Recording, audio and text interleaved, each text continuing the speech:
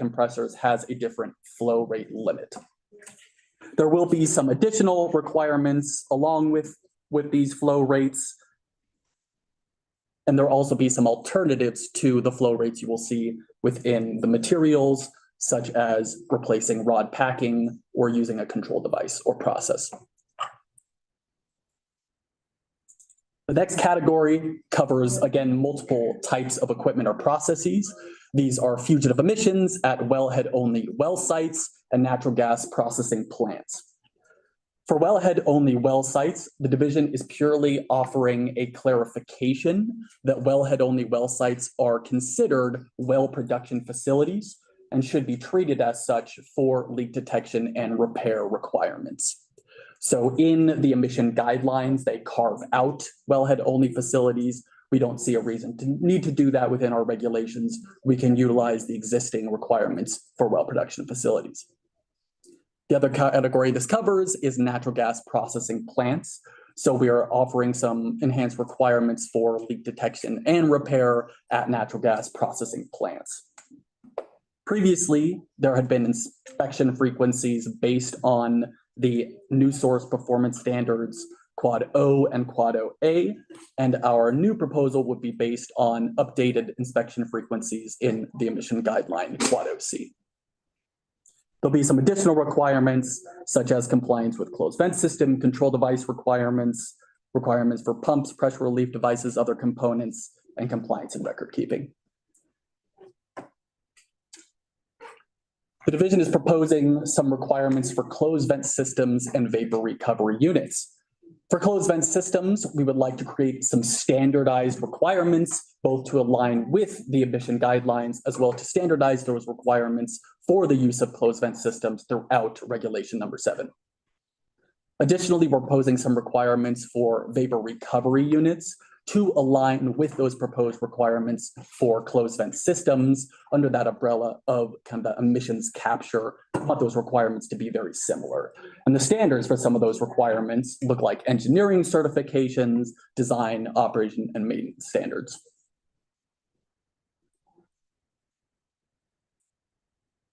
So that is the end of our proposals related to the emission guideline Quad OC. So I'm going to shift gears a little bit and talk about a couple other proposals that we have with this rulemaking. So this touches on the oil and gas small operator greenhouse gas intensity program, which was adopted in 2021. Intensity, for those who may be unfamiliar or tuning in, is a product of emissions divided by production. Intensity targets started in 2023 for some facilities and begin for others starting in 2025. The division has received feedback and concerns on the opportunity for very small operators to be able to comply with those initial intensity targets. So the division is proposing to delay the targets for very small operators. In this case, we're referring to those small operators as operators with less than 45,000 barrels of oil equivalent production in a calendar year. And just a reminder that this does cover an operator's operations, not just one specific facility or plant. So this is a pretty relatively low amount of production compared to other larger operators.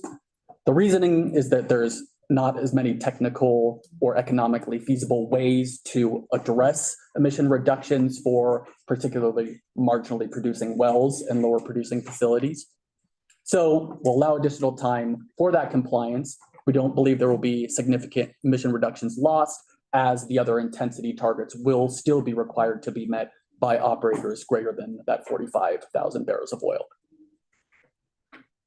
There are some other benefits along with that. So it does allow for some of the marginal well closure funds to become available. That is a fund managed by the Energy and Carbon Management Commission, and then also potentially prevents some orphaned wells, which would increase methane emissions due to trying to comply by shutting down facilities. And then additionally, we are proposing, as typical, some enhancements, corrections, typographical, grammatical, etc. And so this just gives you a few examples of what some of those revisions look like, adding years dates and time, et cetera, to be more specific, and then adding some clarifying language. And we'll have some additional proposed corrections as well in our next iteration that we come across. I did also want to briefly mention a slight typo we had in our initial economic impact analysis on some of our references to our exhibits for some of our supporting materials. So the references to the materials we intend to reference are correct, and the page numbers within those are also correct, and we'll correct the citations for the final economic impact analysis, but briefly just wanted to mention that all references to Exhibit 4 should actually reference Exhibit 2, and references to Exhibit 5 should reference Exhibit 1. Again, we'll of course correct that for our final economic impact analysis. So before I conclude, just wanted to reiterate a couple points. One related to the emission guidelines. I do want to reiterate again the activity happening at the federal level. That is something that we are again tracking very closely. We are trying to better understand what those processes look like. Again, the major change that has happened so far is an extension of the date by which the state has to file our plan that details how we implement Quad OC. So that has been extended, I believe, to January of 2027. We're going to keep up with that. However, we believe that our proposal is sound. We believe it improves our rules regardless of the alignments with Quad OC. And we think we should move forward with these alignments at a reasonable timeline. The other point, again, I wanted to reiterate is that this is the new procedural rules. So the timeline is going to look a little bit different, but rest assured, we feel confident with the process and we think it's gone well so far. And we would love to get feedback from commissioners or anyone else on how the process is going so far. So with that, thank you for your time today, commissioners. And the division respectfully requests that you set a rulemaking hearing in January of 2026 to consider proposed revisions to regulation number 7. Thank you. Happy to take any questions. Questions?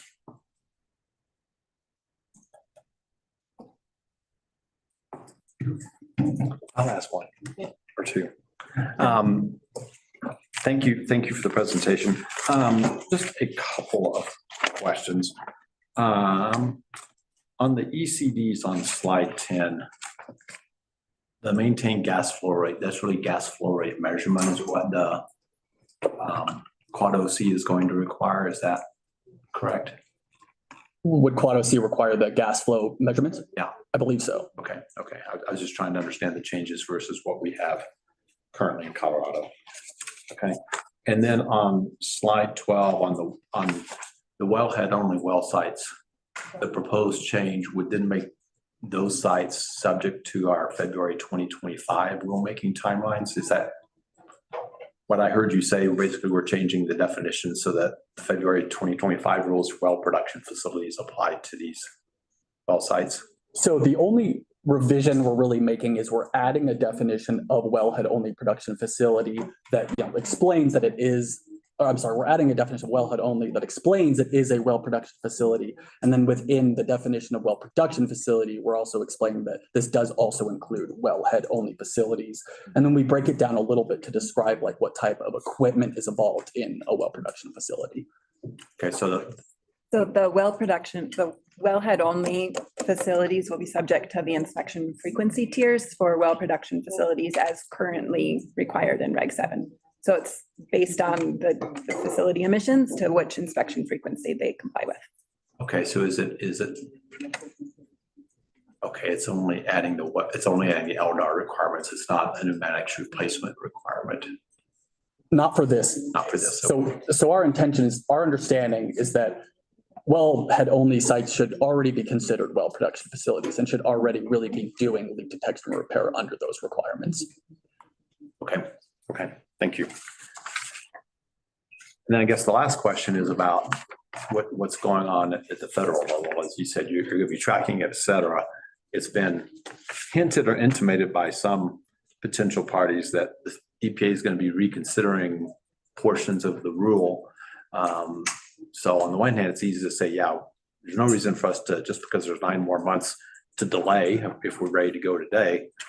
But if aspects of the federal rule change, then our conforming regulations, if we adopt them too early, would we potentially have to go through a second rulemaking if the federal requirements change?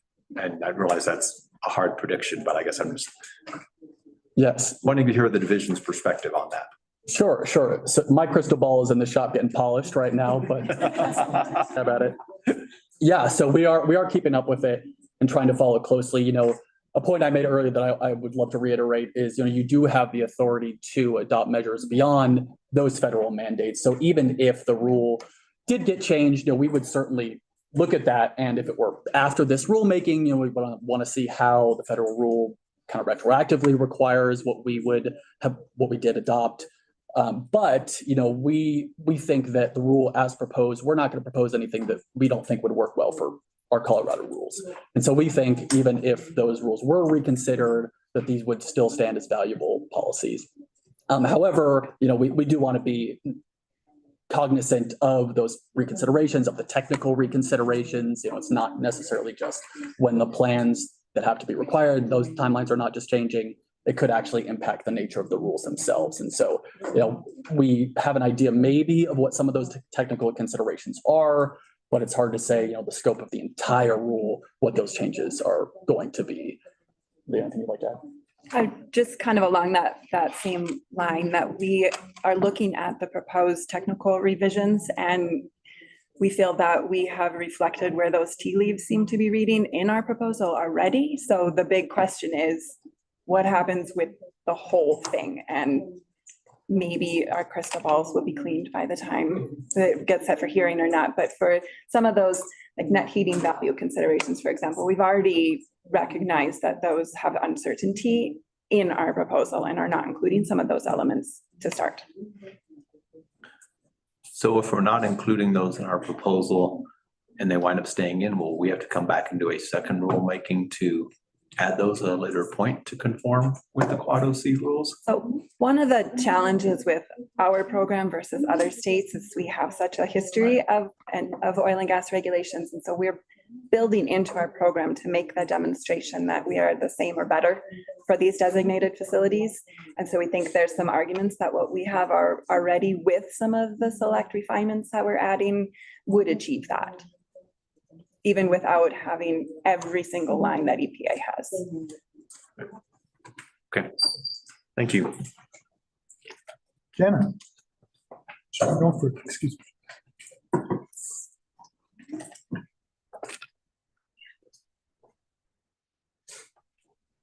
Mics aren't working. Please talk loud. Thank you. So I have a question about the scope of the proposal. This is a minor, but I wonder if the citation to the CFR should include the date because of the uncertainty about how things will move forward. Should that be 40 CFR Part 60 as of August 2024? Would that help clarify things? So as Jeremy mentioned, this is a new procedural rule requirement that the proponent suggests a scope. So you could certainly add that detail if you wanted. Would it hurt if we did? Leah, you're not even close to a microphone. Sorry.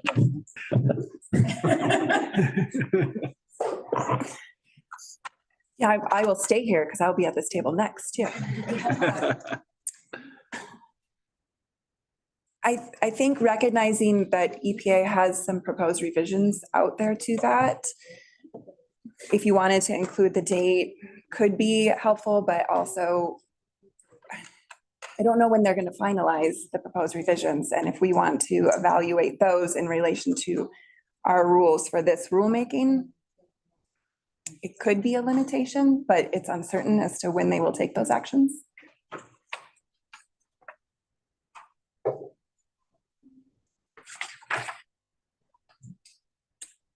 Mr. Rudolph.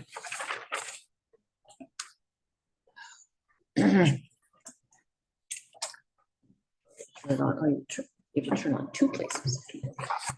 All right, thank you. So this is also a question about EPA reconsidering at least portions of Quad O. And potentially weakening, I'll say that, understanding that the state can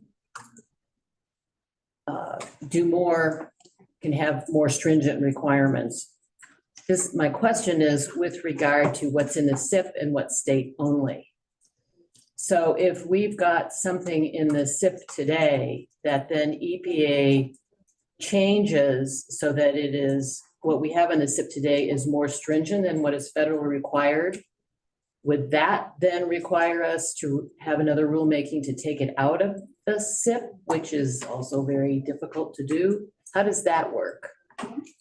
So that is a whole other onion layer as to how this works, because this is a 111D standard. It is a state plan. It is not a state implementation plan related to 110. For the Clean Air Act purposes, there have been a variety of answers when that question was asked to EPA as to how you work with a VOC standard and a methane standard to make them align and work together. And we think that where our requirements in the SIP versus state only already align, we can make similar adjustments to continue to have a more efficient program instead of having the same requirements applied just slightly differently. And so you'll see that in our red lines in some of the SIP sections in section 1, that we are making alignments so that it's one program instead of 4, essentially. Uncertain whether EPA will come out with anything additional, but as to date and in the past year and a half, they haven't. So we think we're pretty well set there. Okay, thank you. What are the consequences for waiting? Waiting until the EPA has issued a quote unquote final guideline. What are the consequences or practical consequences that we can expect for waiting? Waiting on the rulemaking or waiting to? Yeah, wait to do the rulemaking until we have some final guidelines from the EPA.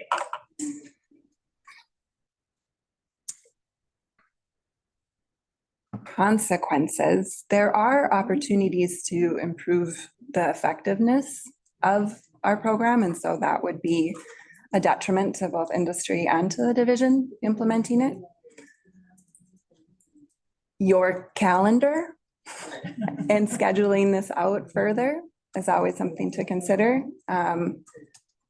Consequence more on all of us and perhaps impacts to implementation.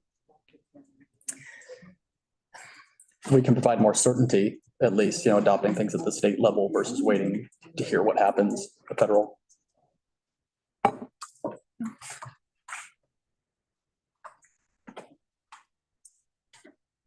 I'm trying to answer politely instead of sharing my true opinions about all of this. There's some aspects of this proposed rulemaking that would be beneficial to certain industries. Is that accurate? We think so. And is there, and part of it is extending some timelines, if I understood correctly, on compliance requirements? So currently, what has been done at the federal level is they've extended the timeline for which states must submit the plans detailing how we implement it, but I don't believe necessarily the actual compliance requirement deadlines. Is that correct? The intensity? Was your question about intensity or was it for? That was the extension. Yeah, I thought that there was, in your presentation, you talked about some smaller producers. And how are they be impacted by the proposed rule as opposed to the existing rule? Right, so those smallest operators would currently, under their existing rules, have to meet those intensity targets starting in 2025 and then through 2030. And in this case, the revisions would require them only to, their first intensity target would be 2030. Okay, so under the proposed rule, it would extend that compliance requirement. Correct. Okay, all right, thank you. Anyone else? Commissioner Gonzalez. Yeah, thank you. I'm going to be trying to be a little more direct on the timing question. We had an explicit ask for August of 2026 for moving this rulemaking. Mr. Schuster, you said we want to move forward on a reasonable timeline. Is August an unreasonable timeline? We think we're prepared to move forward right now, so we don't have a reason the division standpoint to delay until August. We think the rule is appropriate. Marlon? We would be open to discussing with commission staff February, so we don't have filings on the holidays. That's fair. Thank you. So we don't have what on the holidays? Filings? Filings, I hate those Christmas filings. everybody does. Anyone else? Well, the procedure that I have here in front of me has us to approve the scope first and then work on the time, the dates. And so why don't we do that? Has everyone read the scope? We need to read it again, or are you good? It sort of is up there. So I would, if you don't mind, I would like to have a motion to approve the scope. We can discuss it if we need to. I move we approve the scope. Can I have a second? Second. Any discussion? I was just curious if Commissioner Milford. I was fine with leaving Okay, out the date. okay. Based on the That's why, divisions. that's why I was looking at you. I was curious where you landed on that. Okay. All in favor? Aye. Opposed, same sign. Motion passes. So I think the easiest way to do this is we'll need a motion to approve the request, and we could discuss it at that time. The motion I would think would be just to approve what has been presented. That'd be for January 2026 hearing. And if that's not appropriate, we can change the date, but I think maybe, as we've done in the past, why don't we just take, before we go through 5 motions to get where we want to go, why don't we just take a straw poll of commissioners? Sorry, I have a question. You interrupted me. Commissioner Rudolph has a question. I would first like to ask staff if moving this from January to February is possible, given our calendar. It looks like February is a pretty relatively open month, so I wanted to just get the thoughts of the staff before we And so is August, actually, understood, but but February see. is closer. yeah, got it. All right, thank you. What do you see, Jenny? I see February being available if that is.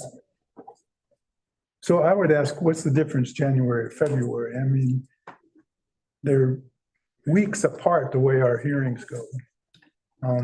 Is that significant for anybody?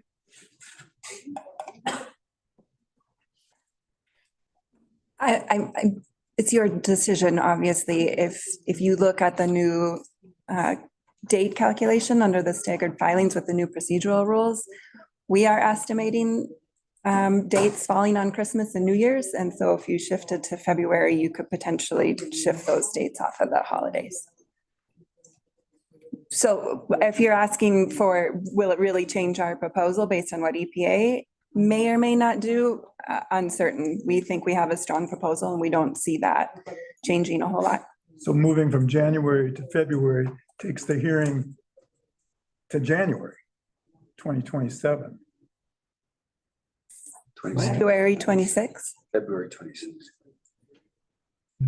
I'm talking, oh, yeah, right. But the January date was originally suggested and backed out with the March 26th deadline for the state plans. But now that we have until January 27, there's a little more time there. So you're, are you endorsing a February? We would support the commission selecting February. Say that again. What?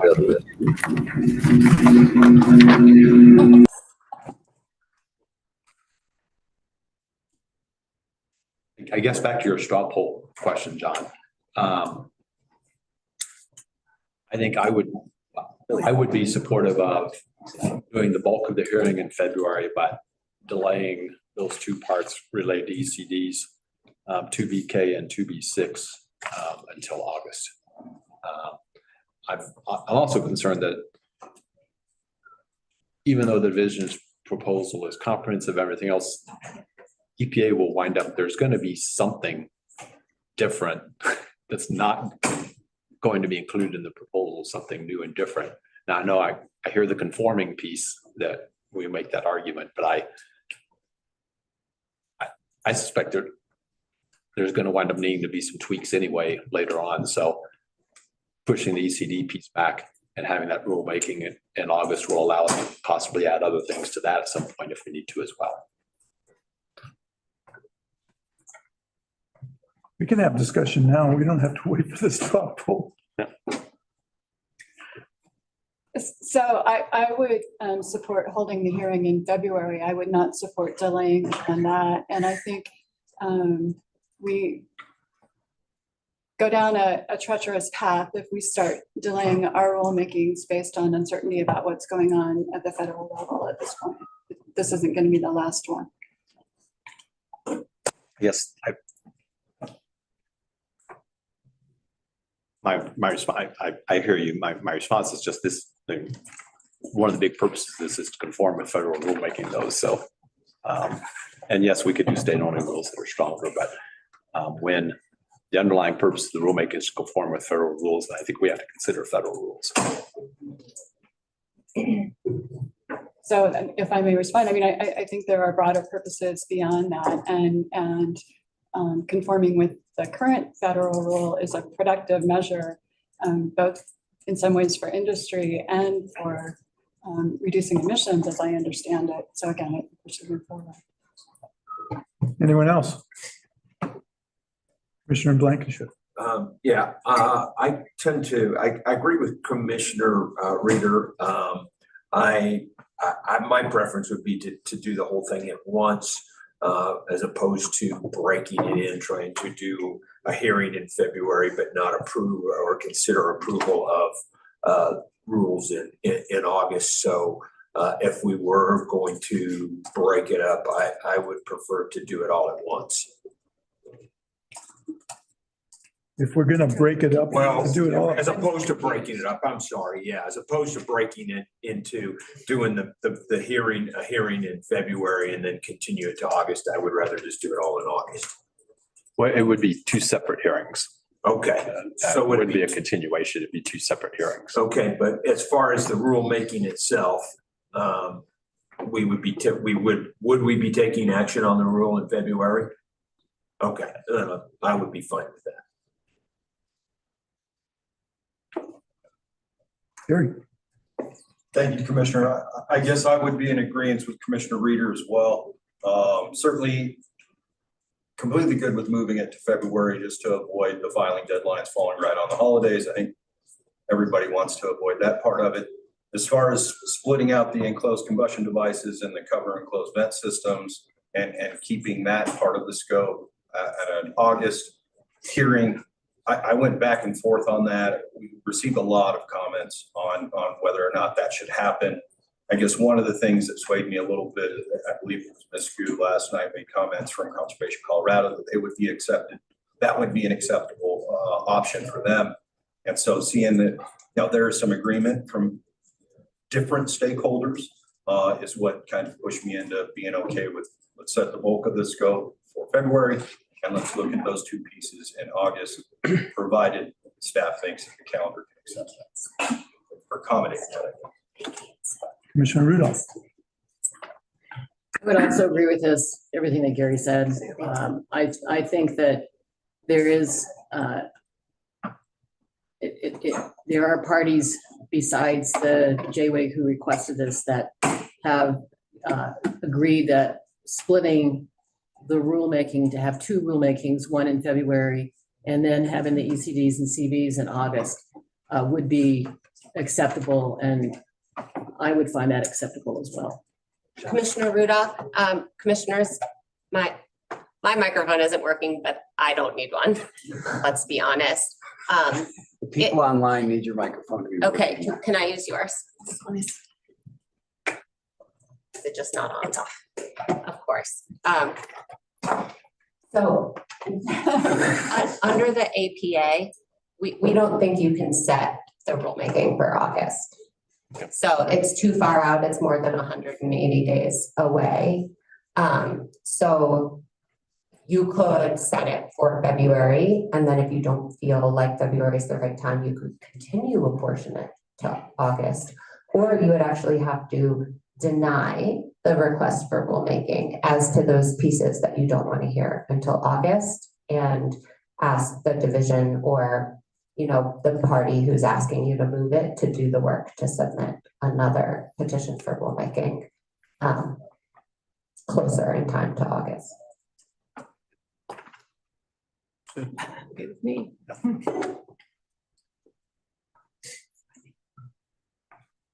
Commissioner Arnold. Just want to make sure, so obviously we're deciding the scope on this request. If we limit the scope or we exclude those two pieces from the scope and set the hearing for February, then we're just asking. Yeah, then you might actually have to revisit your motion where you just approved the scope.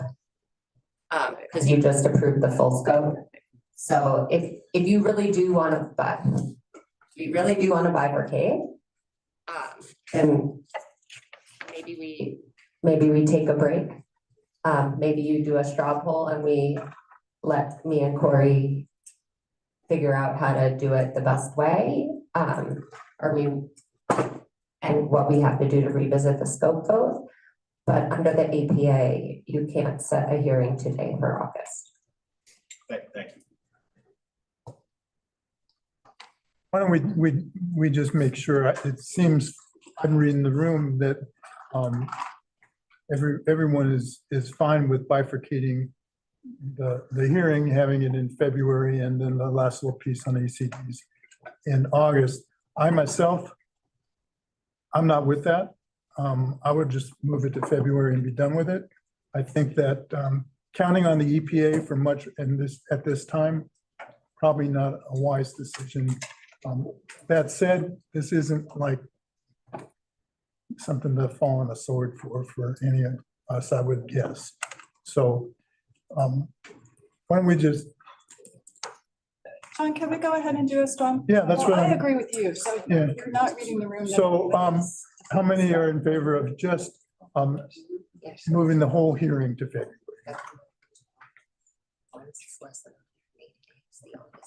And then the rest are wanting to bifurcate it. So how many are in favor of bifurcating between February and August? And so it looks like that's the motion that we would go with, is bifurcating February and then into August when we can. Okay, so How do we do that? so first, I think you need to revise the scope to exclude the things that you do not want to consider in February. And then grant the petition for rulemaking in part and deny it in part. And grant it in part as to what you want to hear in February. Deny it in part as to what you don't want to hear in February. And then the division, I think, will have to come back with another petition for rulemaking timed for an August meeting. Can we simply amend the scope and strike out ECDs and closed vent systems? And then for the second part, approve it as presented, excluding 2BK and the other part. We made two specific things if we simply use the language to. Yeah, I mean, I would recommend that you be very specific about what you're not setting for February in the scope. Right. I guess where I'm at is you can't set those things for August. You just deny I them. understand that. I'm just saying, rather than say we deny thing, we can approve it for February for all parts except these two. 6 1 half dozen of another. Yeah. It's just simpler because it's one versus two. Okay.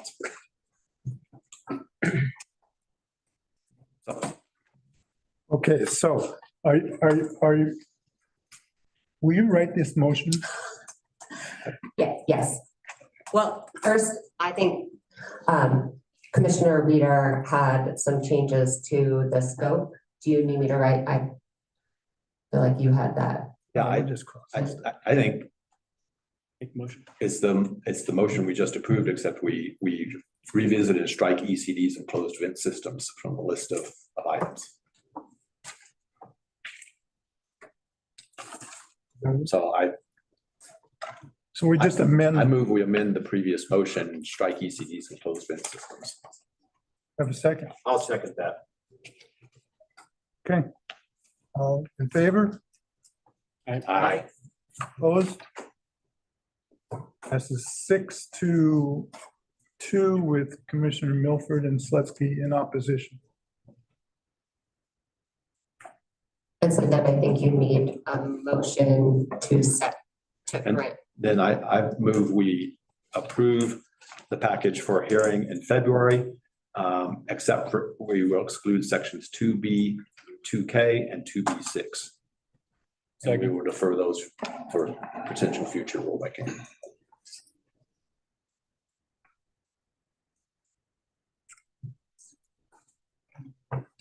I just did, I thought.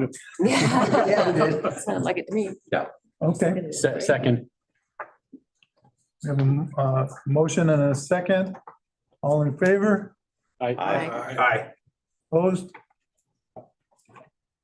This passes 8-0. And does that conclude this? You didn't have an administrator. Oh, I'm sorry. I got a lawyer. I believe so. Okay, Commissioner. all right.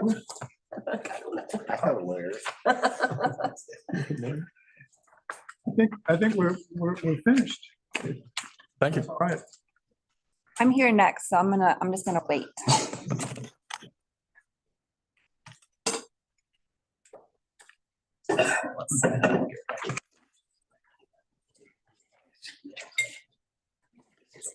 So we're almost on time here, so we'll continue with commissioners, we're all right with going for another hour before a break. Is that, I'll take a straw poll?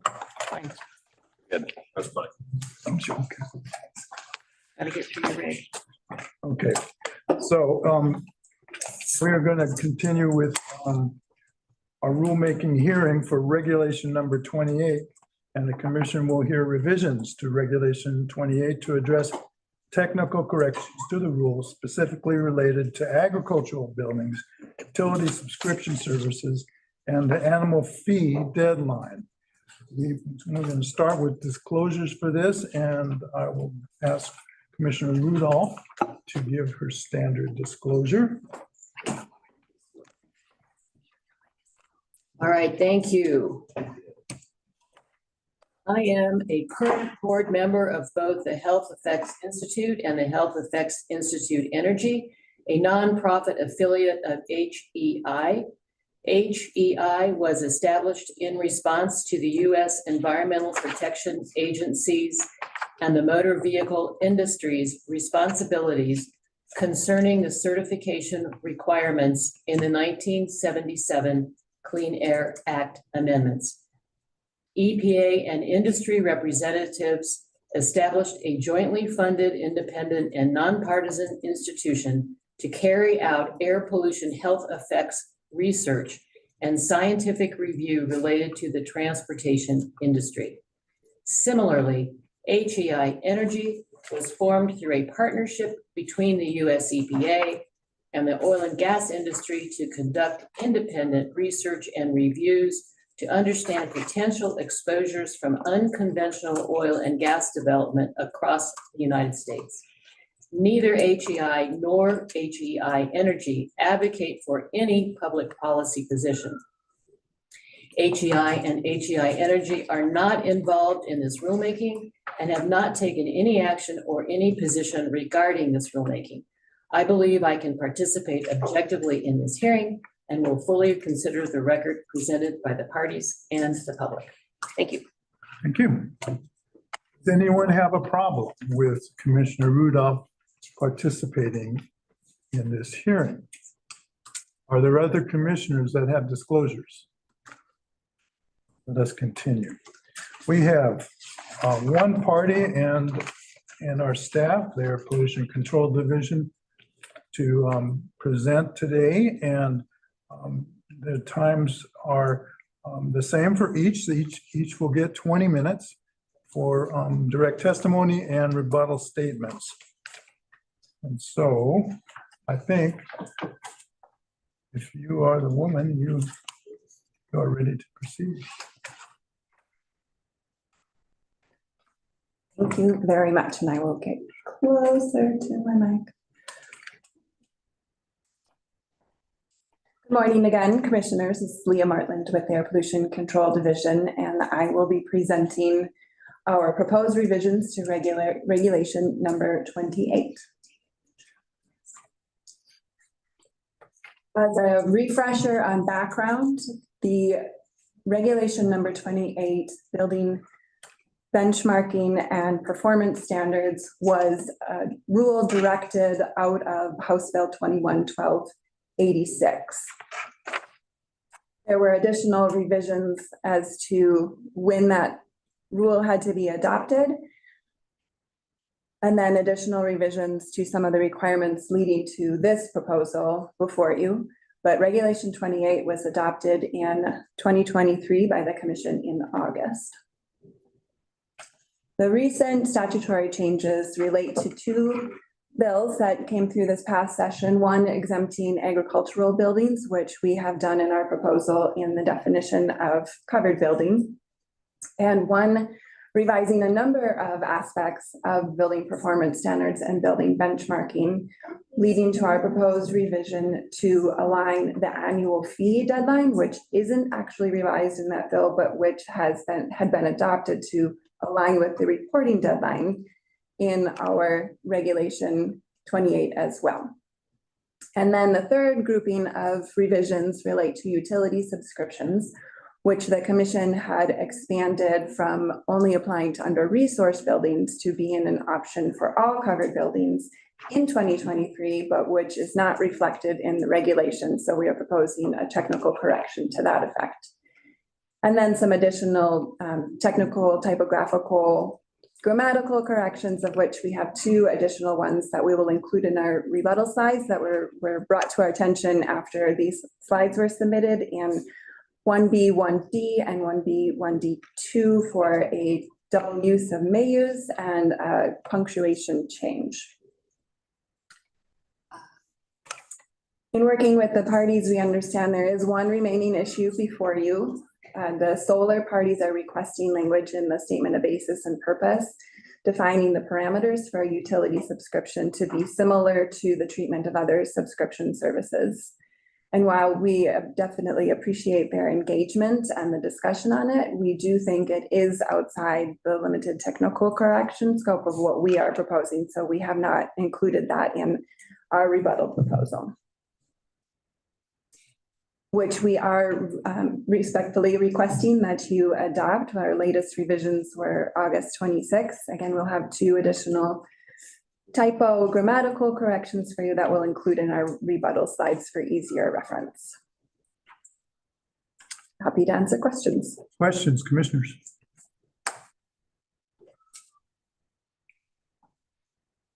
So you didn't quite say this, but you really did, but just you're saying that the parties who I neglected to introduce, I apologize, I'll get to that quick. Their proposal is out of scope. Is that what you're saying?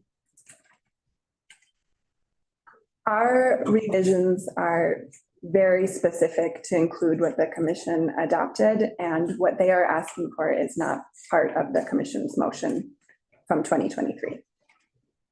So it relates because they're talking about utility subscriptions, but we think it is beyond what we are proposing to do. It's kind of a yes or no question. That's for us to decide. That's why it's a remaining issue. I know, I was just asking. Any other questions? I should also say that I have David Beckstrom, forgot to introduce him along the lines of forgetting to introduce people. He's online counsel to the division. Well, thank you. Our one and only party, aside from the division, is the joint solar parties, and that includes Cloud Break Energy Partners LLC and the Colorado Solar and Storage Association. And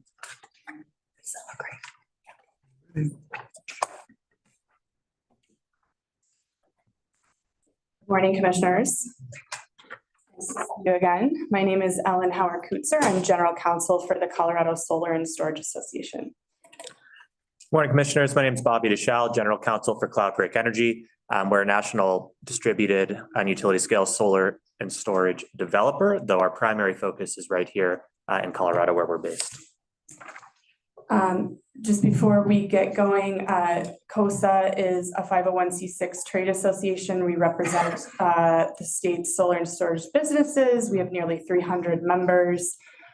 We did participate in the 2023 Air Quality Control Commission Regulation 28 rulemaking.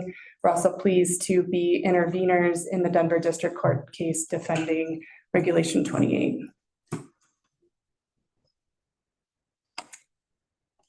So we are here today because of the ongoing difference of opinion on the need to further define utility subscription services within the statement of basis and purpose for Regulation 28.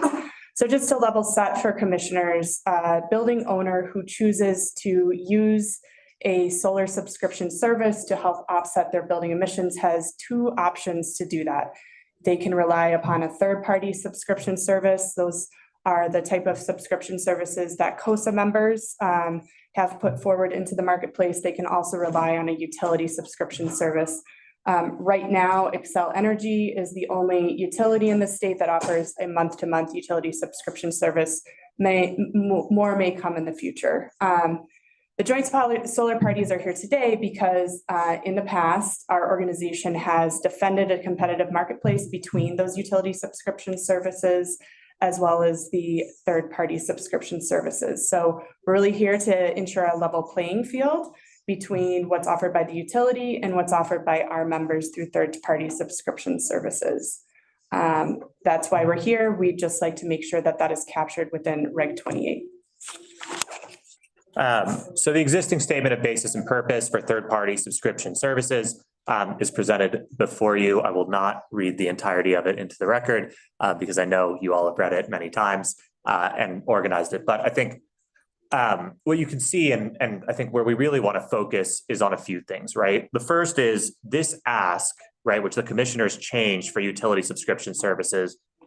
On the off chance you don't recall the conversation from 2023, what was presented to you by Xcel Energy was to expand the use of RECs, and I quote, to include equal treatment for utility offered programs. In addition, Xcel presented a slide which was not provided in the audio materials we received for this hearing, in which they explicitly agreed and presented a 5-year contract, which is the same as the language we've presented here for you to include in the statement of basis and purpose to maintain a competitive playing field. It's natural from our perspective that when you move to amend to include utility subscription services, it would have been as presented to you. However, the minor language change that was made does not define utility subscription services, which would allow a month-to-month or week-to-week or day-to-day utility subscription service to exist, while the rest of the market, including other utilities, including other electric cooperatives, are required to have much more stringent standards. These include a contract that has to be for the procurement of electricity and the related RECs. And I'll note that in Xcel territory, in order for a community solar garden to transfer the REC to the customer, that community solar organizer has to pay Xcel a fee in order to do that. So we're giving on the economic points here, but we're really trying to make sure that this 5-year requirement that we have to comply with and that Xcel agreed to comply with is incorporated here. And we further wanted to make sure that to the extent there are building owners who operate in an electric cooperative who are not covered by one of the investor-owned utilities in the state, that they also are able to use an off-site solar subscription service, just like everyone else in the state. They should not have different treatment simply because of the person who provides them with their electricity. If that co-op down the line were to choose to later offer this service to them, or community solar becomes an option like it is in United Territory, which is one of the largest growth areas in our state, they should be able to take advantage of that.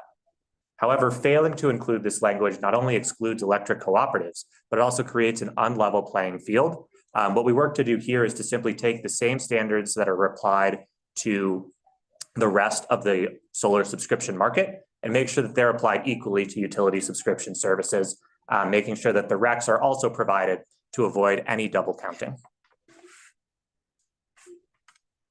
So as we heard from the division, the joint solar priorities continue to disagree with the division's position that its requested statement of basis and purpose language is outside of the scope of this rulemaking hearing.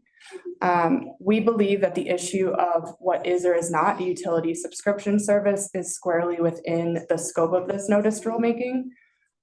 We noted in our rebuttal statement that nothing in the commission's procedural rules nor in the APA restricts the changes to the statement of basis and purpose the joint solar parties are seeking here in this rulemaking. We also noted that a restriction of this type to technical corrections might potentially be appropriate if the division were issuing non-substantive corrections to the rules or interpretive guidance or otherwise putting forward a proposal that was not subject to the notice and comment process under the APA.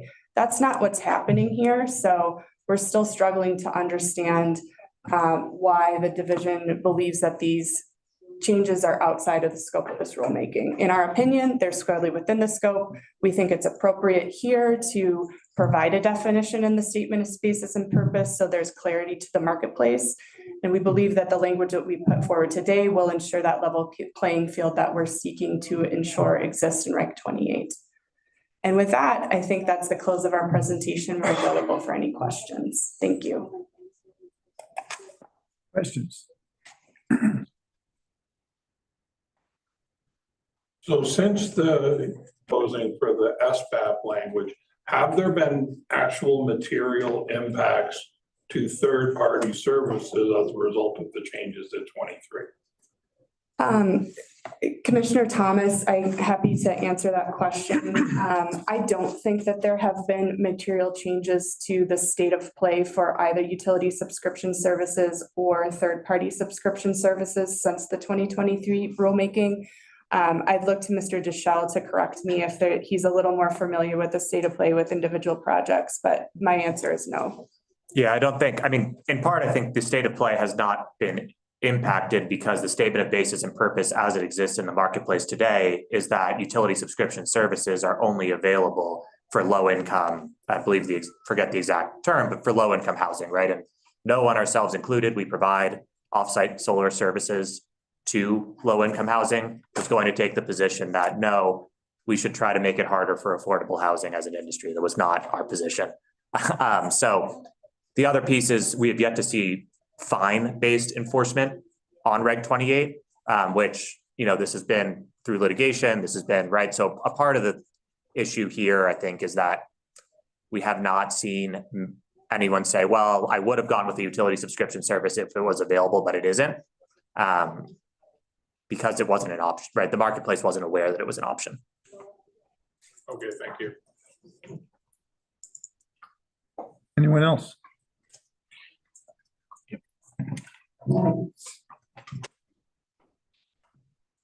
So looking at the division's red line, of course, they're just redlining the changes, so it doesn't show all the definitions. Is there a definition of utility subscription service in the rule that this is changing, or is there just not a definition at all? Thank you for the question. There is no definition at all, so this would add some clarity within the statement of basis and purpose. And would it be a technical correction if you added it to the rule to clarify? Understanding and speaking with the division that there may be a difference if the definition were changed to the rule versus the statement of basis and purpose. And so our proposal to put this into the statement of basis and purpose is intended to, make the lightest touch change that we can to the regulation while still providing some clarity to the marketplace. Thank you. Anyone else? Thank you. Thank you. Thank you.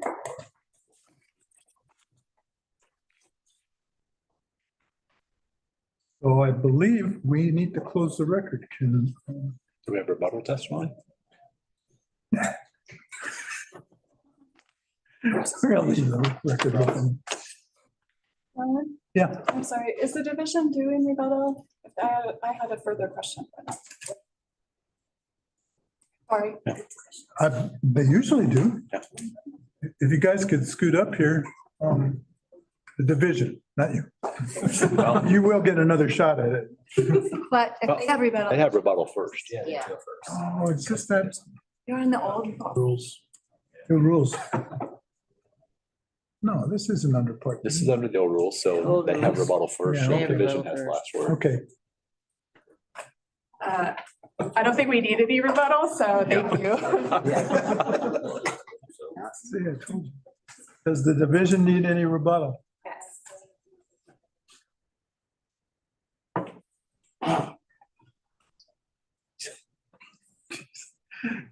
I better. Is there any cross-exam for the joint parties? Just to further embarrass myself how we're doing on this hearing. Parties, so.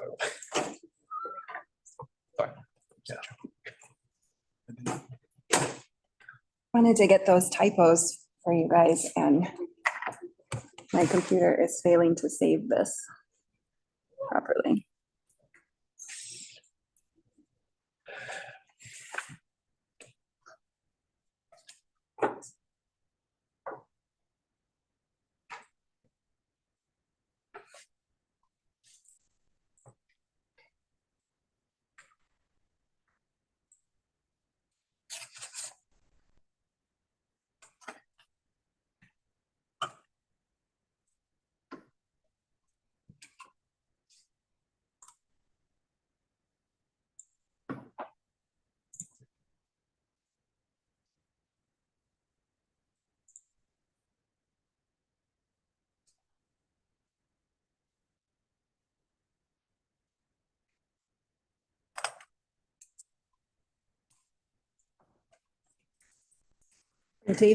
David can run them if you give him access on Zoom. Okay. Perfect.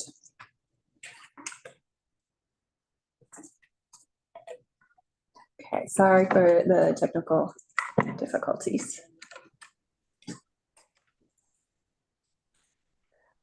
Thank you all, and apologies for not being in person. I caught a bug earlier this week that I didn't want to share.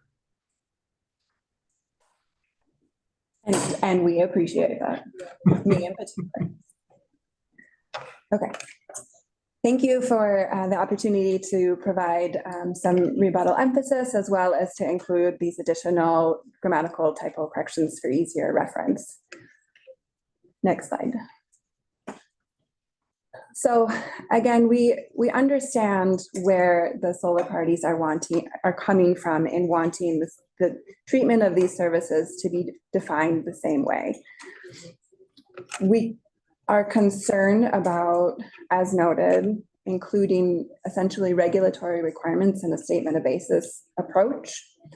We are concerned that all of the entities involved in these various services may not be here speaking to whether these are the proper parameters. And next slide, please. We are concerned that the language in the second indent, which is directly out of the commission's motion from 2023, which we'd included in the record as well, to substitute covered buildings, does not include the extent of red lines that the solar parties are asking. So again, while we understand their concern, our proposal is limited to effectuating what the commission adopted, and the commission did not adopt those parameters for utility subscription services in 2023. And so that is where our limitation came from in our red lines. David, did you want to add anything there? No, I think that you covered it well, Leah. I think the concern that we have is exactly that we're effectuating what the commission acted upon. The final agency action taken in 2023 did make these changes. They just weren't reflected in the final rule that ended up being published. So our limited intent here was to make that correction. I think to the commission's earlier question regarding the scope of the notice is really a decision for you all to decide if you want to make additional changes, whether you find that to be within the scope of the notice that the commission issued. So would defer to you on that. If the commission is interested in making those changes, we do have some additional feedback and thoughts on that, but can preserve that for answering any questions you might have once you make that decision. Okay. Next slide.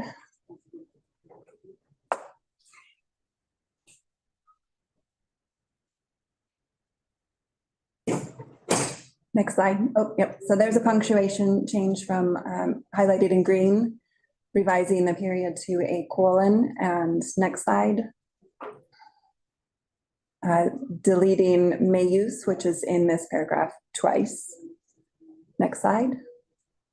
So we request that you adopt the proposed revisions that were in our rebuttal proposal of August 26th, as well as slides number, which are 4 and 5 respectively. So. But thank you. Okay, don't move. Do we have some questions? Mr. Thomas? The with or without that proposed SBAP language, based on what has been explained, is there any real world impact to a covered building owner? I mean, because, you know, obviously we want to give the buildings flexibility if they can't achieve it with direct measures, right? And so does this in any way affect the covered building sector in terms of how they're able to, you know, go get that additional step if they need it? The addition that the solar parties are asking? Yes. So not being a covered building owner or provider of these services, the way that the regulation is written, a covered building owner that elects to comply with the greenhouse gas pathway that cannot meet that target can use some of these other services to achieve additional reductions to get to their goal, their target.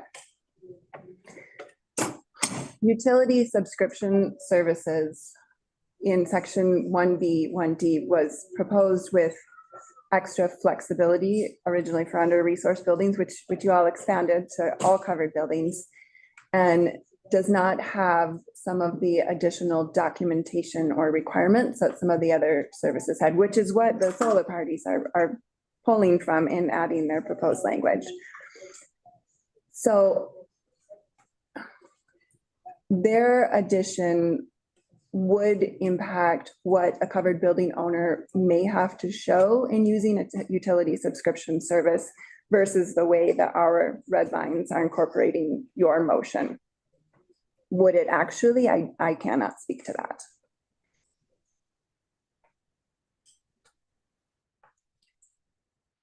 Curtis? I guess I'd like to ask a follow-up clarifying question.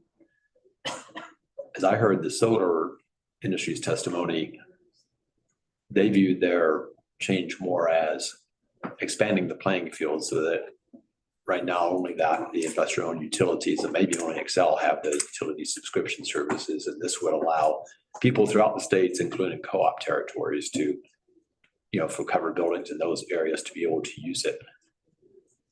What I thought I heard you just say though is that their proposal is also changing some of the record keeping requirements or some of the,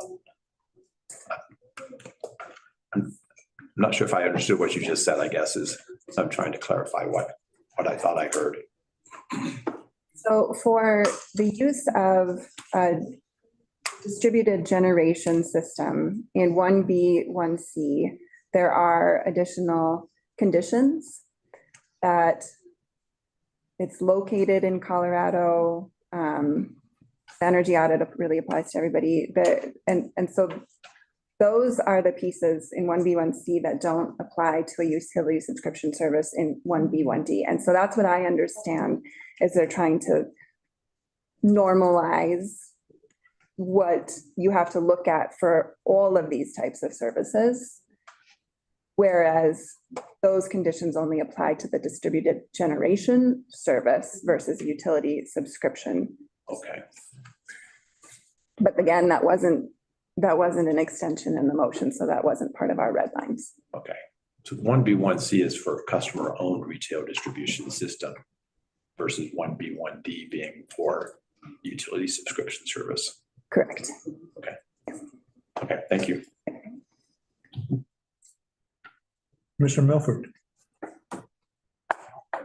So I taking, for purposes of an assumption that the request was outside the scope of this rulemaking, what are other avenues for getting those changes made to Regulation 28? What could be pursued?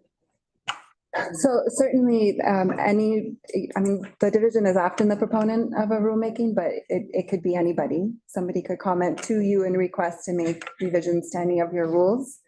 I know that there is a lot of work happening with the Energy Office to update guidance related to implementing this rule or in response to the recent legislation. And so that, engaging with them might be an opportunity as well.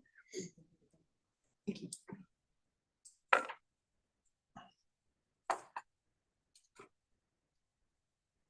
Commissioner Thomas. Just one more question. So it sounds like the division is saying that what is proposed to be added to the SBAP language should technically be in the regulation itself, right? As whether it's in 1B1C, D, or something else. Because it seems like it's technical in terms of a little I, 1, 2, 3 in the SBAP. So it doesn't seem like it's a huge concern the way I read it. So I'm just trying to figure out, yes, we don't want to adopt something that should technically be part of the structural design of the regulation. So I guess I'm just having a disconnect. If somebody were to come and request that, I get that they could do that, but I'm just struggling with, it doesn't seem like it's a huge issue either way.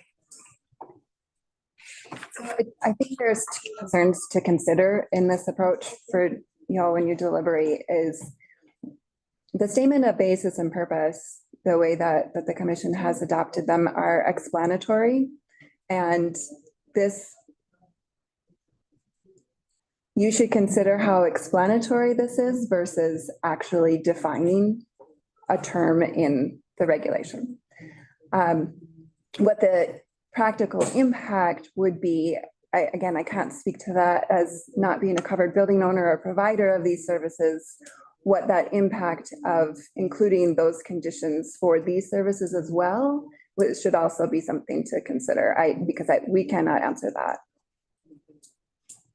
Okay, thank you. Anyone else? So I have one question, which I'm not sure is pertinent to this discussion, but it is in the regulation. So community gardens, solar gardens are considered, excuse me, in the regulation as retail distributed generation. And that needs to be connected to the customer side of the meter. They can't put their electricity into the grid. Is that correct? David, I don't know the technical workings of these systems. I'm not sure I entirely know the answer to your question either, Commissioner Slutsky. I agree that community solar gardens are part of the definition of retail distributed generation. I would actually say that the solar parties might be better to answer that particular question. But I could also dig into that a little bit and get back to you as well. It's in 3.QQ in the regulation. I think that's part A.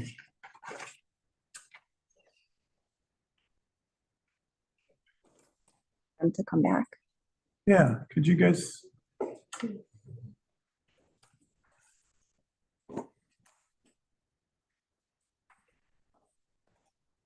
Thank you, Commissioner Slutsky. So community solar garden is sometimes referred to as a front of the meter distributed energy resource. What now? Front of the meter. And what that means is it is not behind the customer's meter. It's actually interconnected on the distribution system as opposed to the transmission system, but is delivering power through the distribution system from the community solar garden to the eventual customer, which in this case, we're talking about covered buildings. Anything you want to add, Bobby? No, I would just say a community solar garden a utility subscription service for all intents and purposes is a large community solar garden. Community solar gardens in the state of Colorado, depending on the vintage, are capped at 5 megawatts or 10 megawatts. A utility subscription service, by and large, if you look at the PUC filings, you're looking at 50 to 100 to 200 megawatts.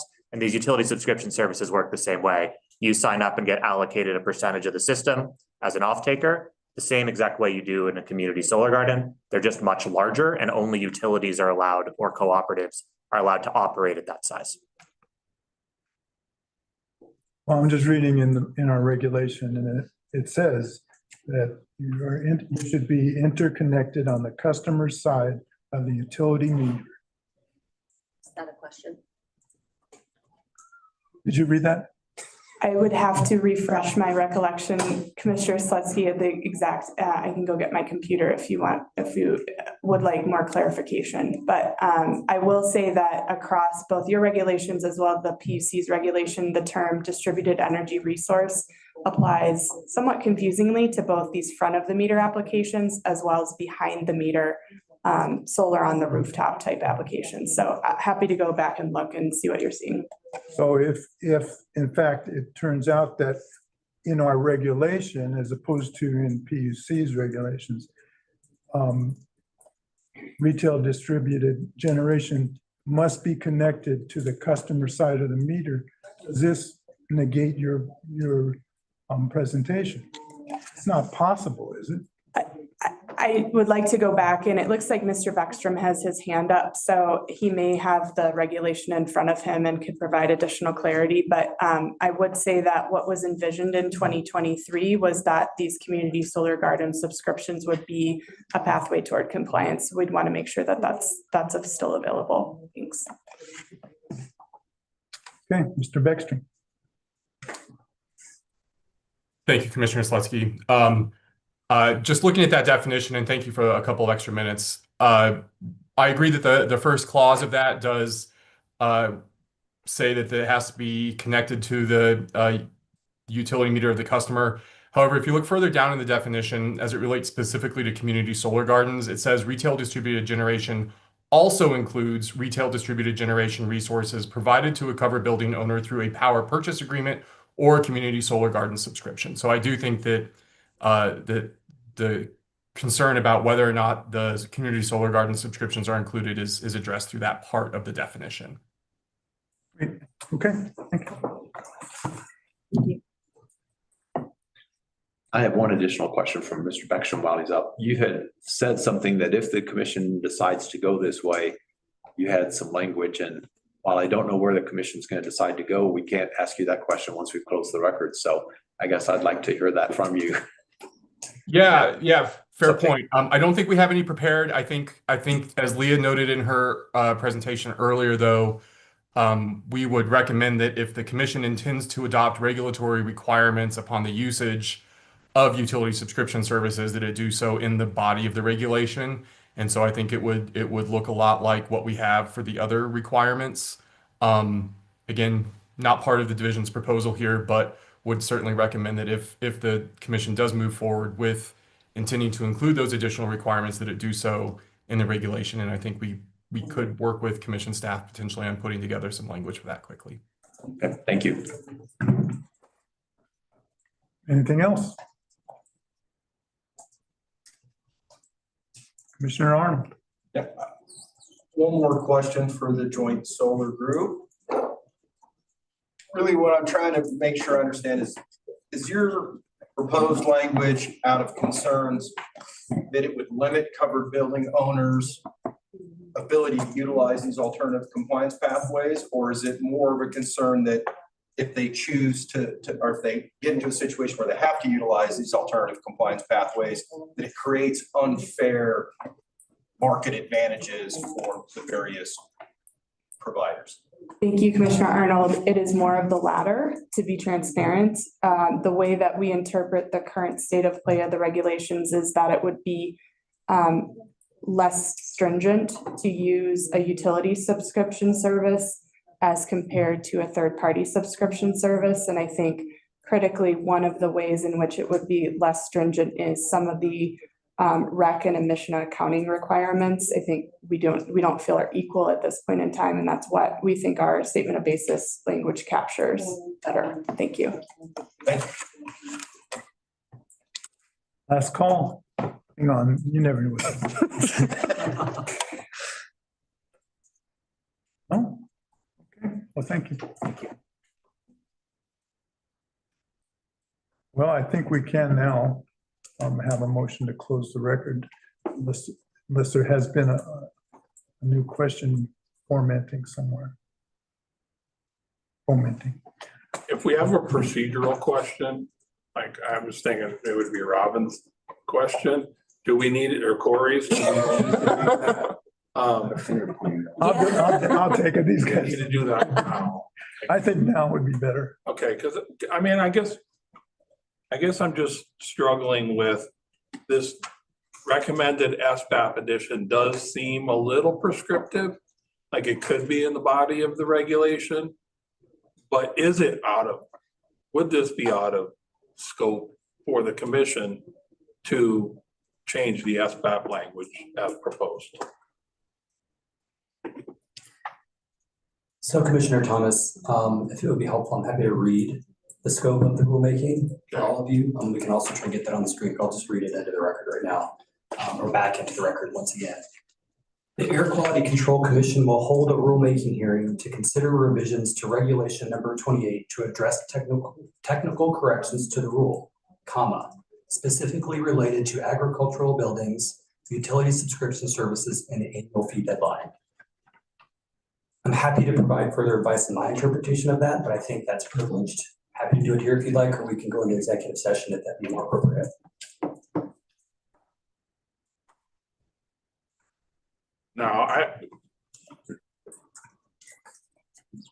Commissioner Thomas, if you're gonna comment, then maybe we should move to. No. I don't think we need to go into executive session for that. Thank you.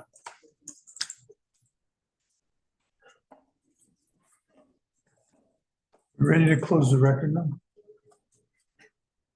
Can I have a motion to close the record? So moved. Second, please. Second. All in favor? Aye. Opposed? Passes 8-0. And so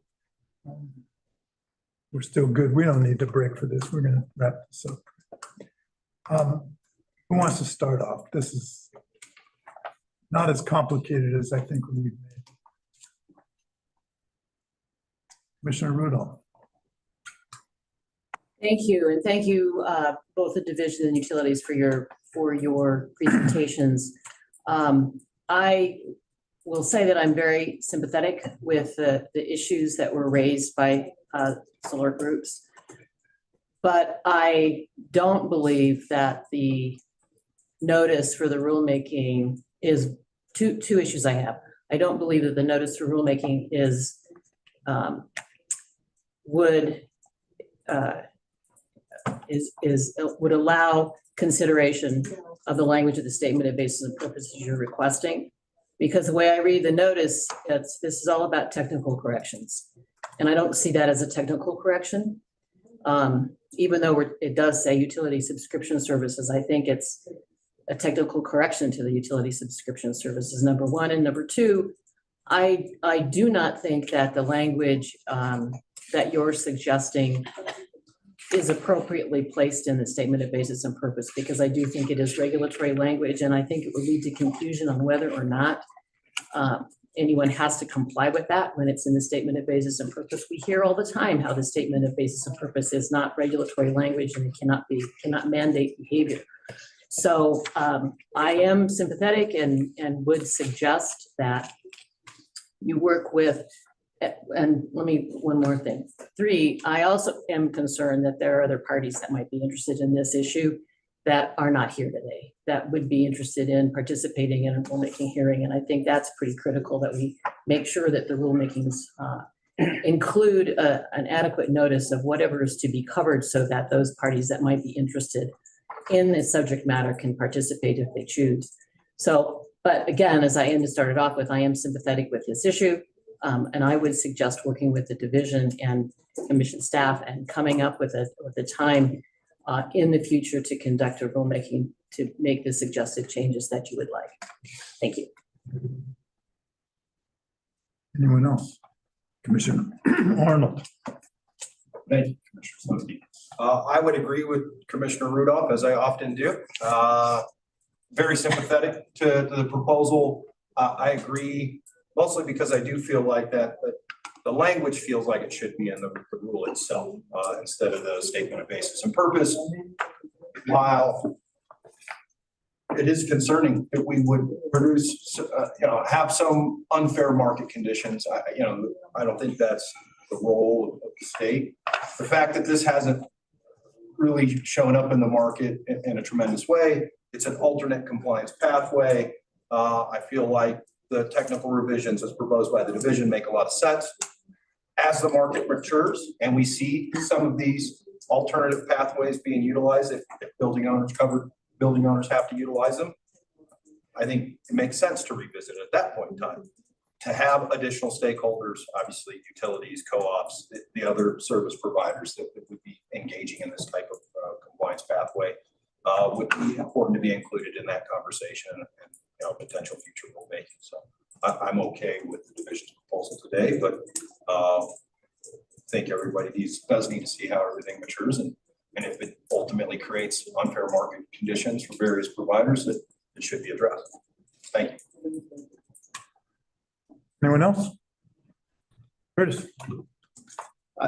I'll just chime in briefly. I largely agree with Commissioner Rudolph and Commissioner Arnold. The one concern I have is that I'd rather get this corrected prior to unfair market conditions being evident. I think part of why we haven't seen it yet is because we're so early in the compliance pathway since these rules were adopted in 2023. So I would encourage the parties to work with the division and possibly the energy office if they have a forthcoming rulemaking to try to do a separate rulemaking on this. I do agree for all the reasons Martha cited. I think this is outside the scope and it does really need to be in the rule. But I would urge you to initiate a rulemaking and bring it back to us as in a relatively expedited fashion. Thank you. So I should read that for you. Commissioner Milford. I just want to second what Commissioner Reader said. And I will second your second. I just think that this isn't where we're not intending to open up Reg 28. This was technical corrections as is mentioned in the scope. And as you can see, we've talked about this for a while and it's confusing and it's not a technical correction. This isn't a semicolon.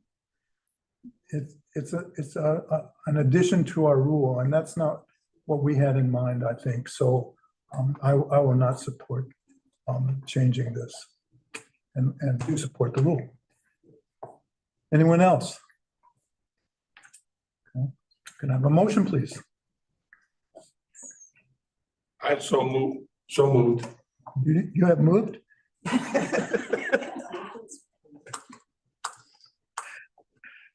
I assume you're moving to approve the division. Yeah, I'm moving approve to the division's proposal. Second. I have a motion and a second. Is there any discussion? Sorry, Commissioners, can I ask for clarification? I think it was the division's proposal, which, can you clarify the one? Reg 28. You know, I know it's regulation, but I think they made some changes to it. Oh. I just want to make sure that you're proposing for adoption, the version that was as discussed in the rebuttal presentation today. That's correct. Thank you for the clarification. Second agrees. Are you okay What now? would we do without you? All in favor? Aye. Opposed?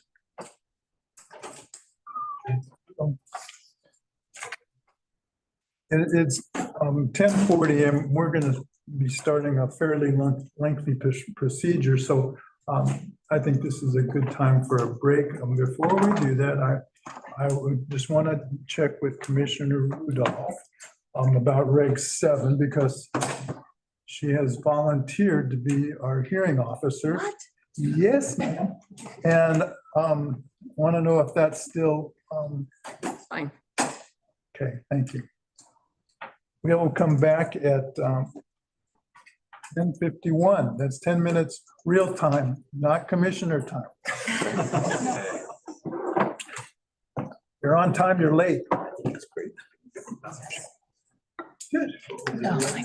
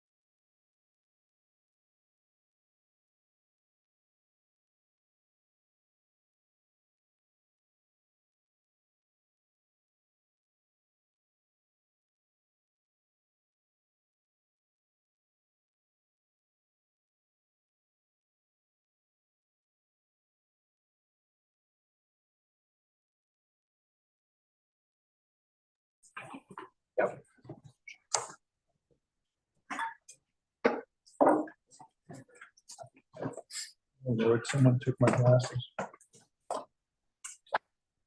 Why would somebody do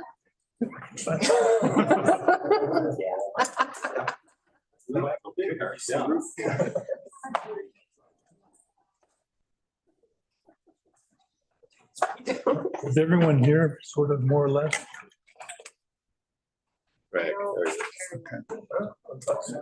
So here we go. Two-thirds of the way through the agenda. We're going to start the continuation of rulemaking hearing, hearing for rulemaking. Let me just start. I know what I'm saying. We're going to start with the continuation of rulemaking for hearing.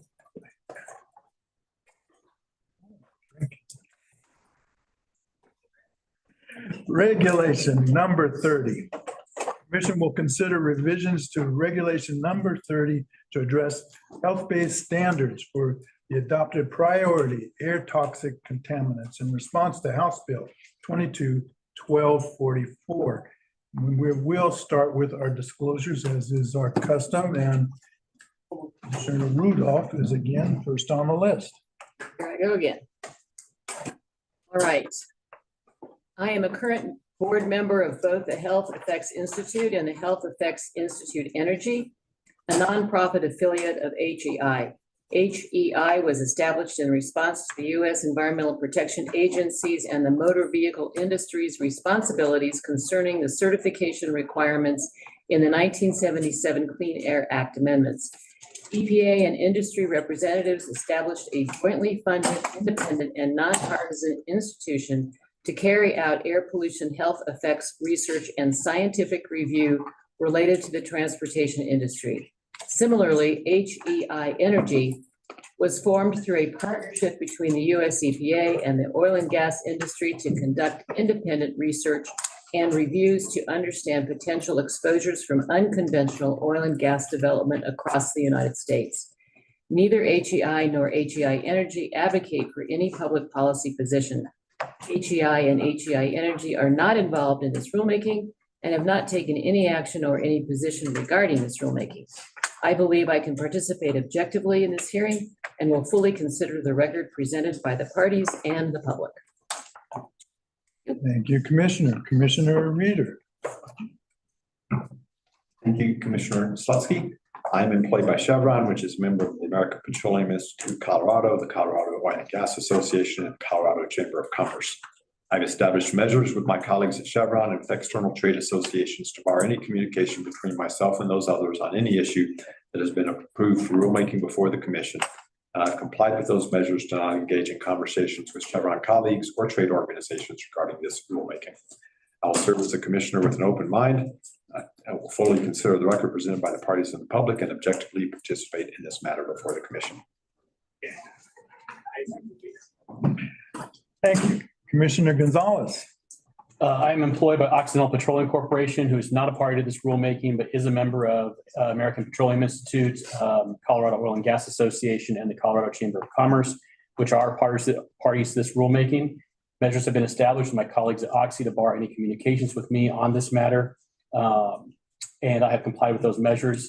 They include not engaging with me on anything related to this rulemaking, not discussing this rulemaking in any meeting in which I'm attending, and restricting my access to internal network systems and electronic folders where files or communications related to this rulemaking may be located. I will fulfill my duty as a commissioner with an open mind to fully consider the record presented by the parties and the public and to objectively participate in this matter before the commission. Thank you, Commissioner. Other disclosures, commissioners? Is everyone okay with these three commissioners continuing to participate in this hearing?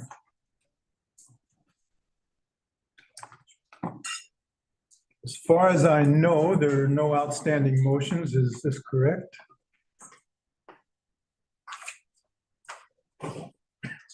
So I'm going to go through the list of parties. And then have a little discussion about the time allocations and et cetera. So all direct and rebuttal testimony, as well as any cross-examination of other parties' witnesses, shall be covered in the allotted times as designated in my order regarding testimony and time allocations.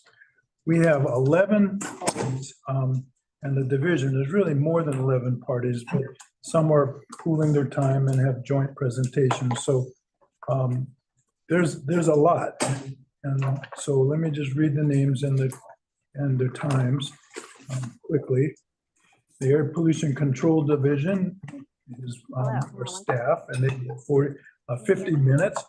And we have a joint industry work group, which includes the American Petroleum Institute of Colorado and the Colorado Oil and Gas Association. Pooling their time with JWIG will be the Colorado Petroleum Association, Suncor, and the West Slope Colorado Oil and Gas Association. They have 60 minutes. Weld County has 15 minutes. AdvaMed, 15 minutes. American Chemistry Council, 20 minutes. Black Parents United Foundation and Brown Parents United Foundation have 10 minutes. Colorado Chamber of Commerce has 10 minutes.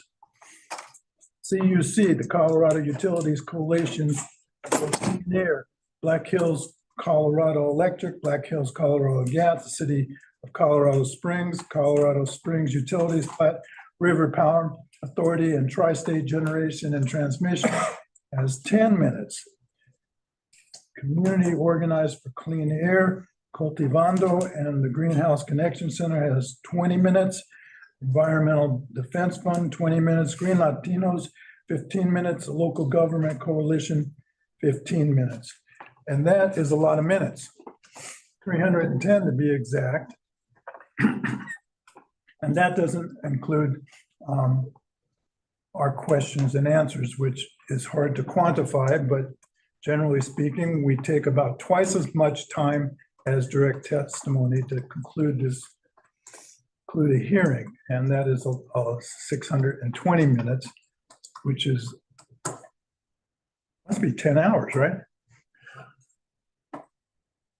Okay, so we have some time constraints. We're volunteers, for God's sake.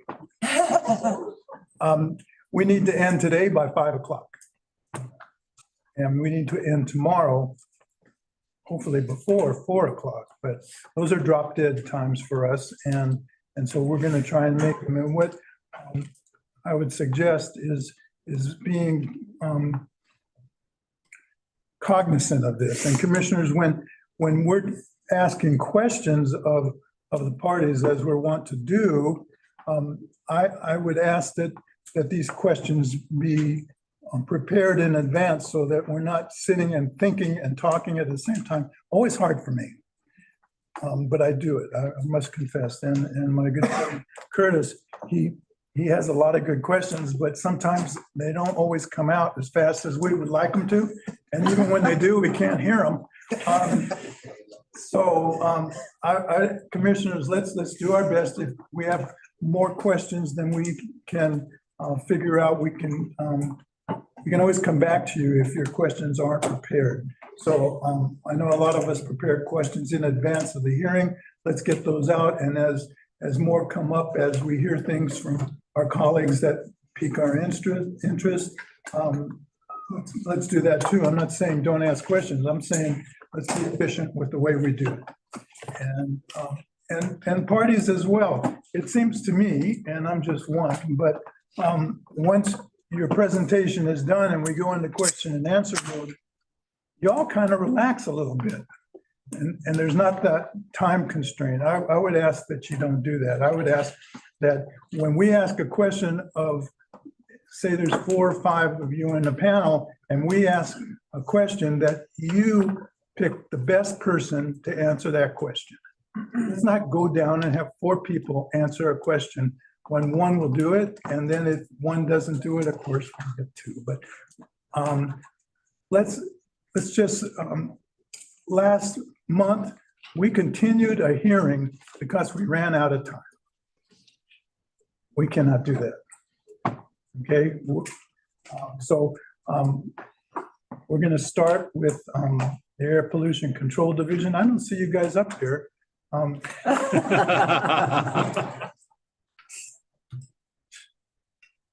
So we can't really ask you to speak fast because if nothing else, we're trying to get this translated into Spanish. And it doesn't always work if we're careful with our words and our speed. So let's get the microphones up close and let's try as a good.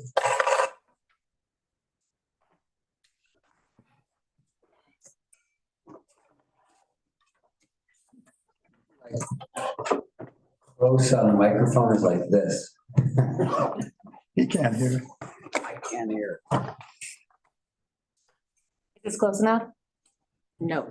Yeah, if it's turned on. You don't have to hurt your back getting over there. You can put Don't get out. Swallow it. Test. It says it's on here. Oh, but the light just went out. All right, let me fix some wires.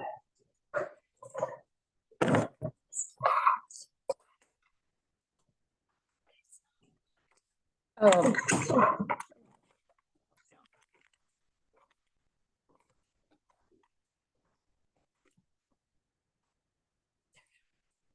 Hey, two. Hi, Jessica Furco for the Air Pollution Control Division. Before we started our presentation, I wanted to discuss a procedural matter. Based on our review of the draft slides, we are aware of a new cancer risk being proposed by the CPA, JUAG, Suncor, West Slope, Cova alternate. That differs from the alternate proposal filings that are on the record to date. We see that they're not relying on any new information to support the change. And we do plan to listen to the presentation, and if needed, we may move to supplement the record and or request more rebuttal time to respond to their presentation. Good morning, commissioners. My name is Amanda Dan Weber with the Air Pollution Control Division Policy Team, and I'm here with my colleagues Tara Webster and Rachel Burmeister in our Office of Toxicology and Environmental Epidemiology. Thank you for your service to Colorado on this important milestone for air toxics. While Colorado air toxics law was only passed 3 years ago, the rule in front of you today was built on decades of historical precedent. Numerous other states and jurisdictions have developed similar benchmarks. Since the spring of 2023, myself and others on our policy team have worked closely with our health risk experts in our toxicology and environmental epidemiology office to develop this proposal. We have spent countless hours understanding the new statutory requirements, researching and gathering data from other states and EPA programs, and conducting meetings to collect input from stakeholders and other outside scientific experts. All of this has led to our set of health-based standards that best align with statute. Here is our agenda for our direct testimony today. And before I get into our benchmark basis, I want to just root everybody in a brief background on this bill. We recognize that this is a very complex bill with several parts. Collectively, these directives authorize a Colorado-specific list of air toxic pollutants. They also enhance how we evaluate air toxics emissions through both expanded monitoring and inventory of emissions in our state. Regarding priority air toxics, there is a separate set of numerous directions that we must follow. We're here today in the red box proposing health-based standards. This is the first set of health-based standards that the commission will adopt. And you are required to revisit these standards periodically. Separate from these commission requirements via rulemaking, there are also activities underway regarding a permitting needs assessment report that lawmakers asked the division to provide them by the end of this year. This draft report is currently out for public comment. The ongoing nature of this legislation is important as it allows us to continually evolve and respond to emerging air toxics issues in our state. Importantly, this law received a unique role for the General Assembly related to these health-based standards. Specifically, today's commission hearing is not the final step for these adopted values. Instead, once the commission adopts the proposed values, those values will be sent to the General Assembly for approval. And on the permit side, while we are submitting a report with recommendations to the General Assembly, there is not a prescribed deadline or action by the Assembly to create a permit program. After the Assembly reviews the report, it could grant additional authorities and resources to implement an air toxics permitting program for Colorado. Regarding the timing, the division acknowledges that the statutory deadline to propose these values to the General Assembly for adoption is no later than April 2026. The division intentionally developed the timeline that we're here today, considering this mandate, as well as several other ongoing deadlines for air toxics programs and efforts in our state. And a hearing decision by this commission today will first provide the proper context to the General Assembly on these values used to assess risk. The other states that the division researched rely on their health-based standards as a foundational input to a risk-based permitting program. For example, legislatures may have questions on what values would be used to estimate risk in permitting when they review the report, and there will be an adopted set of values instead of a hypothetical, not yet finalized set of values to point them to. Second, it will maximize the time available during the 2026 session to allow them to potentially make decisions in order to shift the effort towards implementation. Additionally, the division notes that several stakeholders have asked the commission to act with more urgency, as these health-based standards are indeed a foundational component to other aspects of a program. Before I get into our calculations, it is also important to be firmly rooted in the statutory requirements that informed our proposal. First, the health-based standards are defined in statute as benchmark values that identify a level in the ambient air required to protect the public from adverse health effects, with an ample margin of safety and assuming a chronic or lifetime of exposure. Second, the statute also defines adverse health effects. It specifically acknowledges that we live in a world where there are many different sources of air toxics and risks from multiple exposures can add up. And lastly, it asks the commission to consider several things when proposing these values, as shown on this slide. Importantly, none of these considerations deal with what can be monitored, whether or not the values are achievable, and what the cost is to reduce or prioritize reduced exposure. In order to meet these requirements set out in statute, the benchmark values proposed by the division are set at a benchmark which broadly protects the public from adverse health effects. Different chemicals impact the body in different ways and at different concentrations. In order to protect public health, these values define a concentration in the air for each priority air toxic where the biological changes from exposure to a chemical are unlikely to occur. This protects the public from the range of exposure to a chemical from a range of different health effects, from cancer to reduced immune system function. Looked at in another way, today at this hearing, we're focused down here on this green line. For context, I do want to acknowledge there are other risk management decisions to be made in an air toxics program. We are not focused on risk action levels connected to any particular action today. You will also hear a lot today about alternative risk levels that may be acceptable. However, the division does not see the statute supporting benchmarks as a maximum tolerable or upper end of acceptable risk, as shown in this red line here. You saw in our rebuttal version of our proposal language that we added a definition for chronic health protective benchmarks. We did that to clarify that what the values we're proposing represent, recognizing that the statutory term health-based standards could be interpreted in different ways and has generated confusion among stakeholders and parties. To be clear, chronic health protective benchmarks are health-based standards within the statutory meaning. It is just a more specific term and the definition to more accurately characterize our proposed values. The benchmark is also consistent with how other states convey these values. Now on to our calculations. The math involved in getting to that number requires two factors that need your input today. First, the best available peer-reviewed toxicity values, and second, a policy choice or a risk level that is bounded by the statutory definitions and requirements. We have consulted extensively with our scientific community, as well as our own toxicology and environmental epidemiology office experts on these values. I will turn it over to our health experts to explain a little bit more about the science of health risk. Thank you, Amanda. Before we go into detail about either the toxicity values or the risk levels, we want to orient you to the fact that statute requires consideration of both health, cancer, and non-cancer health risks. In the field of toxicology, we consider cancer and non-cancer health impacts separately because cancer and non-cancer disease processes have different dynamics and mechanisms. When we talk about cancer, we're talking about any type of cancer a chemical may be known to cause.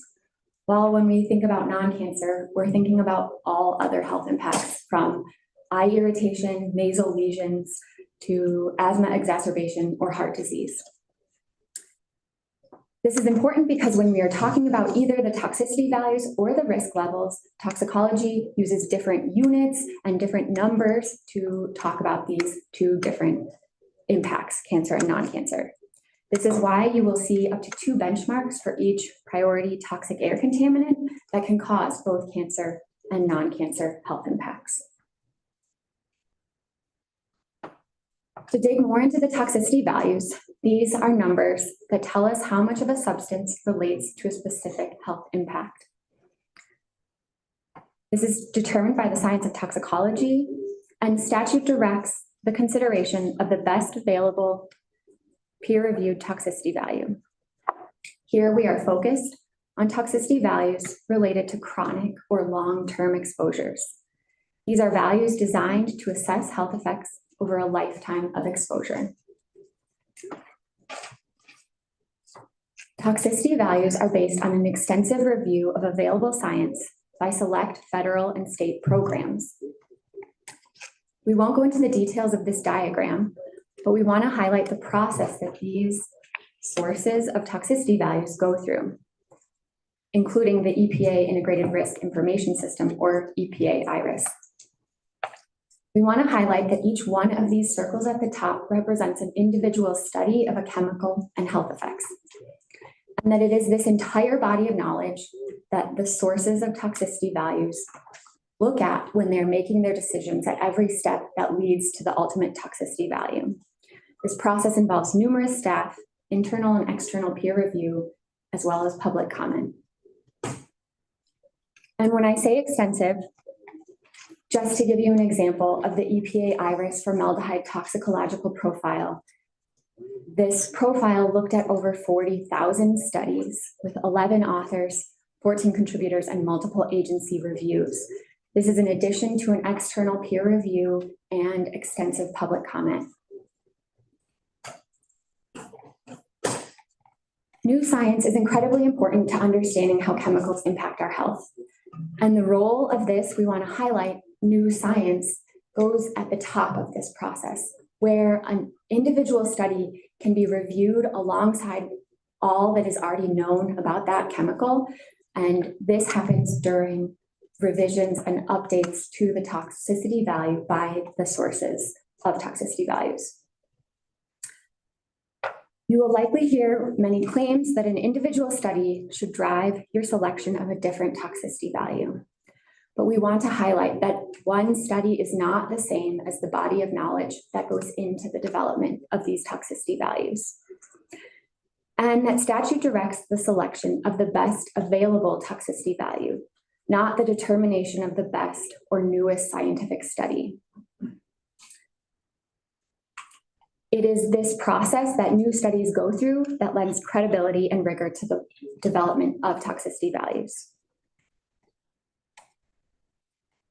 And we have a CDPHE policy for toxicity values that identifies the best available peer-reviewed toxicity value.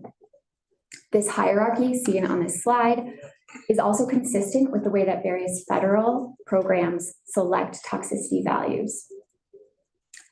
Similar to many other states, IRIS is the main source of toxicity values because of its recognized rigorous scientific review and extensive peer review process.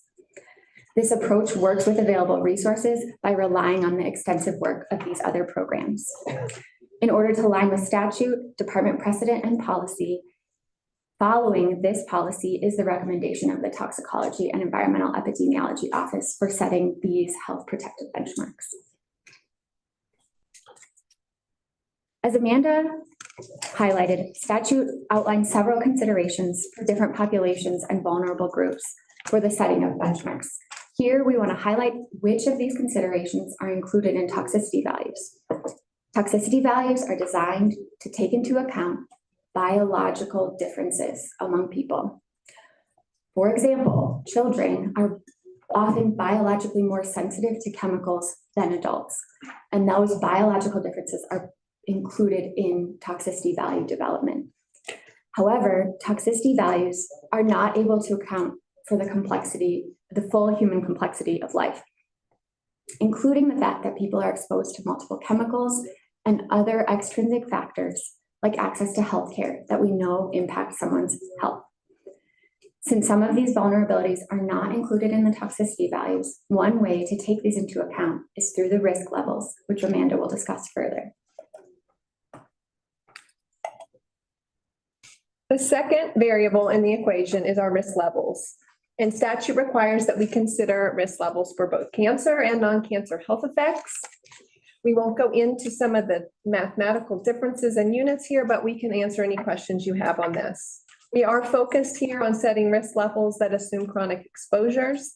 And so the estimated risk of health impacts is if a person breathed the air with that level every day for an entire lifetime. Our research of state and federal programs identified a range of values we considered for cancer, as shown on this slide. And based off that extensive research, as well as stakeholder engagement, our proposed cancer risk level aligns with the concept of a benchmark or a starting point below which we do not expect adverse health effects. And so we have proposed the lower end of this range, a level of 1 excess cancer case per million people. This recognizes the reality of multiple exposures that the statute asks us to consider, and it aligns with EPA's goal in its residual risk program, which aims to provide an ample margin of safety. It also aligns with the risk values in 10 different state or local air programs that we researched. Several parties support the decision on this proposed level. For non-cancer, we're using a term, a hazard quotient, and we identified and researched values in the range between 0.1 and 1. Our research identified 2 state programs with a level below 1, and the Texas value of 0.3 was established specifically to consider multiple pollutants and multiple sources. The division also notes that the Colorado Water Quality Control Commission also relies on a hazard quotient below 1 to account for the relative source contributions for different exposure pathways.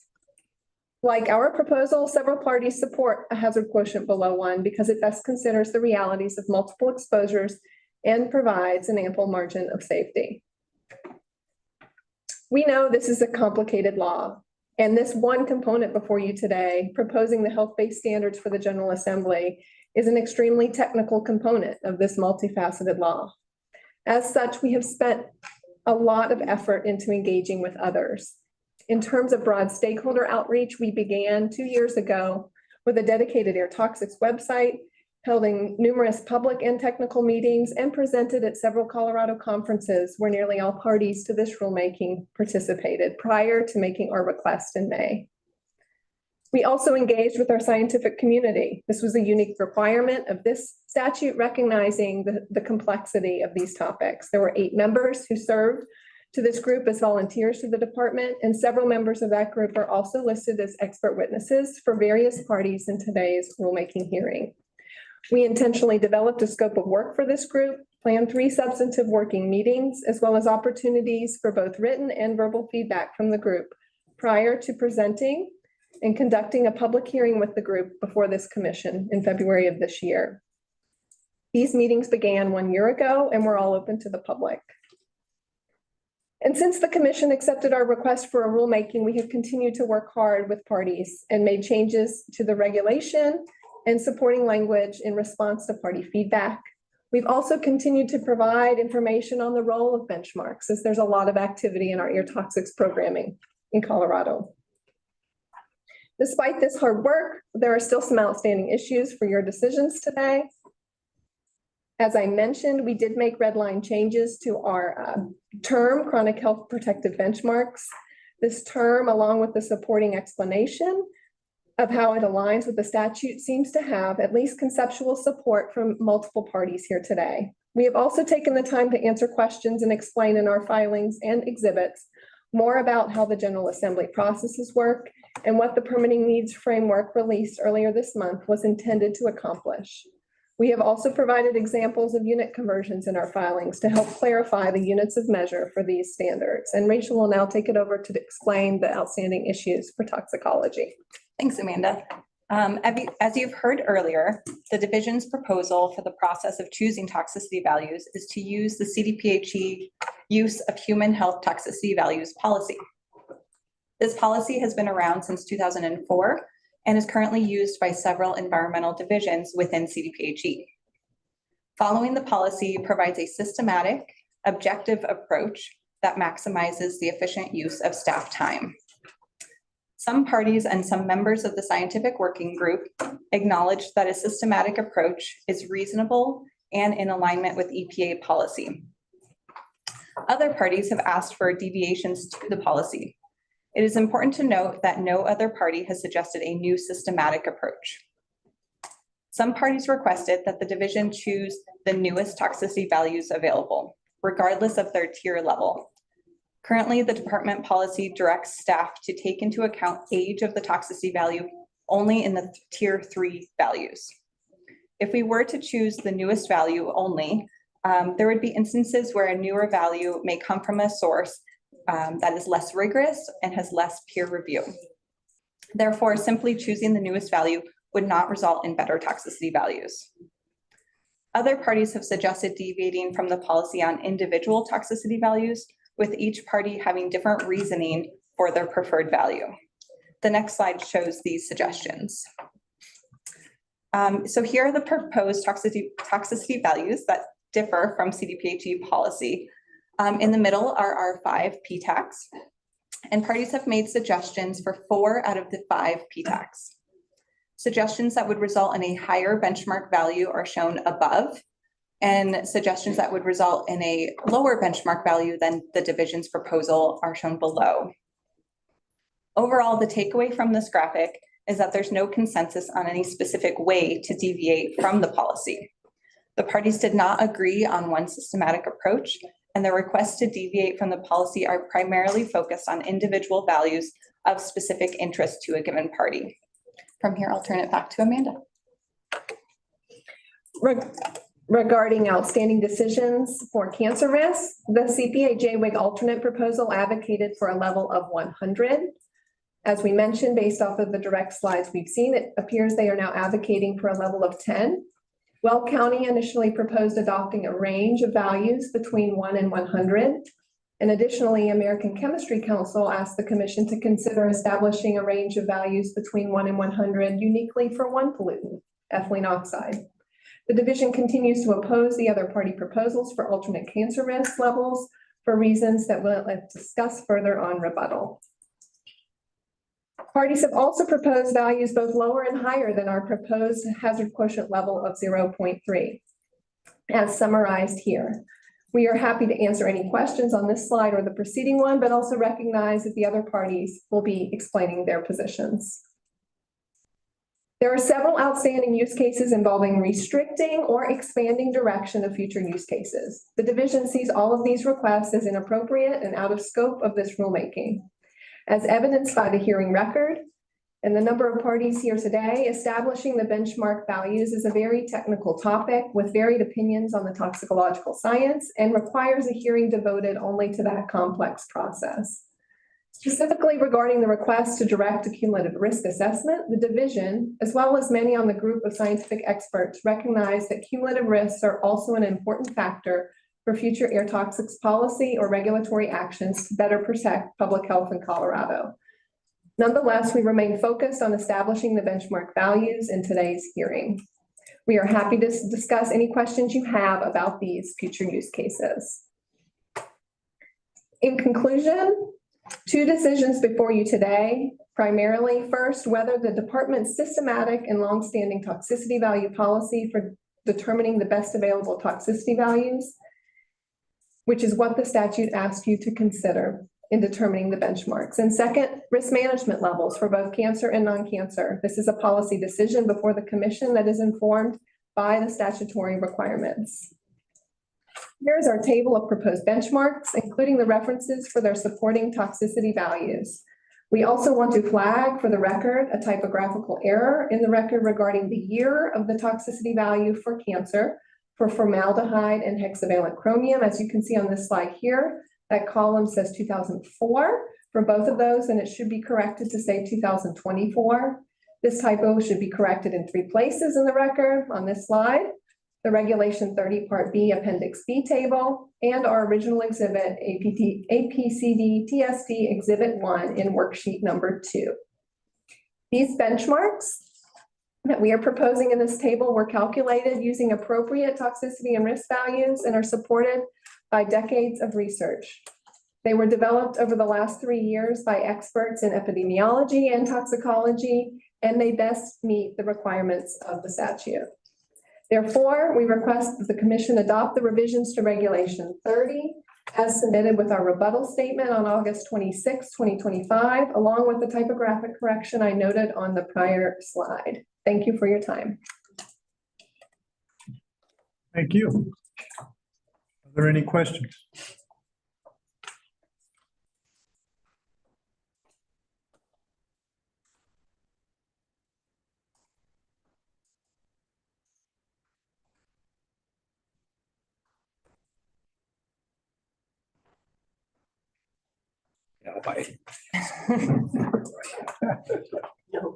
We're just going to. Oh, we gotta move quick. No, you want us to have our questions perfectly aligned, so no one wants to step up and him and hog the microphone. It's the problem. I want to explore the HQ setting at 0.3. For the cancer risk, the majority of state agencies were at 1 in a million, and you aligned with that.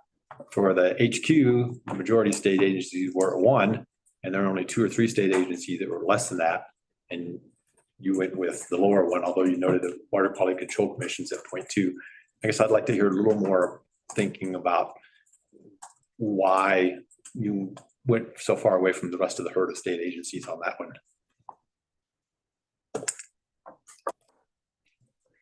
We considered the full range all the way down to 0.1 up to 1, and also along with the statutory considerations, and given several references to multiple exposures, additional ample margin of safety, and as well as some will argue lower than 0.3 is also appropriate. And so we decided to bound our decision with the lowest air quality program that had a level of below 1, which was in the state of Texas, and also reflecting multiple exposures and ample margin of safety. Okay. For the HQ, is it true that that reflects particular impacts of particular pollutants on different parts of the human body? Yes, I'll let our health folks respond to that one. That's a great question. So the way a toxicological review works is that they look at the evidence for that compound and the types of impacts that it causes. So in coming up with the hazard quotient, they're looking at the most sensitive impact, and the tox value for that is where they would expect to see no health impact. So different tox values will be,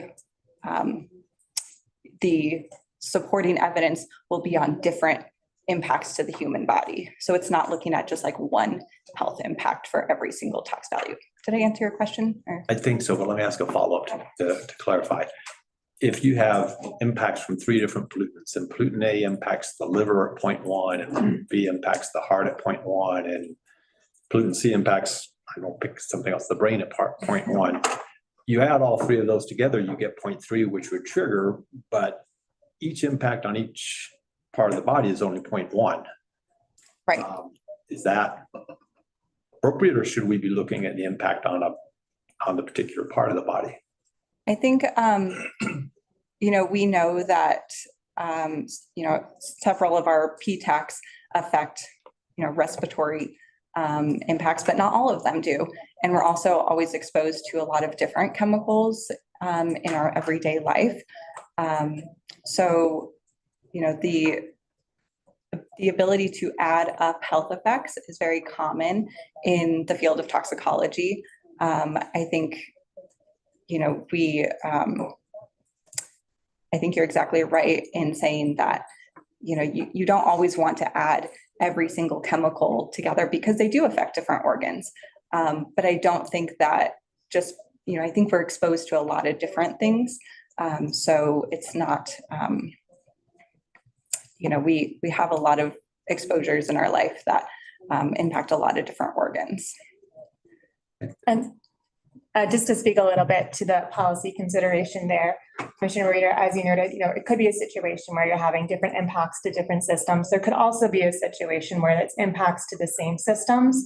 And so to be responsive to that statutory directive, to be looking to making sure we have the ample margin of safety, that we are considering vulnerable populations, we want to err on the side of preparing for a situation where we could see compounded effects on the same systems.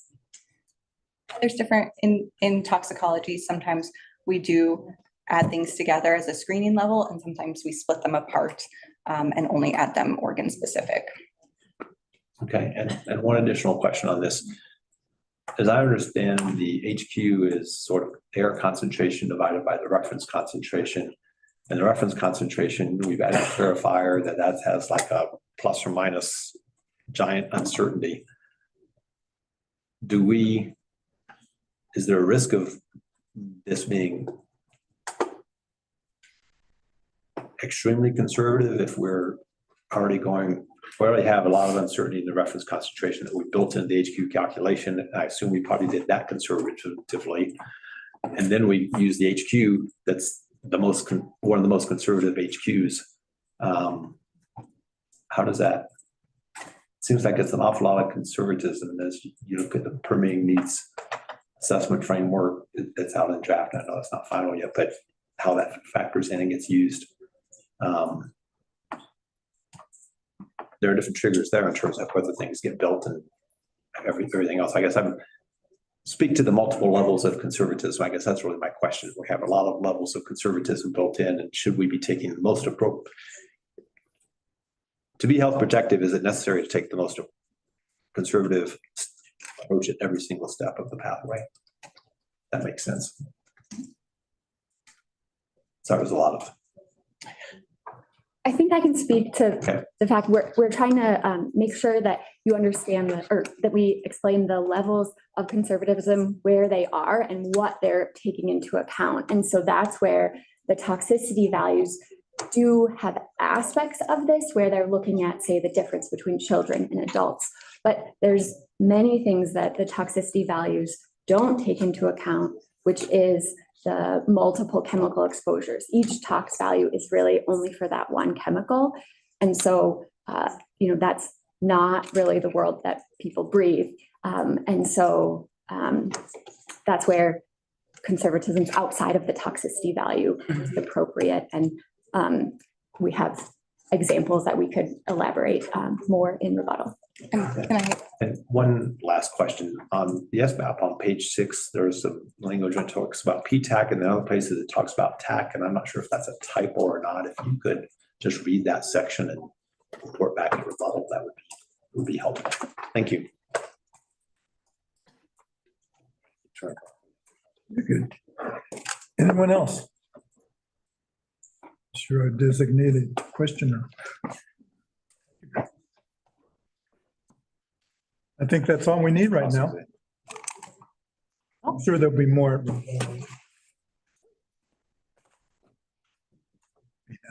Cross exam.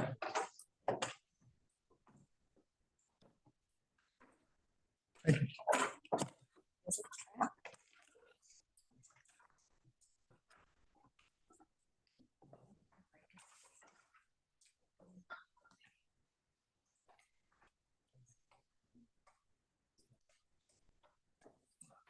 Just here if you want to bring early, if you come back early. Commissioners, we have so appropriately put the two biggest presentations, one after the other. Lunch is here. And it's either early or late. Certainly would be appreciated if we could take a break now. We've got some stuff out to jump on. Okay, so 45 minutes, does that sound okay? 45 and 36, quick. 12:20. 12:20. We will be back at 12:20. Nice.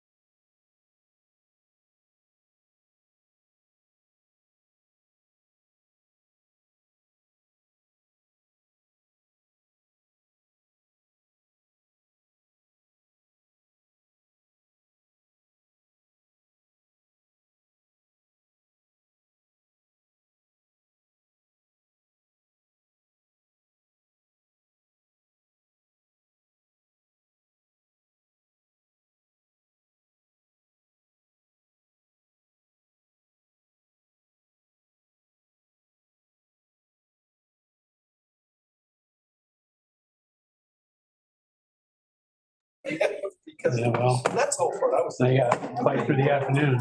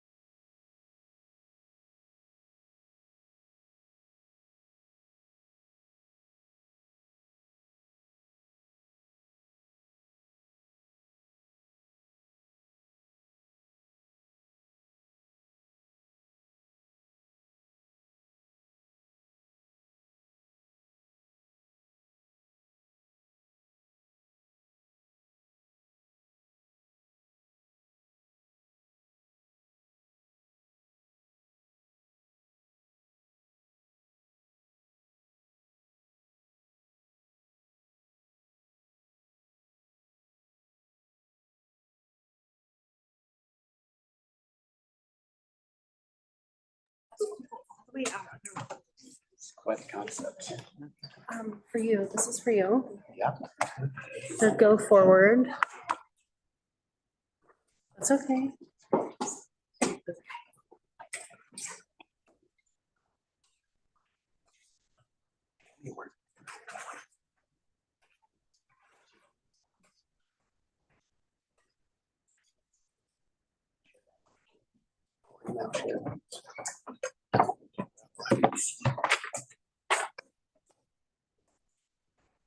Okay.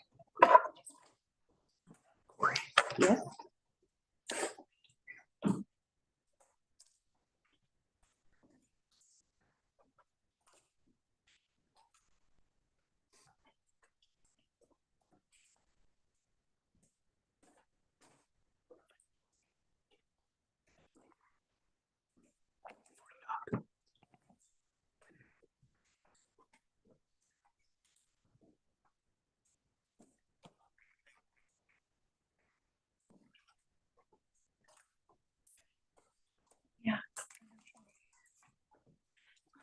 Jen Bieber online. I don't know if you can unmute her right now, just to get ahead. Thank you.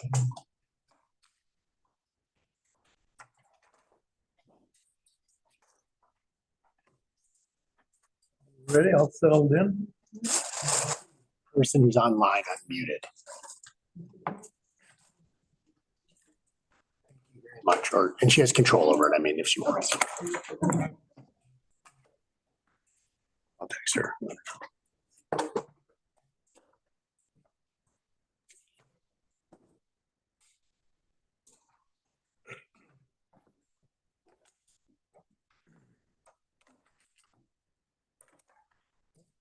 One has their hand raised, but it's not. Okay. I just ask, I don't know that I need to be unmuted the whole time. So it may make sense to keep me muted till we get to questions. Yeah, is that okay?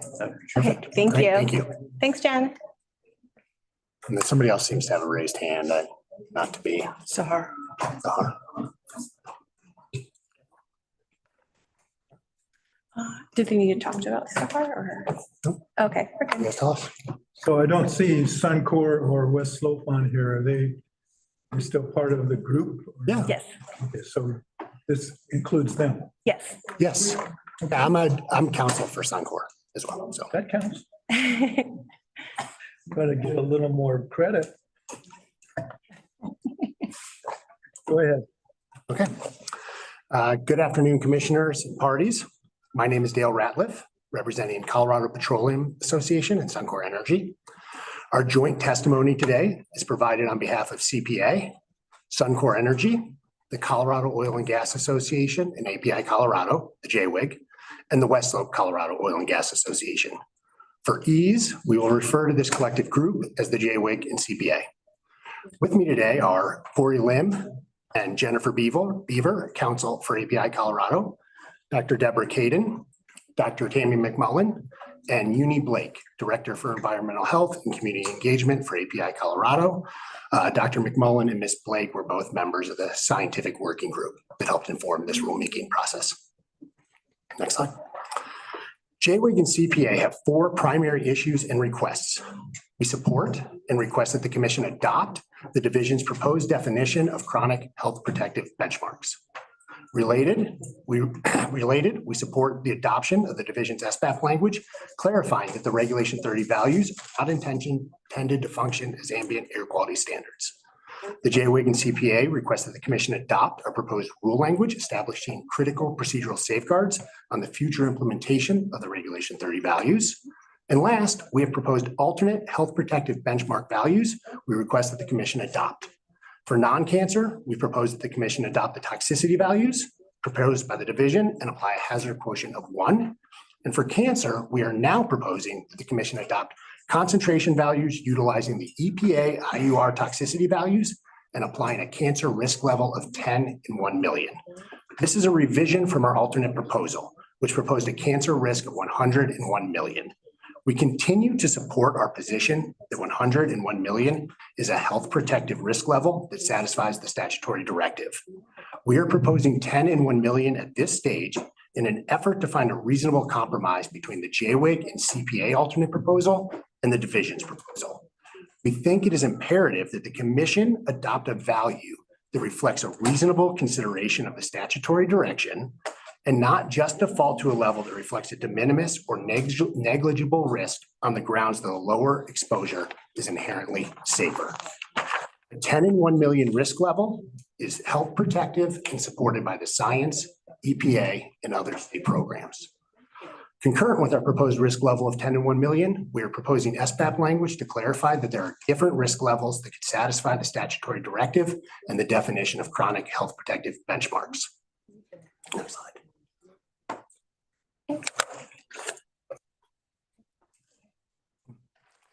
Regulatory definition for the values adopted under Regulation 30 is needed and appropriate. The JWIG and CPA appreciate the division proposing such a definition. We request that the division adopt the division's proposed definition of chronic health protective benchmarks and its accompanying SBAP language. House Bill 22-1244 directs the commission to adopt chronic benchmark numerical air concentrations that protect public health as informed by specific statutory considerations. The JWIG, next slide. JWIG and CPA agree with the division that the proposed definition of chronic health protective benchmarks, as shown here, accurately characterizes the agency's interpretation of the statutory direction when read as a whole. The proposed definition and accompanying SBAP language, shown on the next slides, better articulates the purpose, intent, and rationale behind the values and will avoid unnecessary controversy and confusion. We request that the commission adopt the division's proposed definition.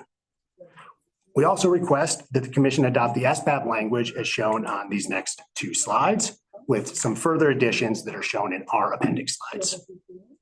Ms. Lim will now talk about the JWIG and CPA proposed rule language implementing procedural safeguards and introduce our alternate values. Good afternoon, commissioners. Oh, there you go. Good afternoon, commissioners. This commission has heard from several parties in this rulemaking and the scientific working group about the division's process for implementing the state's air toxic program and the division divorcing the development of the proposed benchmarks from their implementation.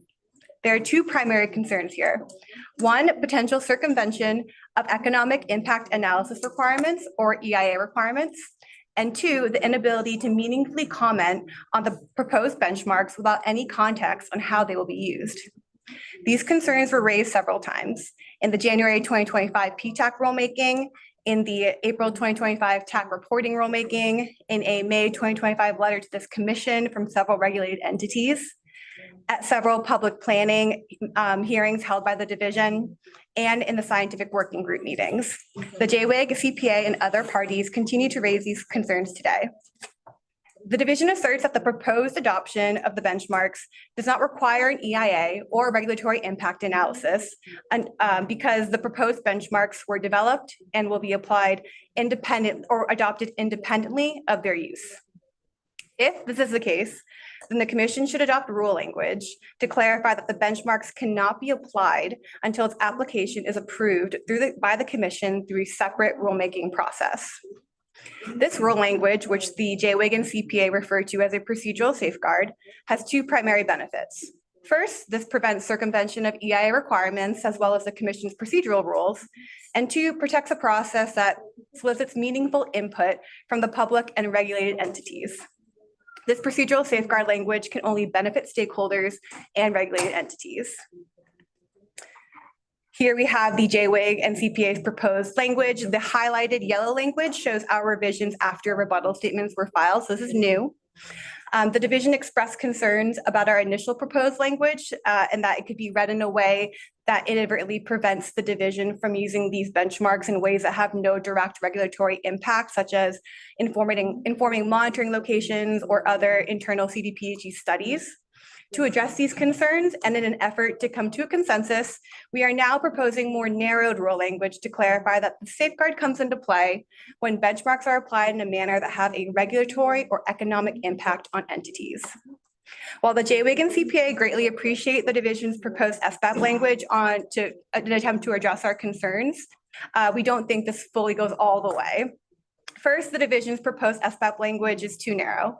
In our revised proposed rule language, we attempt to strike a balance between our initial proposal and what the division is proposing in their SBAP language. Second, any procedural safeguards should be in the rule instead of an SBAP. While the SBAP can articulate interpretations of a rule, SBAP language is not the same as rule language and does not control over the terms of regulation. It is critical to the JWIG, CPA, and other parties that the commission adopt this procedural safeguard in rule language. And we also have some additional SBAP language to make this clarification. The JWIG and CPA also propose alternate benchmark values that use the division's selected toxicity values, those EPA IRIS values you heard about earlier, which the division consistently acknowledges is health protective and provides an ample margin of safety. The JWIG and CPA's alternate benchmark values appropriately reflect levels below which adverse effects are unlikely to occur and are more consistent with our interpretation of the statutory intent. The JWIG and CPA do not propose alternate toxicity values at this time, but will propose alternate cancer and non-cancer risk levels. Here to discuss the toxicity values and the risk levels for non-cancer is Dr. McMullen. I'll turn it over to her. Hello, I'm Dr. McMullen, Principal Toxicologist at CTEH with 25 years of regulatory toxicology experience. I'm a former state toxicologist here in Colorado, and I also had the honor of being a member of the scientific working group. So considering the alternative proposals for non-cancer and cancer risk values, we'd like to spend some time just diving deeper into the toxicity values that are fundamental to understanding CPA and JWIG's proposed risk levels. I'll be speaking on EPA's non-cancer toxicity values. You'll also sometimes hear it intermixed with RFCs or reference concentrations, but they're the same. I've developed this figure to explain what we mean when we say that toxicity values are health protective. The x-axis shown on here is dose or increasing concentration of exposure. And the y-axis on that board shows a change in the observed health effects. The chart shows a dose response curve in white with blue points representing the data in a particular study. EPA generally selects the study where adverse health effects are seen at the lowest concentrations. This value is shown as the vertical dotted line that you see there in the center of this chart, and it's also referred to as the point of departure. And the reason it's the point of the departure is because to the right is what we would consider adverse effect range, and at the point of departure to the left is the no adverse effect range. Most of these studies are conducted as toxicologists. We conduct them in exposure levels that are significantly higher, magnitudes of order higher than everyday exposures. And EPA always errs on the side of health protection, and therefore they start at that point of departure and extrapolate down to everyday levels where there's environmental exposures and much lower concentrations in the yellow zone where there are no observed effects at those levels. This is called the no adverse effects range in this figure. So to generate a health protective value, EPA applies a variety of uncertainty factors, or sometimes we call them safety factors, as shown on the blue arrow. And I'll address these in a subsequent slide. This results in a toxicity value set at a concentration that can be thousands of times lower than where adverse health effects are seen, even for the most sensitive effect across all of the types of effects the chemical could cause. And that's what we mean when we say ample or adequate margin of safety. As an example, the division's toxicity value of benzene, which JWIG and CPA are not disputing in this rulemaking, is over 300 times lower than the concentration at which adverse health effects are seen. So it's important to note that the process I just described meets the statutory definition as sensitive subgroups are considered in the setting of these toxicity values. The assumptions in setting these toxicity values are intentionally conservative or health protective. Remember, EPA starts by identifying the most sensitive health effect for each compound, as well as the associated lowest level at which those effects occur, called the point of departure. They then decide to apply additional safety factors like those shown in this slide to ensure that the established toxicity values are set at even lower concentrations. I want to specifically call out the uncertainty factor, which is applied to all non-cancer RFCs, which accounts for intra-species differences across a population with the yellow star. Once EPAs determine the point of departure, they continue to err on the side of health protection by further applying this factor to account for the fact that certain populations have the potential to be more sensitive to health effects, such as children, elderly, or asthmatics. It's also important to note that these uncertainty factors are applied to generate a safe level that even vulnerable or sensitive populations could be exposed to continuously over a lifetime. And what I mean by that is it assumes continuous exposure to that chemical at that concentration for 24 hours a day, 7 days a week, up to 70 years of a person's life without any adverse health effects expected. And for these reasons, CPA and JWIC believe that the division's proposed toxicity values inherently satisfy the requirement to address vulnerable groups with an ample margin of safety for non-cancer chronic health protective benchmarks.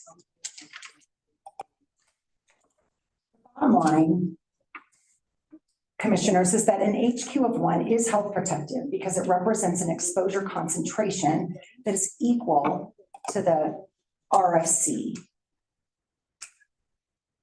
As a toxicologist and expert who's completed hundreds of risk assessments, I want to just illustrate how we use HQs in practice. You can understand this connection. So in this figure, if we take a data set, typically from modeled or measured data, ambient air data, or running a computer model to generate an air concentration, and you compare it to the toxicity value, if the blue bar were the data, and if that were at or below the dotted line, that would represent there at HQ of 1, and that would mean that the exposure concentration is less than or equal to the toxicity value.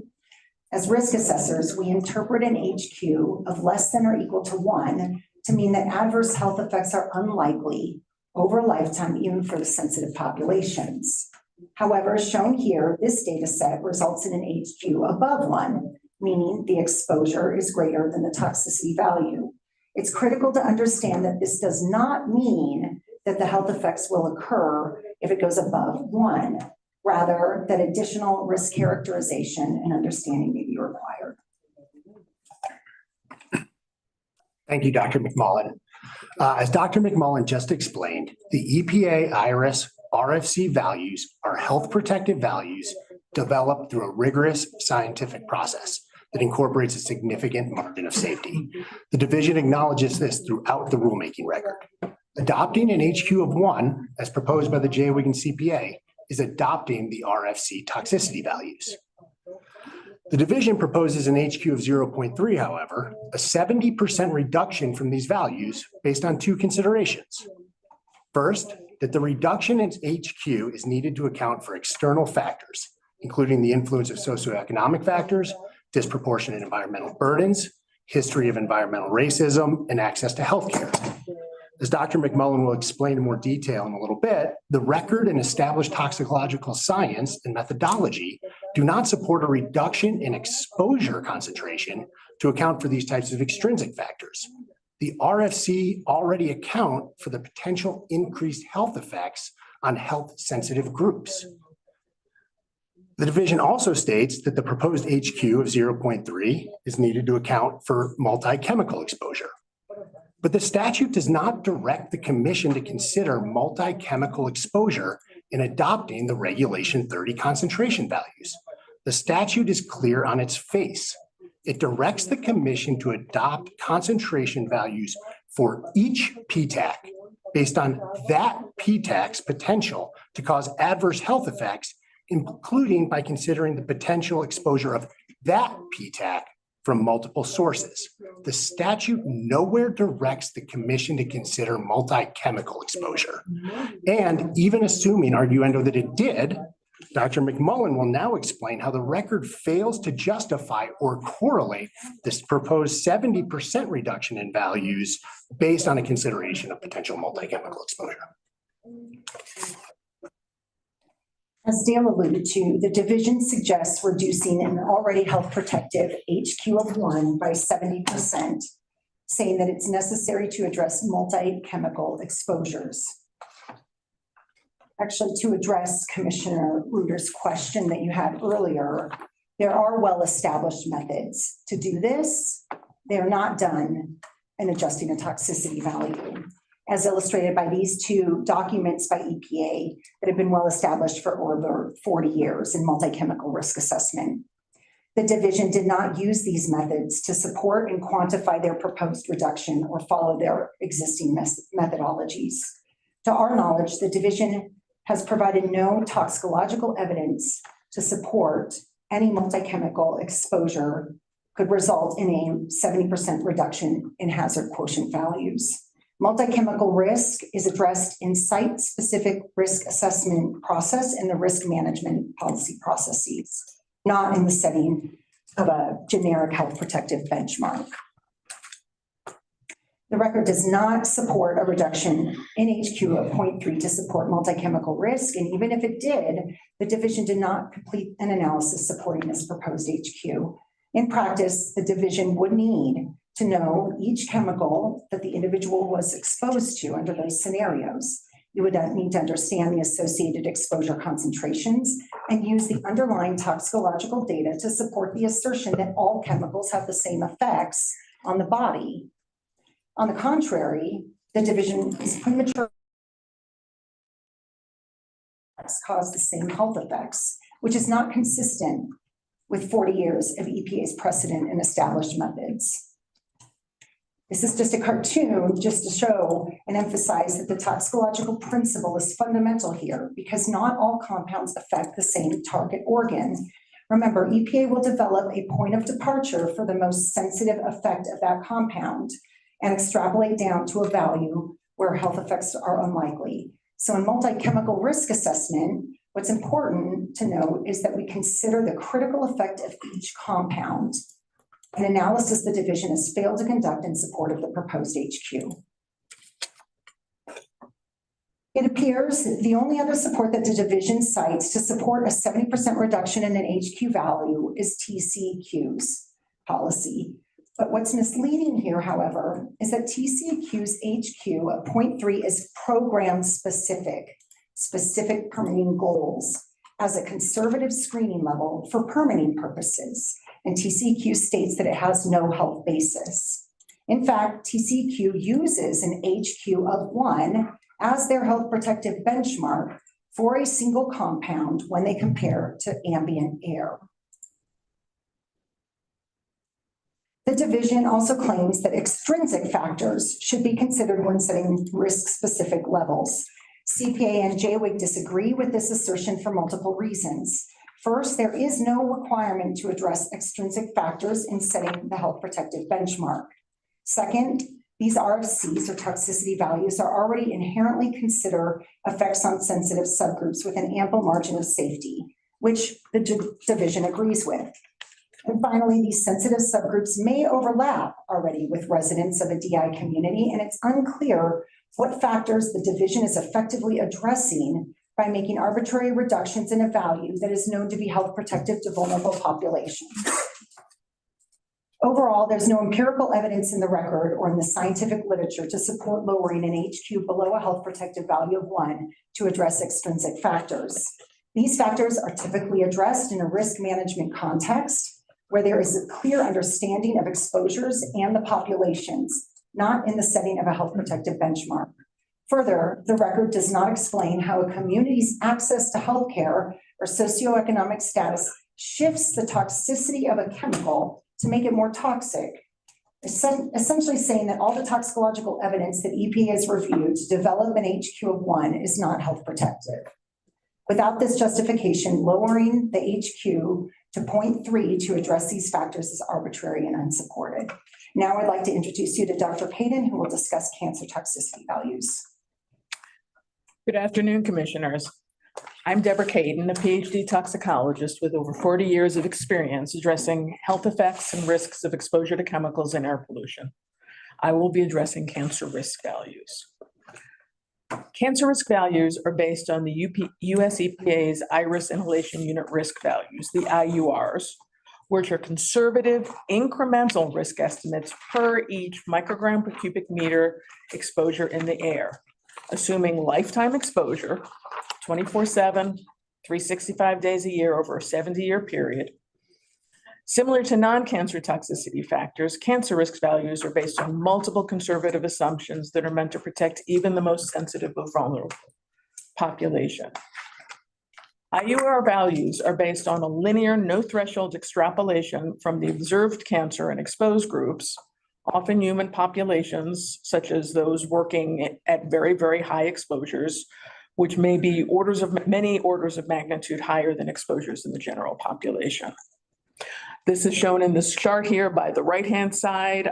The right-hand side is more linear and less log. So just try to keep that in mind.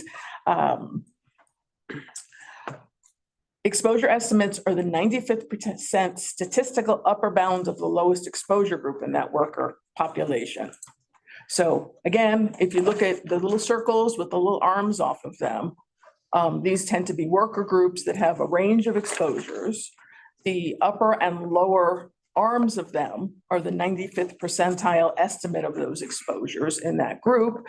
The little circle is the average exposure.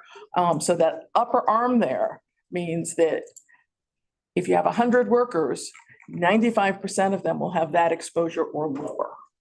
Okay. From that upper value, you draw a straight line down to 0.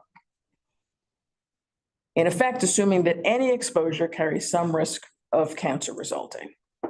As I said before, these are also based on continuous exposure. 70 years, 24 hours a day. The APA calls this a plausible upper bound estimate of the risk, and in fact states that the risk may be lower and may even be 0. Next slide. This is an illustration of the impact of those assumptions, using formaldehyde as an example. Many risk assessment groups across the world believe that formaldehyde cancer is actually secondary to cell toxicity, which doesn't occur until concentrations below 2,000 micrograms per cubic meter. Even applying some traditional uncertainty factors to this concentration, this would imply that no cancer risk would occur at concentrations of formaldehyde below 210 micrograms per cubic meter. So if you look at that vertical line up and down and where it breaks the red line, which is a no threshold linear extrapolation, and the blue data dashed line, which is a biphasic curve where you have linear until you get to the break point and then no risk. If you look at this, you'll see that the division is actually proposing a toxicity value of 0.09 micrograms per cubic meter, which is more than 2,000-fold lower than the concentrations where many believe the threshold actually occurs. The assumption of a linear no threshold is an example of the conservatism that EPA applies to their risk assessments. Next slide. Okay. The division is recommending deriving an acceptable risk level of 1 in a million, while EPA and other federal groups consider the range of 1 to 100 in a million as an acceptable risk range. EPA originally defined this range in a report to Congress in 1999 regarding implementation of the residual risk program under the Clean Air Act. This range, which the EPA used to determine whether further reductions were required in order to protect public health with an ample margin of safety, those are their specific words, is applied in the IRIS program, as well as other programs listed on this slide. And you can see other agencies other than EPA include the Department of Energy and the Nuclear Regulatory Commission. They all adopt this range as an acceptable risk range. So you've seen the curve on the left before, so this is just a bit of a reminder. What this adds is an example of how the IRIS program presents cancer risk in their records. If you happen to look up an IRIS summary for chemicals that have cancer IURs, you'll find 3 different values are presented. 1 in a million risk, 10 in a million risk, and 100 in a million risk. Nevertheless, the division proposes to use a specific risk level from the acceptable cancer risk range, the 1 in a million risk level.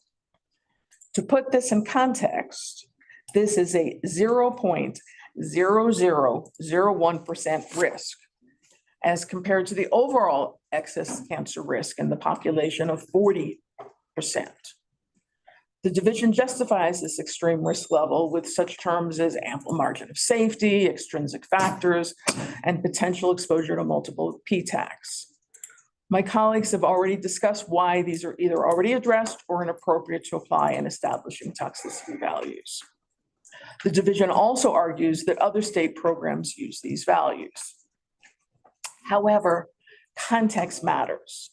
Other state programs that use the 1 in a million risk level use this as a conservative screening level, specifically for permitting purposes. However, the division intends to adopt these values independent from their application. I do want to point out that there's no scientific consensus on using this 1 in a million risk level as an acceptable risk number. Even the scientific working group did not come to consensus on this value, especially given the lack of clarity on how the benchmark values would be applied. JWIG and CPA still believe that the range of 1 to 100 in a million is an acceptable cancer risk range, and that 100 in a million is a health protective level with an ample margin of safety. But in an effort to build consensus and collaborate with other parties, JWIG and CPA now propose the commission adopt a 10 in a million cancer risk value, with language indicating that there are different levels that could satisfy the directive. Our proposed risk level of 10 in a million is widely accepted as a health protective cancer risk level. In fact, it would align with the cancer risk values that TCEQ uses in its AIR target risk level policy. Texas adopted this value as the logarithmic center of the EPA's acceptable risk range, and stated that it accounts for the potential of multiple exposures while still being in this acceptable risk range. TCEQ states that 10 in a million risk, and this is their words again, insignificantly contributes to an individual's lifetime excess risk, cancer risk, and generates a de minimis increase of 0.001% or 1 in 1,000th of a percent. This figure, again from TCEQ, puts this acceptable risk range and the 10 in a million risk value in perspective. So the lifetime risk of being killed by being hit by a car while walking outside, for example, is about 1 in 5,000. The lifetime risk of being killed by a lightning strike is about 1 in 15,000. 10 in a million, which is 1 in 100,000, is a much lower number than either of these very, very rare risks. 10 in a million is therefore protective of human health, and as TCEQ found, a reasonable value to use in agency programs, rules, and guidance. Thank you. I'm now going to pass it back to Corey. Thanks, Dr. Kaden.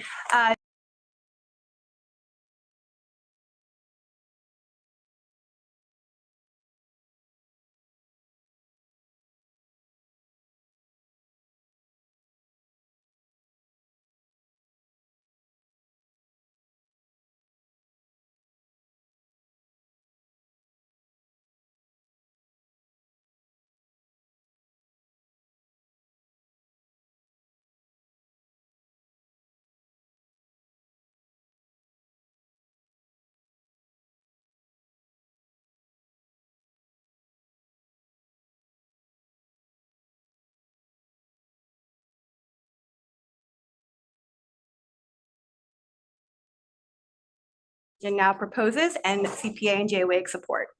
The commission should adopt this SBAP language to clarify and acknowledge the purpose, intent, and rationale for why these values were adopted.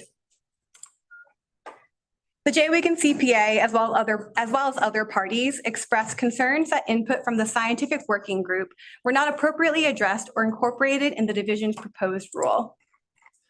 Dr. Kaden noted earlier that the scientific working group did not come to a consensus on the division's proposed cancer risk level of 1 in 1 million, but this group also did not come to a consensus on any of the proposed benchmark values because it was unclear on how these benchmarks will be used.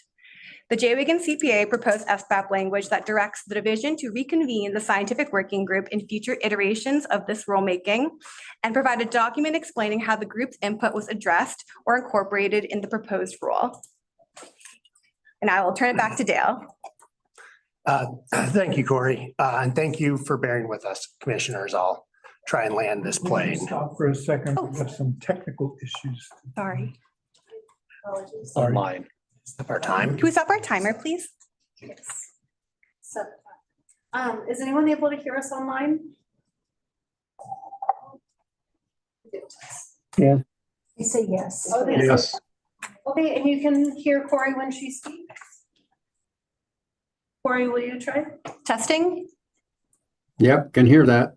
Yep. Sorry, we're getting Chelsea, couldn't hear you. Okay, do you need me to repeat anything or are they okay? If we could go back, Sure. one slide and I think start from there. Uh, We'll give you some time back. This one or? Okay. I apologize, it went out a little online. Oh, that's okay.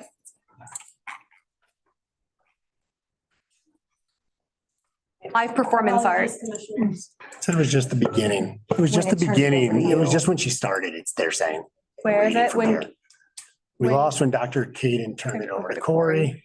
okay, so this part from here? Yep, and then we'll add some time back to, we're gonna. It would have been when you were going through our benchmark values. No, they turned it all the way back. Oh, sorry, So this is even confusing. I don't know further. if we need, it Back was here all the way too. back here then, which would make, that was quite a bit ago. And then I was following on, like I was reading and it seems like it went back on. So I don't know if we need to Do it all. do it all again, it would seem.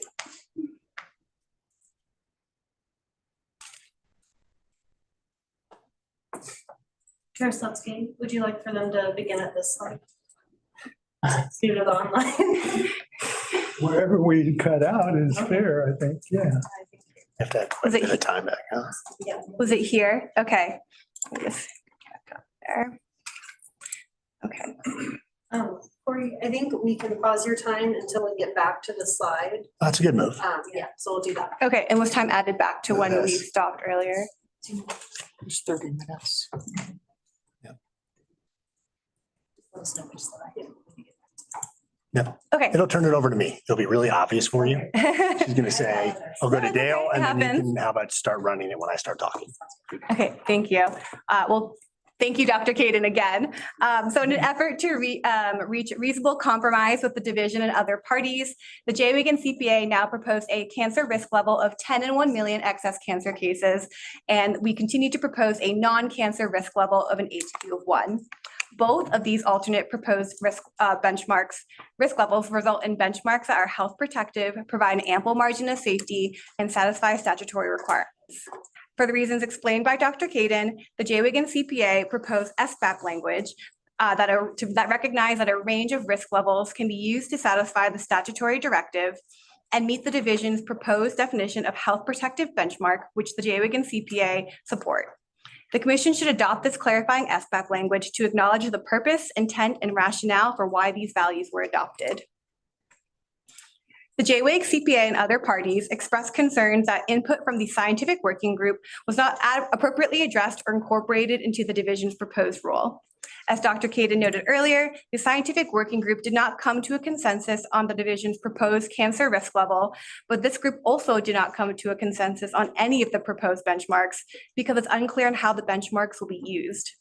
JWIG and CPA proposed SBAP language that directs the division to reconvene this scientific working group for future iterations of this rulemaking and to provide a document explaining how the group's input was addressed or incorporated into the proposed rule. And I will also just reiterate that we have 2 members of the scientific working group with us today, Dr. McMullen and Ms. Blake, who are available for questions and would love to tell you about their experiences.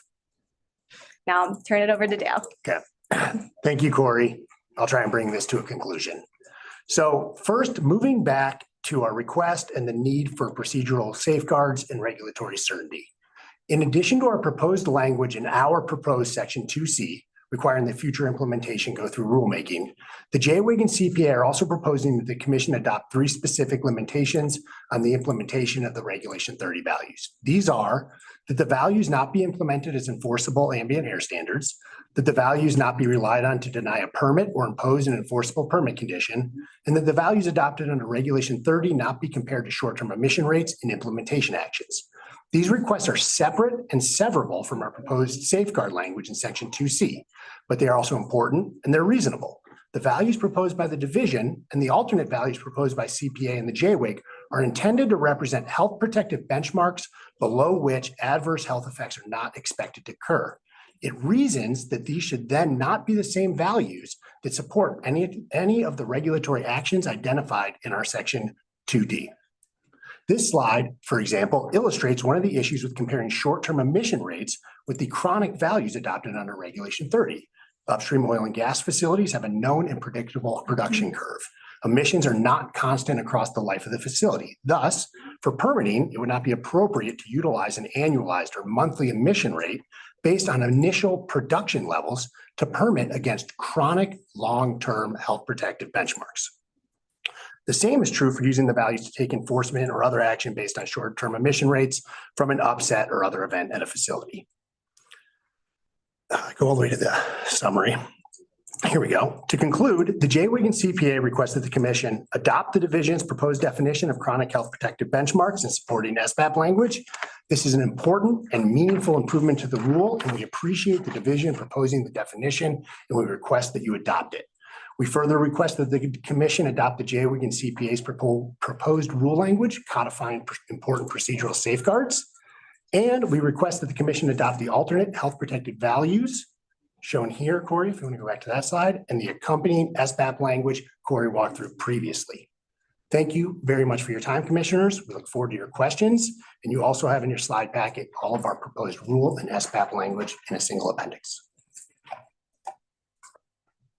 Just a quick reminder for everyone is that we have interpreters working furiously to keep up with the pace of conversation.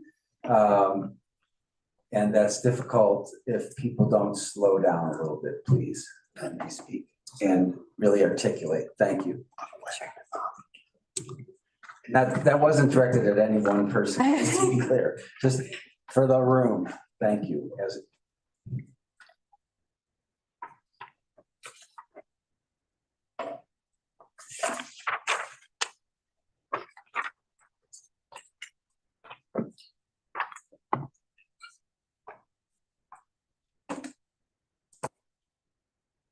This is where you're ending. What's that? Sorry. We're done. We're done, yeah. Sorry. Are there any questions? Commissioner Milford? Just have one quick question. When you ask for the scientific working group to be reconvened, is that the scientific working group, including the members that were previously serving on it, or is that a scientific working group that could perhaps be comprised of some new people? I don't think we would commit to the exact same people who were in this past variation, although I'd love for them to have that job security, that volunteer job security. But I think it would probably be in the same procedure that they were selected for this past previous round. Thank you. Yeah. Other questions?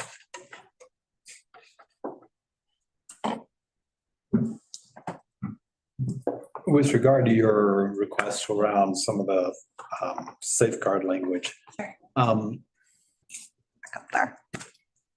You kind of alluded to a few things, but as you went through things pretty quickly, could you, I guess, refresh my memory on some of the examples of where you think this data might be used prior to the planned April adoption of a PTAC permitting strategy? Sure. I guess really to that is your concern on this just about this interim period from September to April, or is it that these numbers that are intended for PTAC permitting strategy might get used more broadly in lots of other contexts? Thank you, Commissioner Reuter. I think the answer to that is, well, there's two. So the answer to your last question is like both. It's that there are going to be potentially over time multiple and many implementations of these values, including the permitting program. There's going to be emission control regulations, and also there is an unknown bucket. What else might the division choose to use these values for? And we just think that given the status of the rulemakings to date, and including this, right, selection of the PTACs, reporting program, adoption of these values, right, third rulemaking on the PTAC, and we haven't had a regulatory alternative analysis or an economic impact, each has been done in the context of having no regulatory impact.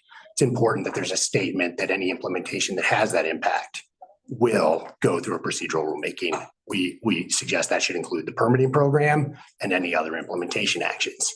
To your first question about, and I think you were getting at, why did we revise this language the way we did?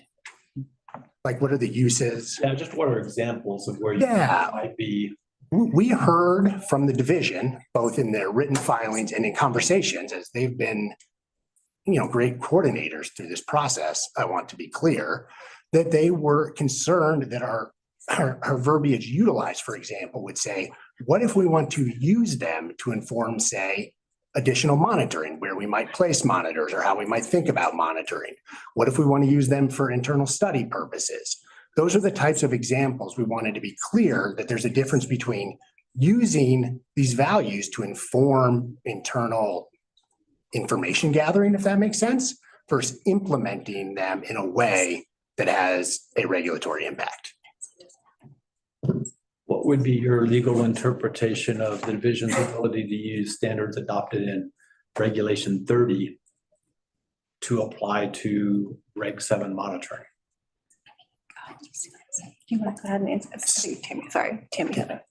I had it, I was thinking that's where you were going, Commissioner, on that. So like, these would not be values that would be appropriate, in my opinion, to be using for any type of ambient air data as proposed right now with what they're proposing in 1 in a million or a 70% reduction in the HQ.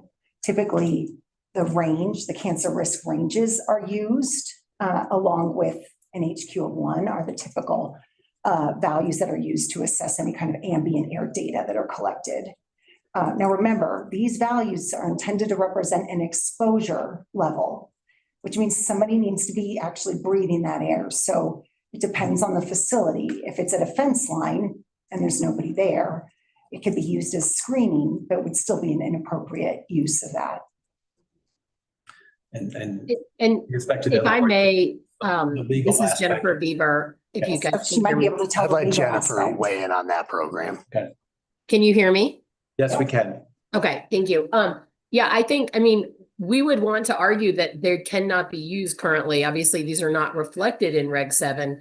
However, this is exactly the kind of concern we would have, is that data could be somehow developed or taken from the Regulation number 7 program, that these chronic health protective benchmarks exist, and that they could somehow be attempted to be used by the division in whether it's guidance on how to further evaluate or requirements in that program, or on any potential follow-on actions, or even be used to sort of develop an additional amendment to a regulatory program. And so I think the key is there are a number of circumstances where we just aren't certain yet how these are going to be used, because the division really hasn't told us. And the reality from my perspective is, the division has said there's no regulatory impact, there's no economic impact. And all we're really asking the commission is to sort of put the money behind that statement that, then you agree we won't use it until we've done that analysis. Thank you. Commissioners? Other questions? Commissioner Rudolph. And gather all my papers here. So kind of following along with that, the question, if we didn't adopt your procedural safeguards, in your view, how would the benchmarks be used in a way, how could the benchmarks be used in a way that would have a regulatory or economic impact? And Gail, I can try and take that. I mean, say, for example, these values are used and are developed, and then there's monitoring data, whether, there's a variety of circumstances in which monitoring data is being collected currently from the division, from individual facilities, as we just noted, Regulation number 7. I think we would argue they legally should not, but what if the division were to say, hey, there is we're seeing these values, and we're seeing monitoring in this way. And so we're going to ask entities within this area to, consider taking action, or we're going to go forward and require them to do something additional. Or if they're, the reality is I don't know the exact ways that it could be used. But I think we're concerned that it could be. And, I know the division has sort of taken the position, well, if we use it inappropriately, then, someone could litigate us over that. I mean, but that's not where we want to be. We don't want to be in a world where, we're having to litigate over something that shouldn't happen. And I guess my question or concern is, in terms of the division, and this piece of it for the commission is, it seems like we're flopping the question the wrong direction a little bit, which is if they're not going to use it for any reason that's going to have a regulatory or economic impact, why is this language harmful? How does it prevent the division from doing anything that it wouldn't otherwise be unable to do? And I think it is a necessary protection piece. So in your, if I can follow up, in your explanation, you use the term that the commission or the division could use it in a regulatory way. But I don't know how they could use it in a regulatory way if there's no regulation that would allow them to do that. And so I guess I'm still not clear if in a monitoring situation, for example, the division is collecting information from a particular source, whatever kind of source it is, and it shows that there are emissions that are above a benchmark.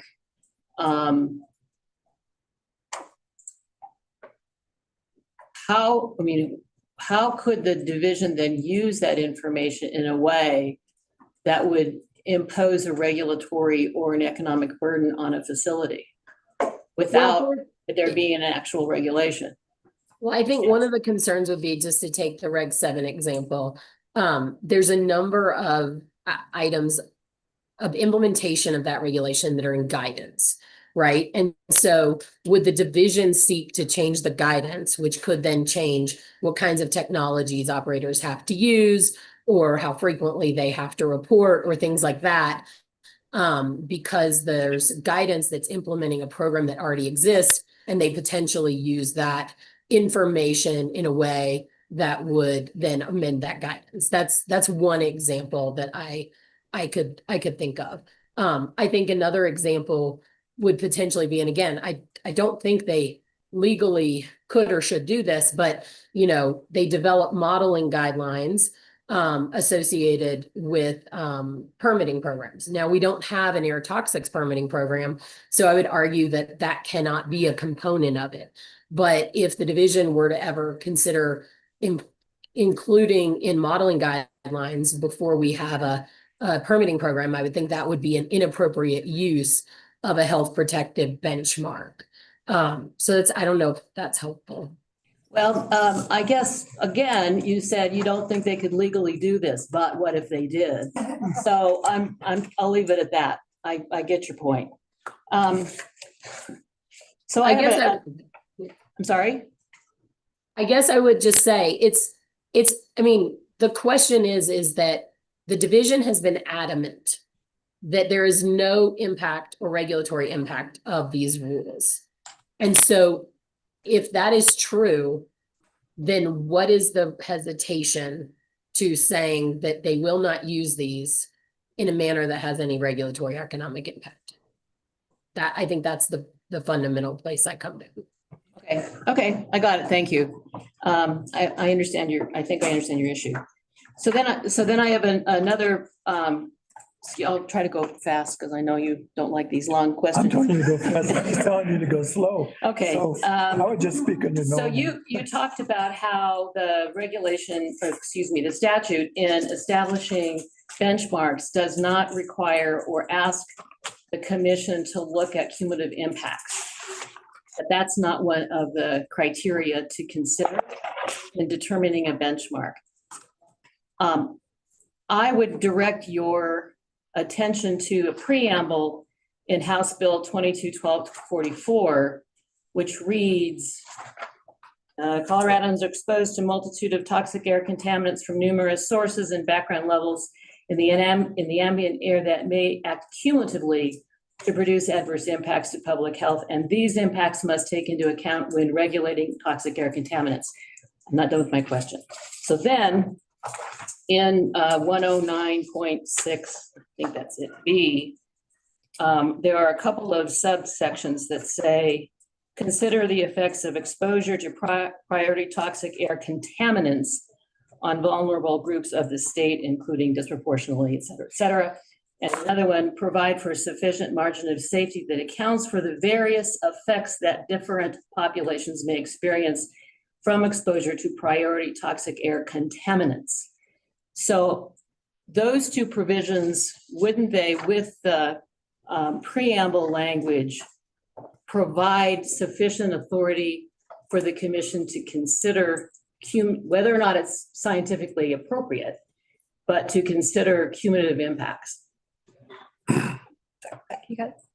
So two quick points on that, or well, I'll make them as quick as I can, because you waded into a, favorite topic, obviously, of statutory construction, but, as a general canon, right, the preamble is non-binding and can't be read to override direct and explicit statutory language.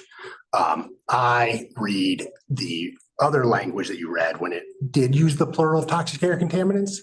I hold that in my head very easily as a reasonable way. I mean, that's a natural reading of saying, please consider the effects on these populations from these 5 air toxic contaminants. I can't extrapolate out that means that those need to be considered together as a cumulative. And so to me, the very specific direction here, the only place in the non-preamble part of the statute that talks about the consideration of cumulative effects talks only about each singular priority toxic air contaminant. And so my read of the statute is that it very directly and clearly does not require the consideration of multi-chemical exposure, and that you would have to go to the preamble to try to read that in, and that canons of statutory construction don't support that approach. On the second point, maybe, is that even assuming arguendo that that's a reasonable interpretation of the statute, it just wasn't done here. And so at bottom, I do think it is extremely important that the statute is written in such a way. And like we said, we like the definition the division is proposing. We understand the importance of the statutory considerations laid out, right? Those are the things that we're told to inform their analysis. But the word consider doesn't mean make a specific determination once you consider it. It doesn't say it necessarily requires you to ratchet it one way or the other. It says, like, take in this information.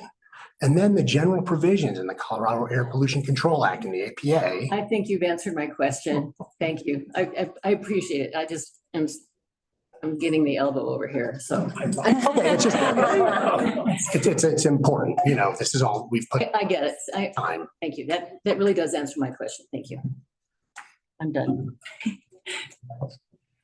I had one additional follow-up. You had testified about the TCQ 0.3 being a permitting number rather than a health-based standard number, I guess. And I wanted you to walk through that one more time to make sure I was clear on that. Sure. Yeah.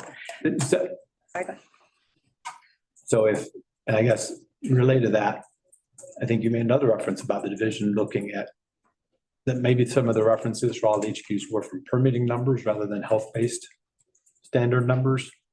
And I guess I'd like to hear more about that. Sure, so I can start off. So I think we just want to be really clear that these health protective benchmarks that the division is proposing and that we are proposing alternates for are considered to be without any regulatory application. So although it's been indicated in SBAP language how the division may use these, for example, in permitting, these values were not determined or were not developed with the goal of being permitting screening thresholds. So I think that's where the distinction is really important when you compare, proposed risk levels to other programs. So that's one piece. And so yes, Texas's permitting program, their effects screening level is for permitting, a more potentially appropriate corollary to Texas's program could be their air, I think we had it up here, their air screening it's like they're AMCVs, they're air monitoring. Concentration values. Thank yes. you. And so that seems more appropriate as a more appropriate comparison. Oh, here we go. It's air target risk level policy, which is more of a broad approach as opposed to being narrow, like a permitting screening program. So that's one piece of it. And then do you have anything to add, Tammy? So the 0.3, most agencies that have something below a 1, an HQ of 1, start with the HQ of 1, saying that's health protective. And then they may develop these lower screening levels for particular programs. So a 0.3 is only one of the values that TCEQ uses in their permitting program, which you will be doing rulemaking on in the future. And that's because, and so they'll set that.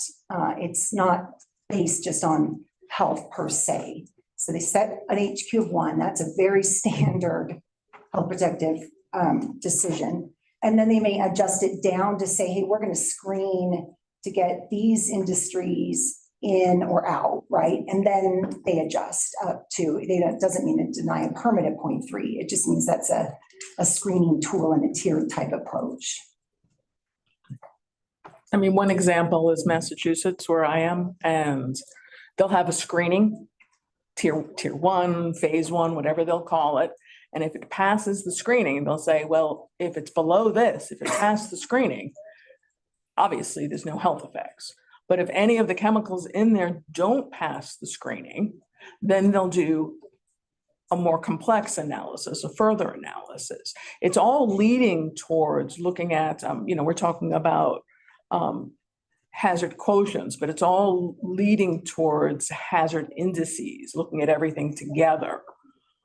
So it's not that they're saying that 0.3 is their toxicity value. They're saying that's their screening value.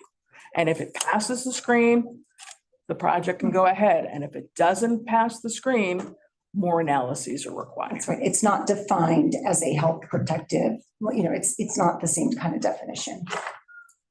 And you mentioned a hazard index. It goes back to Commissioner Rudolph's question really about the cumulative impacts. That's a very important point to consider. It is not considered in programs in deriving a different toxicity value. Remember, this toxicity value is inherent to one chemical. You don't adjust for unknown mixtures in the environment because those could be different depending on where you go and sample. It's adjusted and it's evaluated when you collect data on exposure. Further down in a permitting program, what are the constituents that are emitted? Or when you collect air samples, what are the constituents in the air?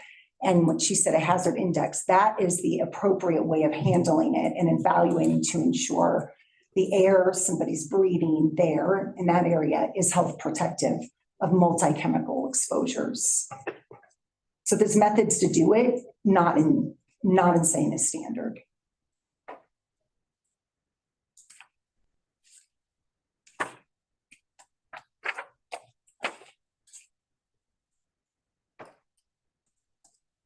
That's it. Anyone else? Is there any cross? Sorry, I thought you had a question, sorry. Let me think about it. We have it on rebuttal. Okay, sounds good. Boy, any cross. Please, anyone? Okay. Thank you. Thank you, commissioners.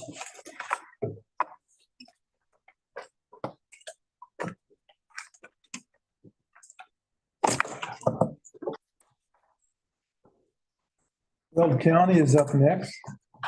Oh, yeah, it's okay. Thank you for that.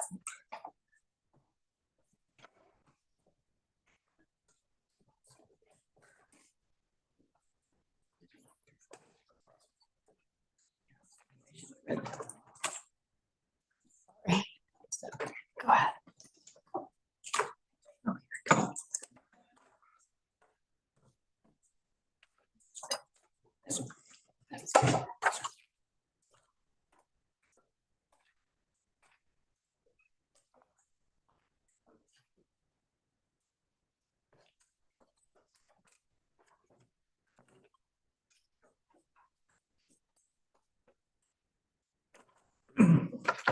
Good afternoon, commissioners and other parties and members of the public listening in. I am Matt Conroy, Assistant County Attorney. I always struggle with speaking slowly, so we'll try to do so. But want to introduce myself, and to my left is Dr. Annarelli Morales from the Will County Department of Public Health Environments, also a member of the Scientific Technical Working Group on priority toxic air contaminants. So at the pre-hearing stage, Will County proposed an alternate proposal to adopt a hazard quotient of 1 with recognition of target organs and additivity for target organ groups. You know, in the previous presentation, there was discussion of hazard indices to start building towards creation of hazard indices, which we agree is the correct way to approach this problem instead of just being overly conservative in defining what is the proper hazard quotient for health protective benchmark.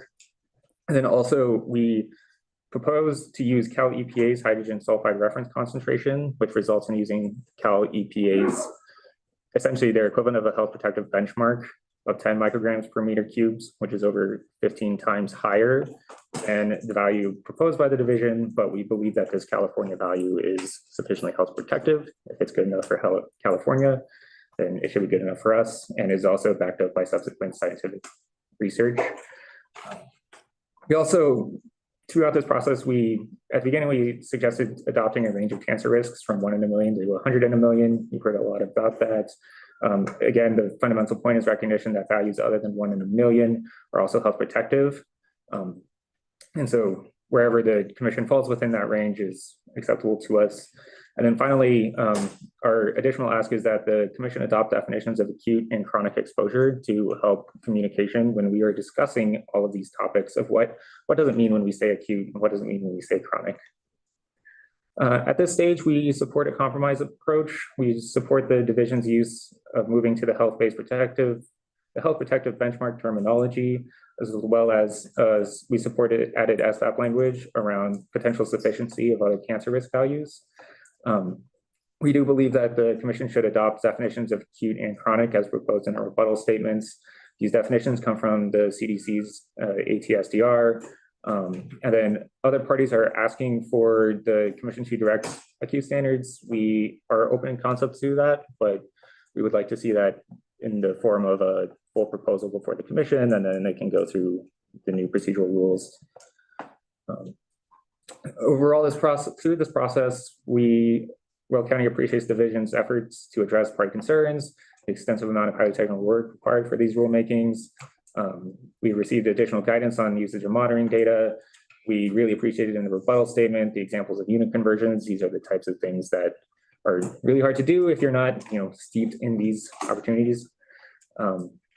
And then we also appreciate identification of additional opportunities for further use of the scientific community working group. In general, we stand by our position that we expressed in the rulemaking in January, that we think there needs to be meaningful, holistic, individualized approach for each PTAC that's required to meet the statutory requirement to consider the best available scientific evidence and to really tailor what's going on with each individual PTAC and to truly prioritize instead of going for a systematic approach that then just means the division is stretched too thin. But we plan to continue collaborating with the division and other interested parties on finding practical solutions that benefit public health.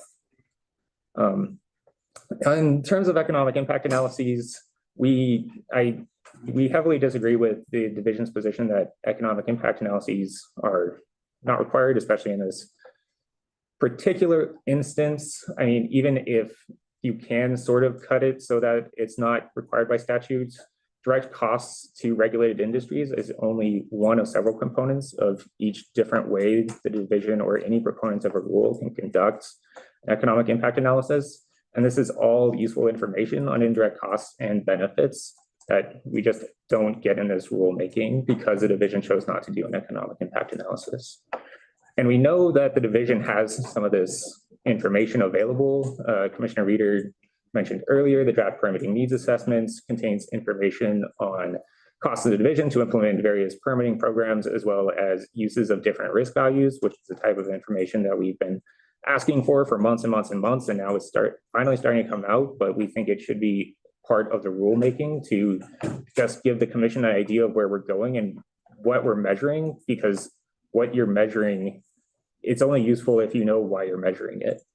And also, we know, especially from previous rulemakings, that the division has information on just potential industries who are affected by these very toxic air contaminants rules, and some sense of what the total exposure is due to industry sources or due to natural sources. And ultimately, the point should be good policymaking instead of doing just strict statutory compliance or like the bare minimum under statute.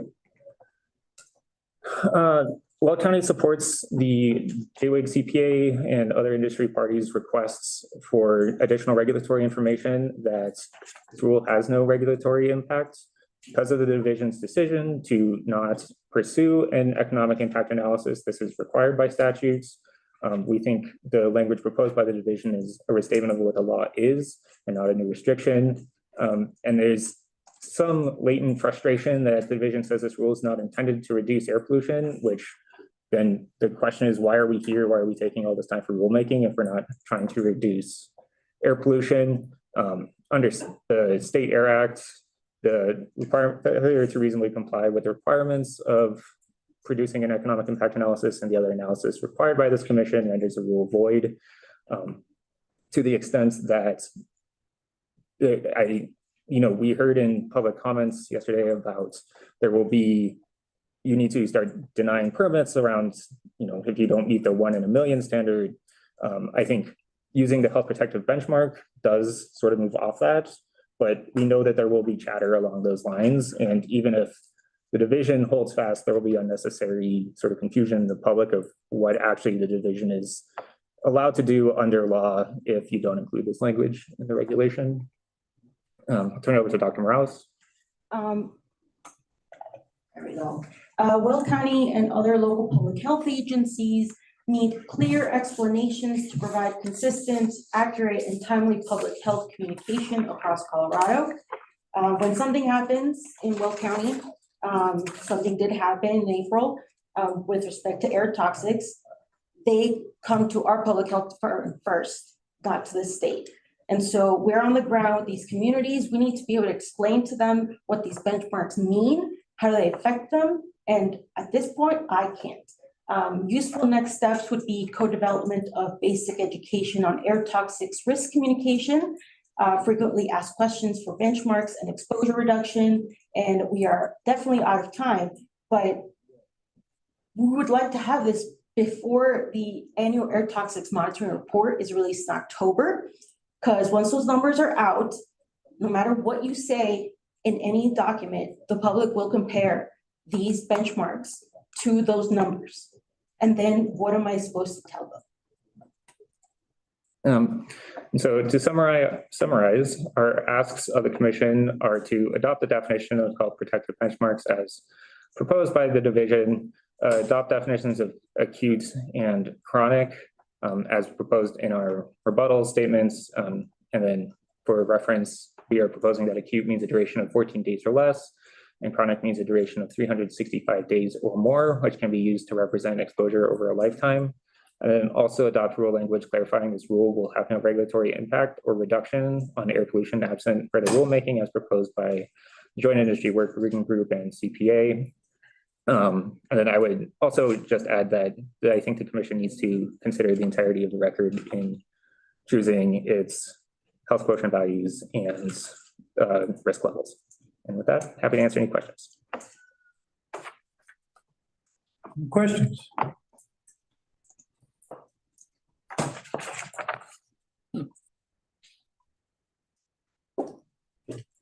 Any cross?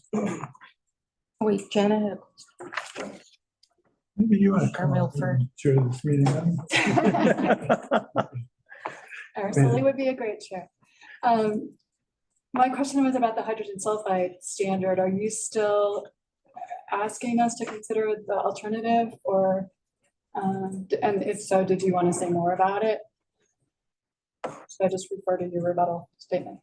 I think we would like the commission to consider it, but I don't think it's gotten much traction among the parties. And I think in the interest of compromising, we're okay with moving off of it.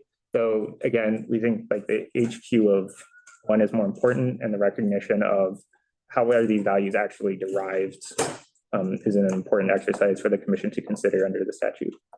Thank you. Other questions? No, any cross? Off exam. Thank you.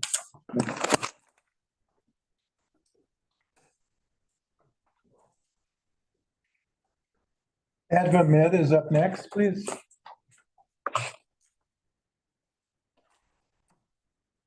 Am I good to start? Can you hear me okay? Yes, go ahead. Okay, great. Hello, members of the commission. My name is Darby Gottlieb, and I serve as the Director of State and Regional Affairs at AdvaMed. We are the largest trade association representing medical device manufacturers with over 650 members nationwide. We appreciate staff's work and engagement on this draft regulation, and thank you for the opportunity to speak today. AdvaMed has been actively engaged throughout the legislative and rulemaking process as what is now known as Regulation 30 and the adoption of health-based standards. Our position has remained consistent, standards that continue to protect communities while ensuring no disruption to public health and the medical device supply chain. While we have several concerns, I'll begin by addressing some of the process issues and the potential impact on patients before turning it over to Dr. Lucy Frazier for more technical comments. First, in its pre-hearing statement, the division asserts that meaningful feedback on the proposed health-based standard values does not require input on potential for future use cases. We respectfully disagree. The real-world implications of this rule hinge on how these health-based standards will be implemented. Without clarity on future use cases, it's impossible to fully assess the consequences, particularly for patients who rely on sterile medical devices. Ethylene oxide is a critical sterilant used for over 50% of all medical devices, approximately 20 billion annually, including surgical kits, heart valves, pacemakers. Hospitals, labs, and clinics depend on ETO to protect millions of patients from the real risk of infectious diseases caused by bacteria, viruses, and fungi. In 2023, the FDA warned of serious risk to patient care if ETO sterilization capacity is disrupted. For example, they noted that even the closure of a single sterilization facility could significantly reduce the supply of IV catheters, potentially affecting 18 million adult and 2.8 million pediatric patients annually. Up to 80% of hospitalized patients require IV tubes, and all of these devices are sterilized with ETO. The FDA also stated that without ETO, there would be a significant sterilization shortfall with no commensurate alternative available. Disruptions would be imminent and could severely impact patient access to critical devices. Yet the division maintains that the input on future use cases is unnecessary, and this position is concerning. We appreciate the Commission's clarification that these benchmarks are not intended to be levels that must be achieved to ensure public health is protected. However, understanding how they may be applied in the future is essential, and stakeholders must have the opportunity to provide meaningful input. Moreover, the division concedes that the proposed health-based values might be below background concentrations and might not be measurable with current technology, and adopting standards that are potentially unattainable and unverifiable risks undermining public health rather than protecting it. The division also notes that these values may cause public alarm, but suggests that if effective public communication will be sufficient to address these concerns. And again, we respectfully disagree. Communicating complex, potentially alarming benchmarks, especially those that may not be technically achievable, requires more than messaging. It requires stakeholder engagement and a clear understanding of the consequences. Finally, the division references California OEHA's work on ETO, and even with their substantial resources, dedicated staff, OEHA has delayed its rulemaking for 2 years. And I think this underscores the complexity of this issue and the need for a thoughtful, comprehensive process. In closing, we have serious concerns not only with the proposed standards themselves, but with the limited opportunity to provide meaningful feedback on their potential impact. And we urge the Commission to reconsider the process and ensure that patient safety and public health remain at the forefront. I'd now like to turn it over to Dr. Lucy Frazier for our more technical comments. Dr. Lucy Frazier is a board-certified toxicologist with 35 years of experience in the areas of exposure and risk assessment and toxicology evaluations. She's been actively involved in ongoing discussions and debates about the potency of ETO as a known carcinogen. So I'll turn it over to Lucy now. Thank you.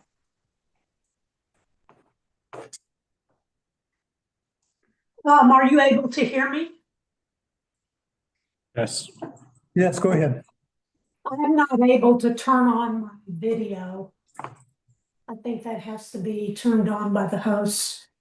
Good afternoon. Thank you for the opportunity to speak before the commission today. I was asked to provide a statement today, but I would like to say that the opinions that I express are my own. An overview of my comments are that the levels of ethylene oxide that have been monitored across the US are not a health risk.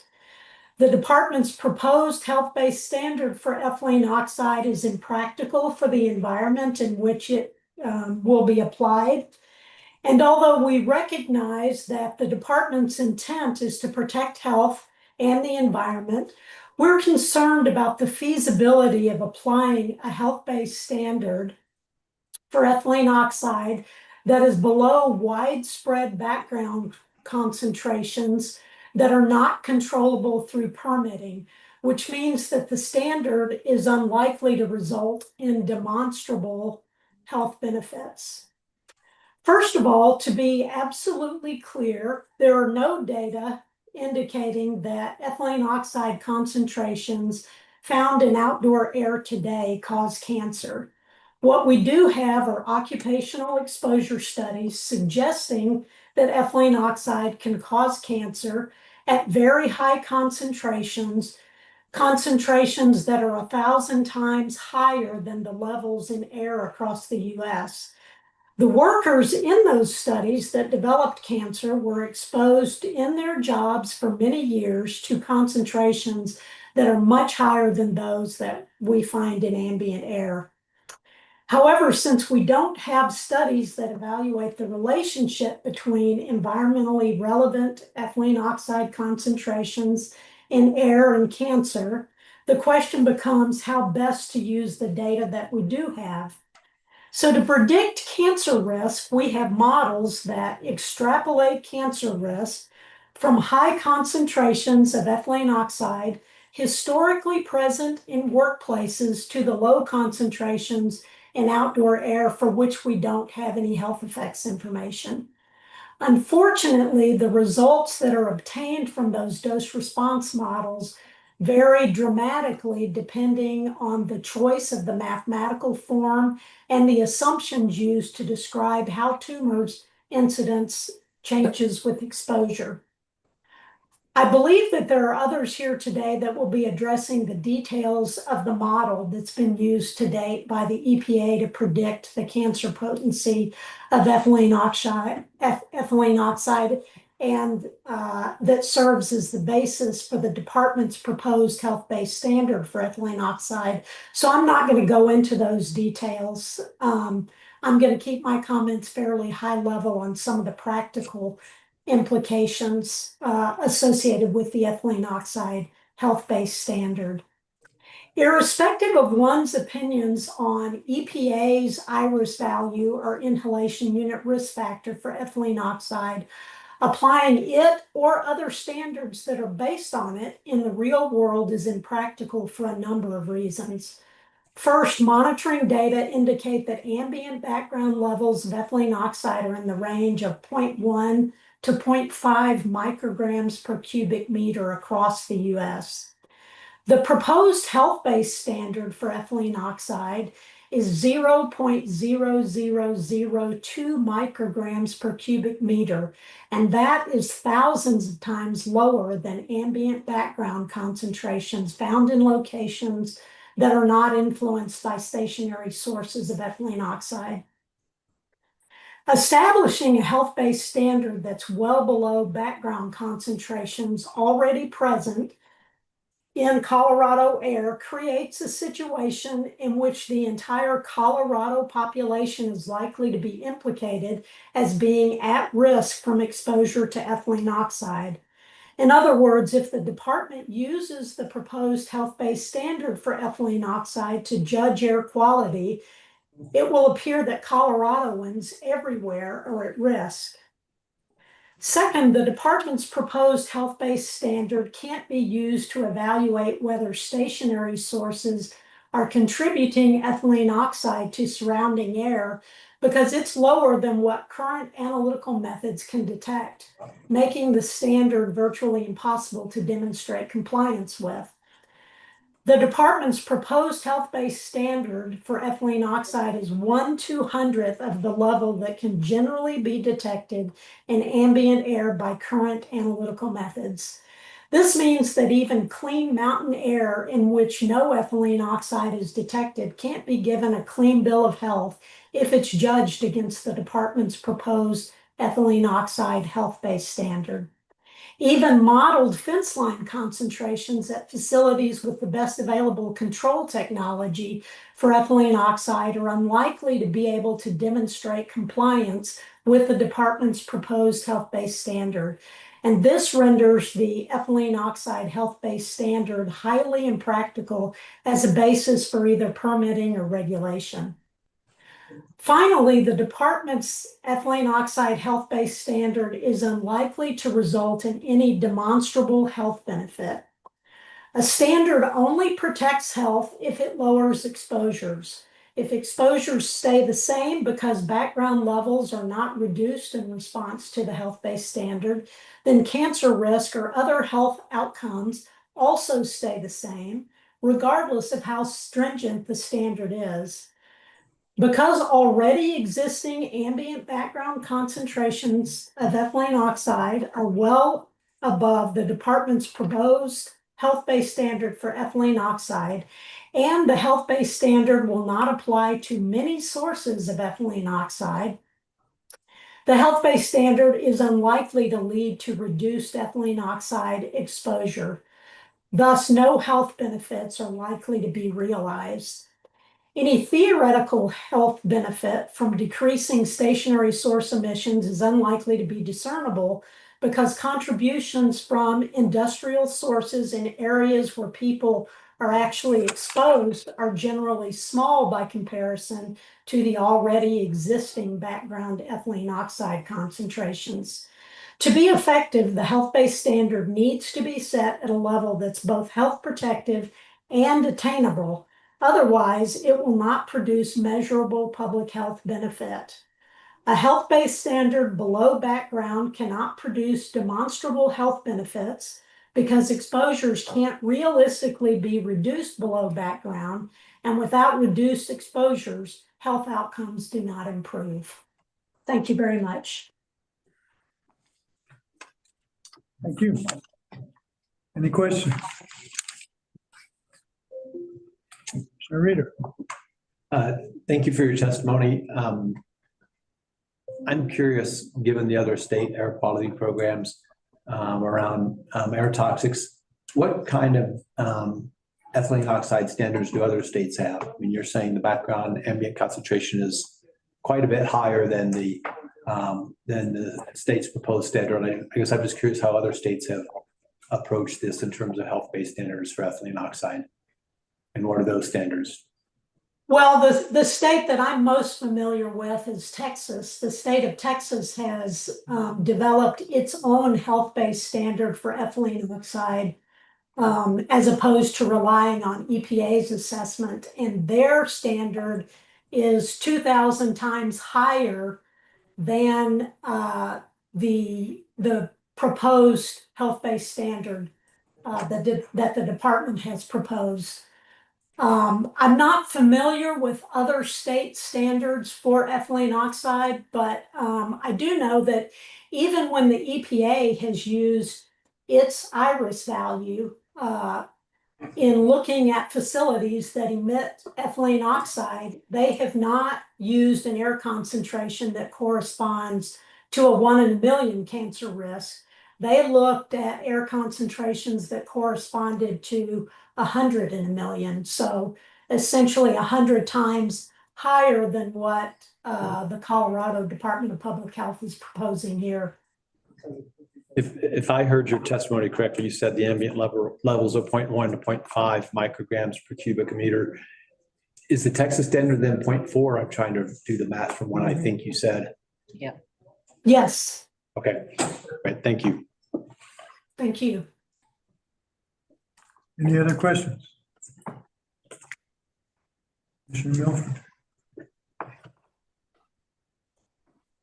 you've been discussing the benchmark in the context of a standard, which would potentially set a limit on ambient concentrations, but the benchmark, as the division has articulated, is not the same as a standard.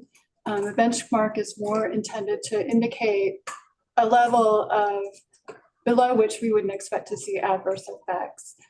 So does the distinction in the language between benchmark and standard, how do you interpret that? Well, I appreciate that distinction. And again, as some of the other speakers had mentioned, one of the issues is that we don't know how these benchmarks are going to be used, and that is critical. I agree that for example, the TCEQ, the Texas Commission on Environmental Quality, has established an effect screening level and also a health-based benchmark for ethylene oxide. And their definition is that corresponds to an insignificant risk level.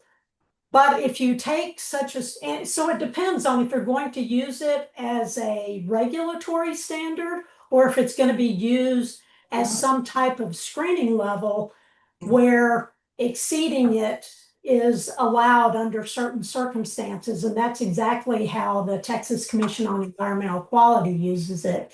You can exceed their health benchmarks. It's not a regulatorily enforceable health standard.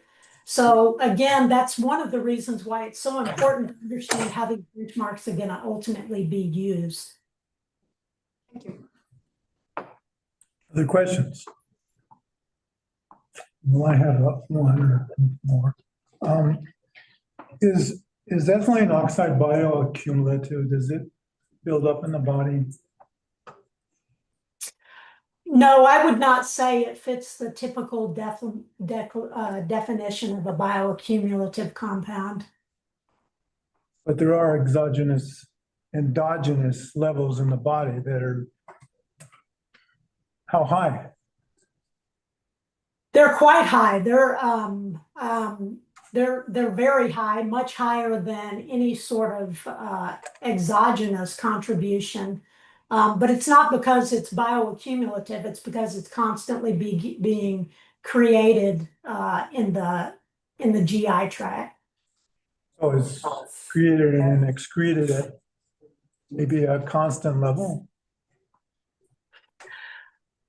I'm not certain if it's at a constant level, but it's microbes in the gastrointestinal tract generate ethylene oxide by oxidizing ethylene, which is present in the body naturally. So is it possible that even low levels in the ambient air could add to the already high levels in the body? The general understanding in the toxicology community is that the body, when we have these chemicals that are present normally in the human body, the body adapts to those.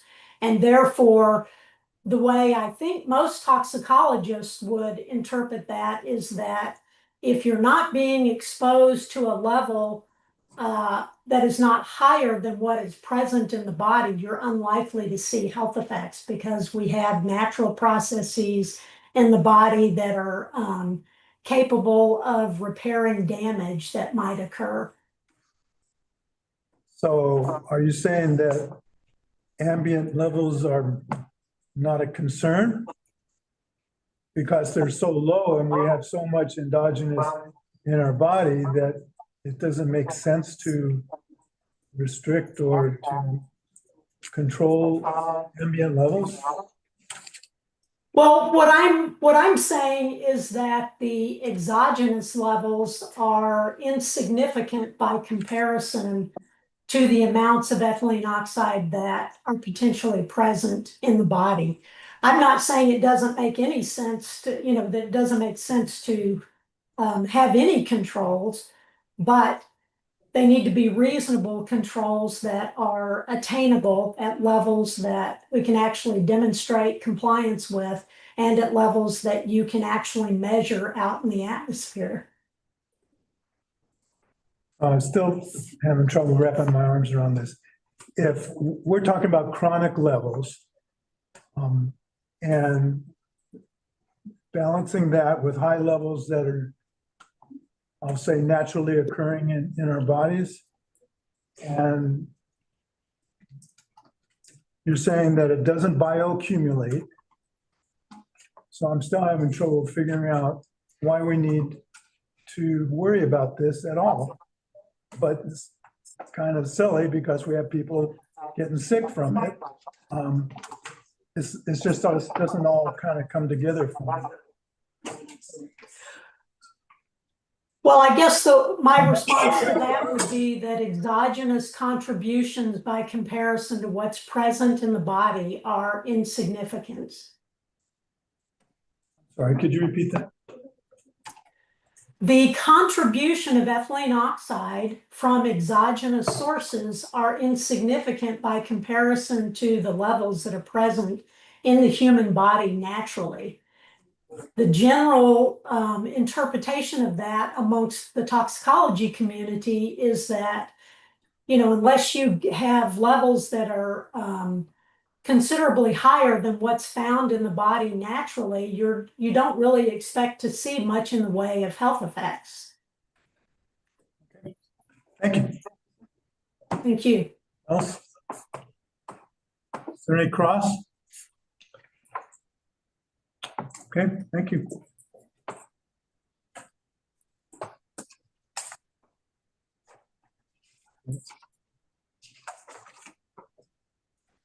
American chemistry.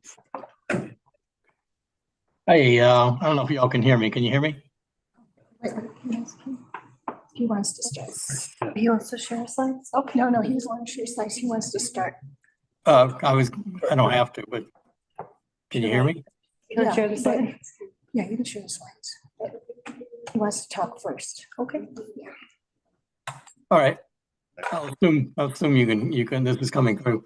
I'm Bill Gulledge with the American Chemistry Council. We are going to talk about, our presentation focuses on ethylene oxide and formaldehyde. And we will start with ethylene oxide. Dr. Abby Lee and Dr. Jim Buss from Exponent are representing the ethylene oxide panel of ACC. And I will turn it over to Dr. Lee to start. Thank you very much. My name is Abby Lee and my colleague Jim Buss are both toxicologists. My name is Abby Lee and my colleague Jim Buss and I are both toxicologists who have been publishing new research on ethylene oxide that inform selection of the proposed cancer and non-cancer HBS. Our submitted comments closely follow the division policy, which considers how recently a value was developed and prioritizes values that are more current, transparent, publicly available, and peer-reviewed. Next slide. Based on this policy, the proposed non-cancer HBS should be based on the most recent EPA 2020 and 2025 cited values of 600 microgram per cubic meter instead of the 25-year-old California OEA value. This recent EPA value is based on an updated, robust database, and EPA, based on review of that, selected a NOEL based on a 2-generation study, which has a longer, e.g. 6-month chronic exposure across all life stages. Next slide. Whoops, sorry. So, sorry. The proposed cancer HBS should be based on the more recent TCEQ 2020 approach, which is based on the same NIOSH study selected by EPA IRIS, but corrects the errors made in EPA's modeling. These errors were affirmed by an external science advisory panel reviewing the TCEQ document. When the errors are corrected, the ACC proposal on the bottom row is 2 orders of magnitude higher than EPA's value. This ACC proposed value includes both lymphoid and breast cancer mortality. The value for breast cancer mortality is from the EPA assessment. Now, EPA selected breast cancer incidence, which has missing cases, is not publicly available or transparent, and thus does not meet Colorado's requirements for an HBS. Slide 5. So the key question is, which statistical model should be applied to the NIAR study? The TCEQ approach uses the same NIAR studies, but corrects the statistics and applies a simpler single linear blue model represented by the blue line. The EPA spline model is the red line, which has an initial very steep linear model followed by a shallow model, in which the steep model only represents 13 cases out of a total of 45 cases that have ethylene oxide exposures. The Colorado HBS is based on the initial steep line. Slide 6. The EPA dose response model is inconsistent with existing and new toxicology data based on the mode of action assumed by EPA. The data shows that XEO exhibits at most a shallow single linear dose response across a wide range of exposures, and ND stands for non-detect. Next slide. EPA's risk model fails critical reality checks that you were just discussing. So like cigarettes contain ethylene oxide. So that's a useful reality check. If the EPA IRIS model is correct, then it would predict a lymphoid cancer risk that approaches that of lung cancer associated with smokers. However, the most recent Surgeon General concludes that ethylene oxide type lymphoid cancers are not part of the spectrum of cancers caused by smokers. Now, all of us make ethylene oxide in our bodies every day, which is equivalent to an exogenous exposure of 3.3 ppb of ethylene oxide. The EPA 10 to the -4th cancer risk, but even more so for the 10 to the -6 risk used by Colorado, is completely lost in the mean and the variability of equivalent endogenous exposures when considering extra risk. Our value using the TCEQ approach for both breast cancer and lymphoid mortality approaches a total exposure that approaches the upper bounds of naturally produced endogenous levels and therefore represents a biologically plausible risk level for implementing risk management decisions. Next slide. To encourage discussion, we offer 3 questions for the panel to consider. First, TCEQ's and EPA's model are based on the same NIAR study, but TCEQ's approach corrected errors in EPA IRIS's model. What was the error and how did TCEQ correct it? Second, EPA IRIS also applied TCEQ's approach. How can Colorado utilize EPA IRIS calculations that are based on TCEQ's approach? And last, why do we have confidence that reality checks indicate the EPA risk model substantially overestimates cancer risk when measured against actual human data? Thank you. And we have another presentation on formaldehyde, so I don't want to use up the time. So you should stop the timer if there are any questions, or you can. Why don't we just continue and we'll take formaldehyde on both. Okay, so I think maybe we have to turn it over. Oh, okay.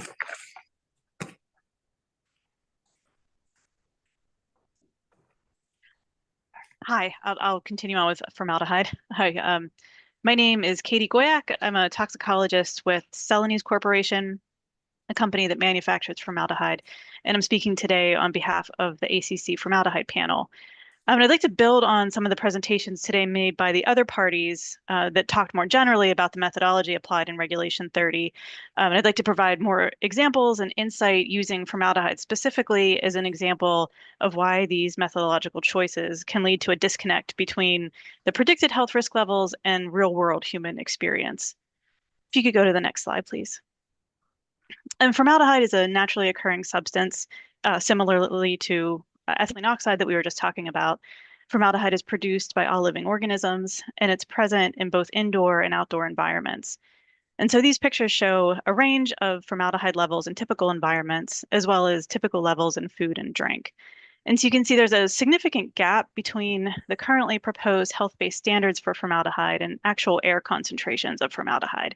So the non-cancer level, that's the equivalent of the proposed benchmark screening level within the Colorado standard. So the non-cancer level, excuse me, is about 0.07 parts per billion. And this is really about an order of magnitude lower than human breath. And then the cancer level equivalent is 1.7 ppb, which is roughly similar to human breath and typical rural air concentrations of formaldehyde.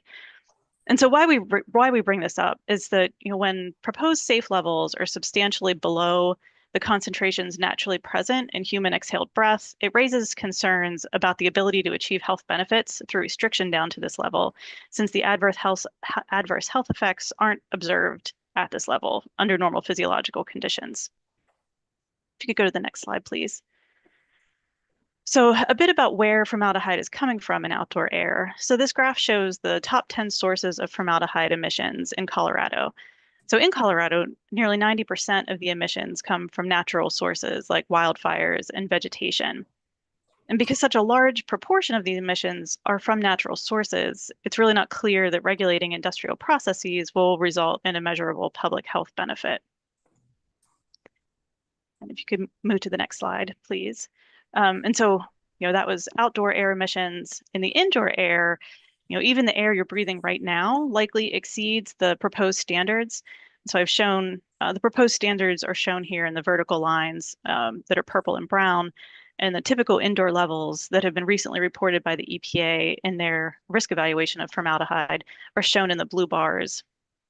And so, the typical indoor air concentrations in these typical spaces are well below levels associated with health effects. The most sensitive health effect associated with formaldehyde is sensory irritation. And so those are symptoms like your eyes watering, redness, and itchiness. And this health effect, sensory irritation, has been observed in controlled human exposure studies. In these controlled studies, exposure levels are well understood, subjects are well understood in their health status, and then exposure to any confounding factors are controlled. So these are really high quality human volunteer studies, and there are, for formaldehyde, we have quite a few. There's a set of these human volunteer studies that provide confidence that sensory irritation occurs around 500 to 1,000 parts per billion.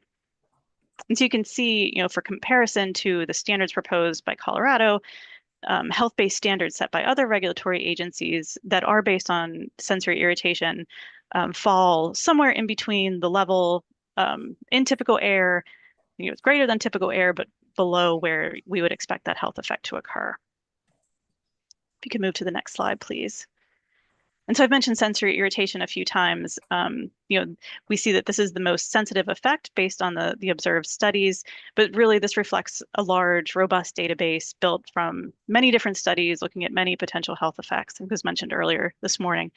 But when you look at all of these studies together, you can see a progression of biological effects, starting with sensory irritation observed at the lowest levels, and then progressing through to tumor development observed at higher concentrations in animal studies.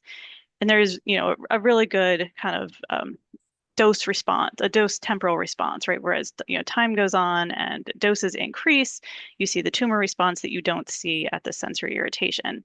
It's been widely recognized by international regulatory authorities and scientific peer review panels that these effects follow a threshold-based mode of action. So the very low concentrations, up to about 1 parts per million, are not associated with adverse effects, even in lifetime studies evaluating cancer or chronic health effects. But at concentrations, at greater concentrations, 2 ppm or higher, these adverse effects are observed, particularly in animal studies. Because at this concentration, the body's protective mechanisms have been overwhelmed and they can no longer repair and mitigate the damage. And we'll note that mutations that are associated with the tumor response have been observed, but they're at very high doses, higher even than the tumor response, and only after the prerequisite action of cytotoxicity that occurs at the lower level. And so we think this threshold is important. Recognizing that this threshold exists means that emission standards that protect against sensory irritation, which is reversible and non-adverse, will also protect against the adverse effects that can occur at higher doses. And in the US, this threshold is recognized by scientific peer review panels, like the National Research Council. Just as an example, we have cited here and some quotes from here in this NRC guidance on exposure levels for air contaminants in submarines. It's recognized that the cancer and chronic health risks are negligible at levels not causing irritation or tissue damage. So really our overall recommendation is that health-based standards set below this threshold do not represent the best available science and don't reflect the human experience. If you move to the next slide, please. Yeah, and I'm happy to address any follow-up questions. If we'd like to understand more information about how Colorado level is set, or kind of the difference in why we think sensory irritation is protective of some of the more longer-term effects, I'd be happy to get into that.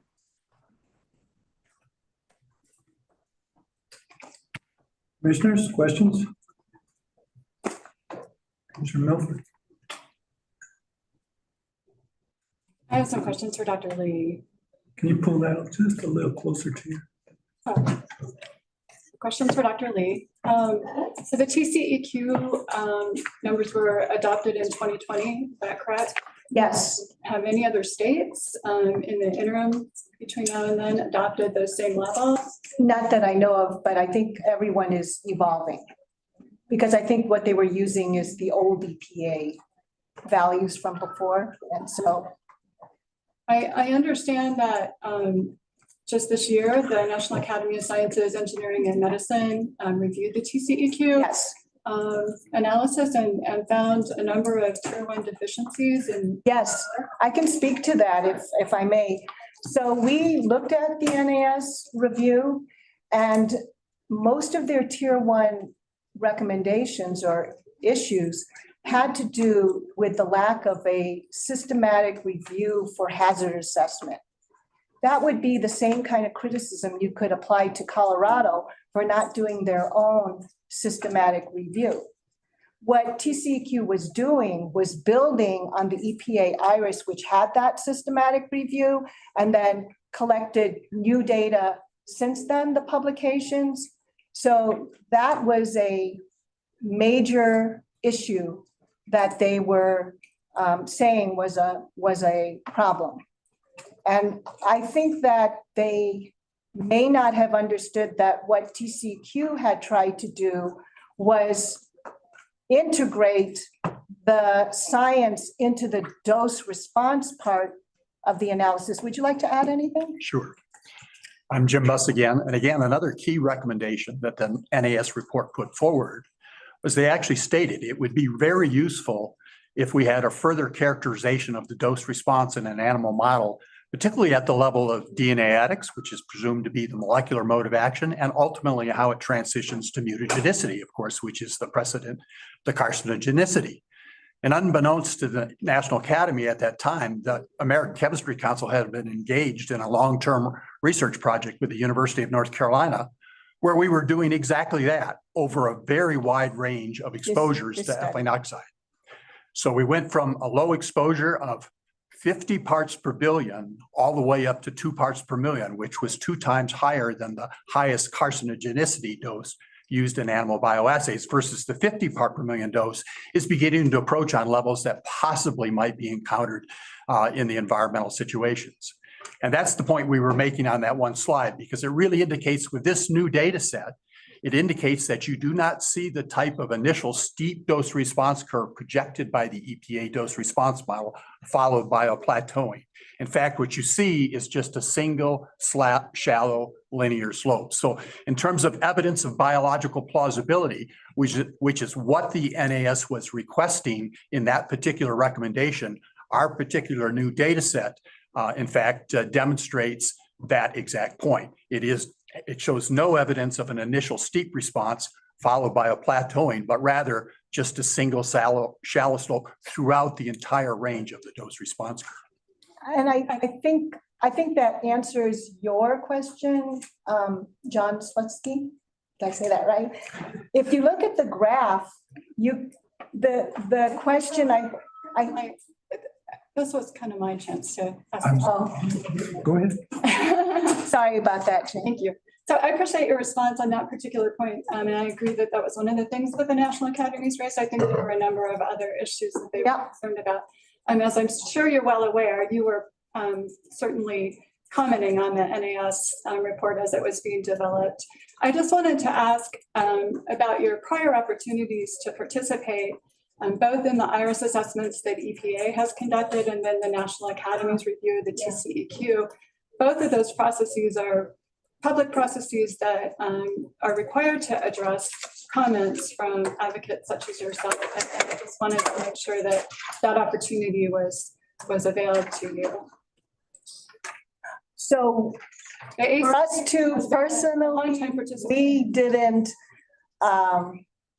start working on ethylene oxide until after the IRIS assessment was finalized.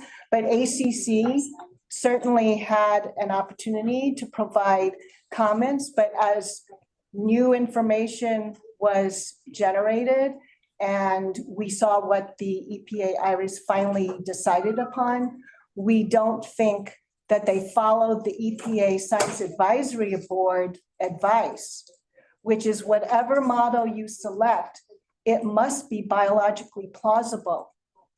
And EPA IRIS never considered the integration of the biological evidence with the dose response aspect of selection. Basically, you did the hazard assessment, the data was turned over to the statistical modelers.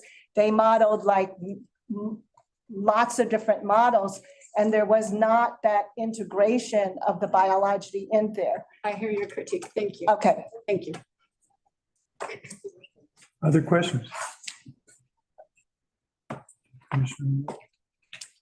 Thank you. I presume you heard and have read heard earlier today, the division's presentation and saw their slides about applying the department's policy on toxics and where the division was saying that one new study cannot take the place of the bulk of research. It adds to it, but it does not become the answer. Can you comment on that and how you see the TCEQ work being added to the bulk of the library, I'll say, of other studies that are out there that point to what the division has proposed? I don't want to speak for the division and what they meant by it, but I'll tell you what my interpretation is, and then Jim can join. The way I see it is that the TCEQ value is not a new study. Remember, TCEQ is using the same study that EPA used. The difference is which statistical model do you put through that same study? And we're trying to say that the biological evidence that was existing, as well as the new data that NAS was saying would really be helpful, is all pointing to the TCEQ's method of putting the model of their selection. I also want to emphasize that EPA IRIS tried all different kinds of models, as I mentioned, one of which is the standard CPH model that TCEQ picked. Not only that, the original paper published by Steenland et al., upon which this analysis is based, used standard CPH model. It's not like TCEQ did something out of the blue new. This is actually consistent with the type of modeling that is well used in epidemiology and was used by the original authors of the NIAR study. So I don't classify the TCQ value as like some new study that appeared. They're using the same study as the EPA, but putting the right model through based on an integration of all of the evidence into their dose response modeling. Would you like to add anything to that? I would say that also during the conduct of the EPA IUR, they had available to themselves at that time, because there was indeed a lot of toxicological data, where they had dose response data across a variety of exposure concentrations. They also had a lot of information available to them in terms of how ethylene oxide mode of action operated in terms of its ability to potentially cause cancer. It's a directly reacting substances, so they knew that. But importantly, they also knew how that substance was handled in the body, how it was detoxified, and how that detoxification capacity would influence ultimately the shape of the dose response curve. And in those situations, the mode of action data showed no evidence whatsoever that would plausibly support a dose response curve where you see an initial steep response followed by a subsequent shallowing. In fact, all of the mode of action data that was available to EPA at that time suggested the exact opposite, that you would have an initial shallow response and possibly a slight upward bend as you got to very high concentration, because you begin to saturate the key detoxification capacities of both humans and animals. And as you saturate those processes, ethylene oxide will begin to build up disproportionately in blood because there's no place for it to go, because its detoxification processes are saturated. That information was available during the IRIS evaluation. Thank you. Anyone else? Well, I have a question on formaldehyde, and I think that I read in your probably the pre-hearing statement that there's, you're going to tell me I'm wrong. So I'd like you to clarify this for me, that there's no respiratory health effects from breathing formaldehyde, that it's mostly, I think it was, you were getting at it's filtered. And I'm guessing those, I mean, am I wrong about what I read? Remember? I think you're referring, well, so I think the evidence on the respiratory health effects associated with formaldehyde come from observational epidemiology studies. And so there is, there are some observations, but there are also a lot of methodological issues with with those studies, and that we don't know much about the participants. They may have underlying disease states that haven't been controlled for, and or co-exposures in, a lot of these observational epidemiology studies, take place in like the home or the school. And so there could be other exposures in the air, like common allergens, like, pet dander or dust.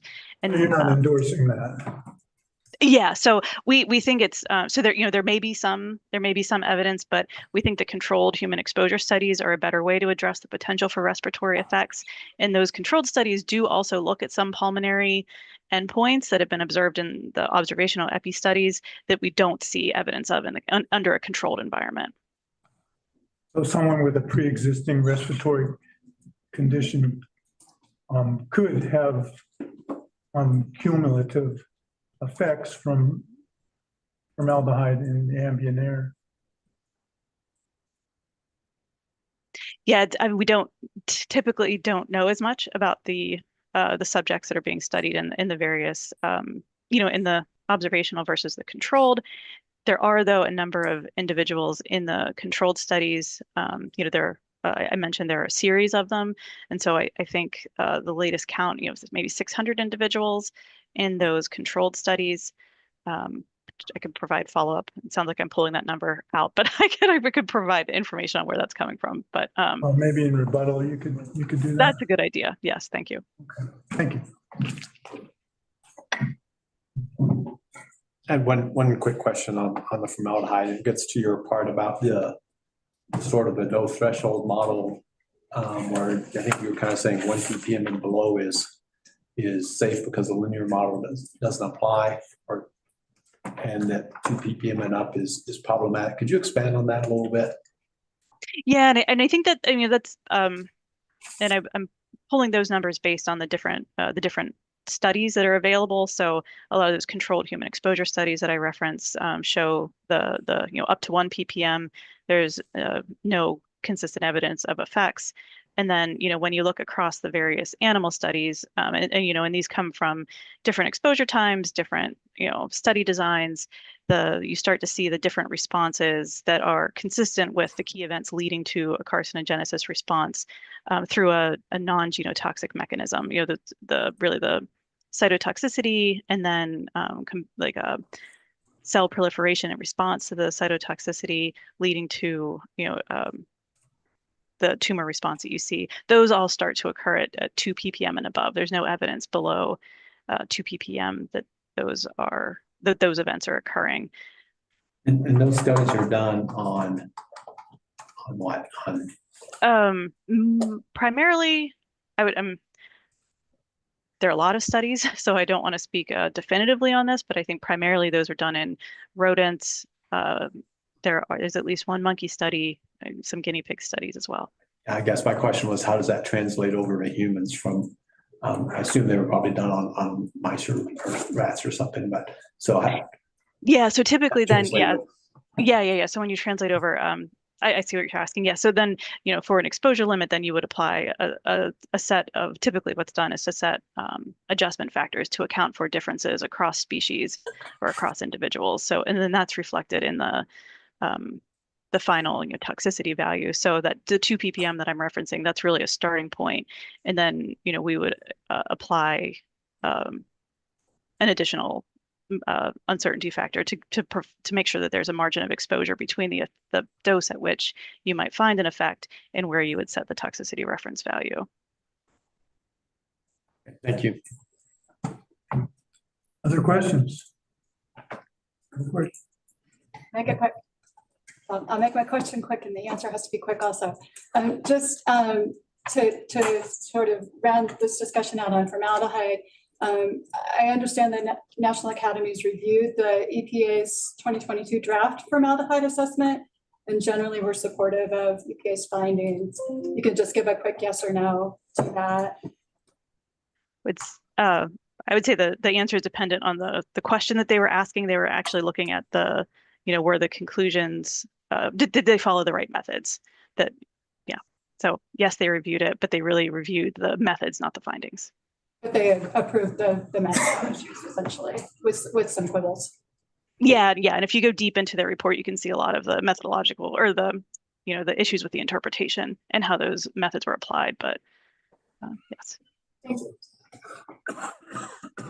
Anyone else? Any cross-exam? Okay, well, thank you. Thank you. Thank you. We're going to take another 10-minute break, if that's all right with everybody. Get a prize for that. So we will come back at, let's just say 2:40.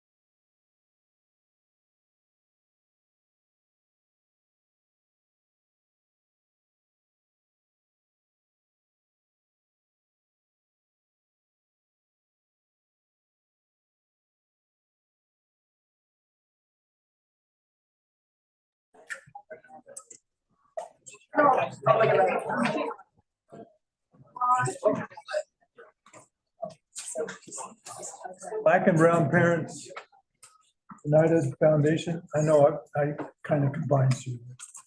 A long handle. You can call us BPUF. Oh, yeah. That's what we do.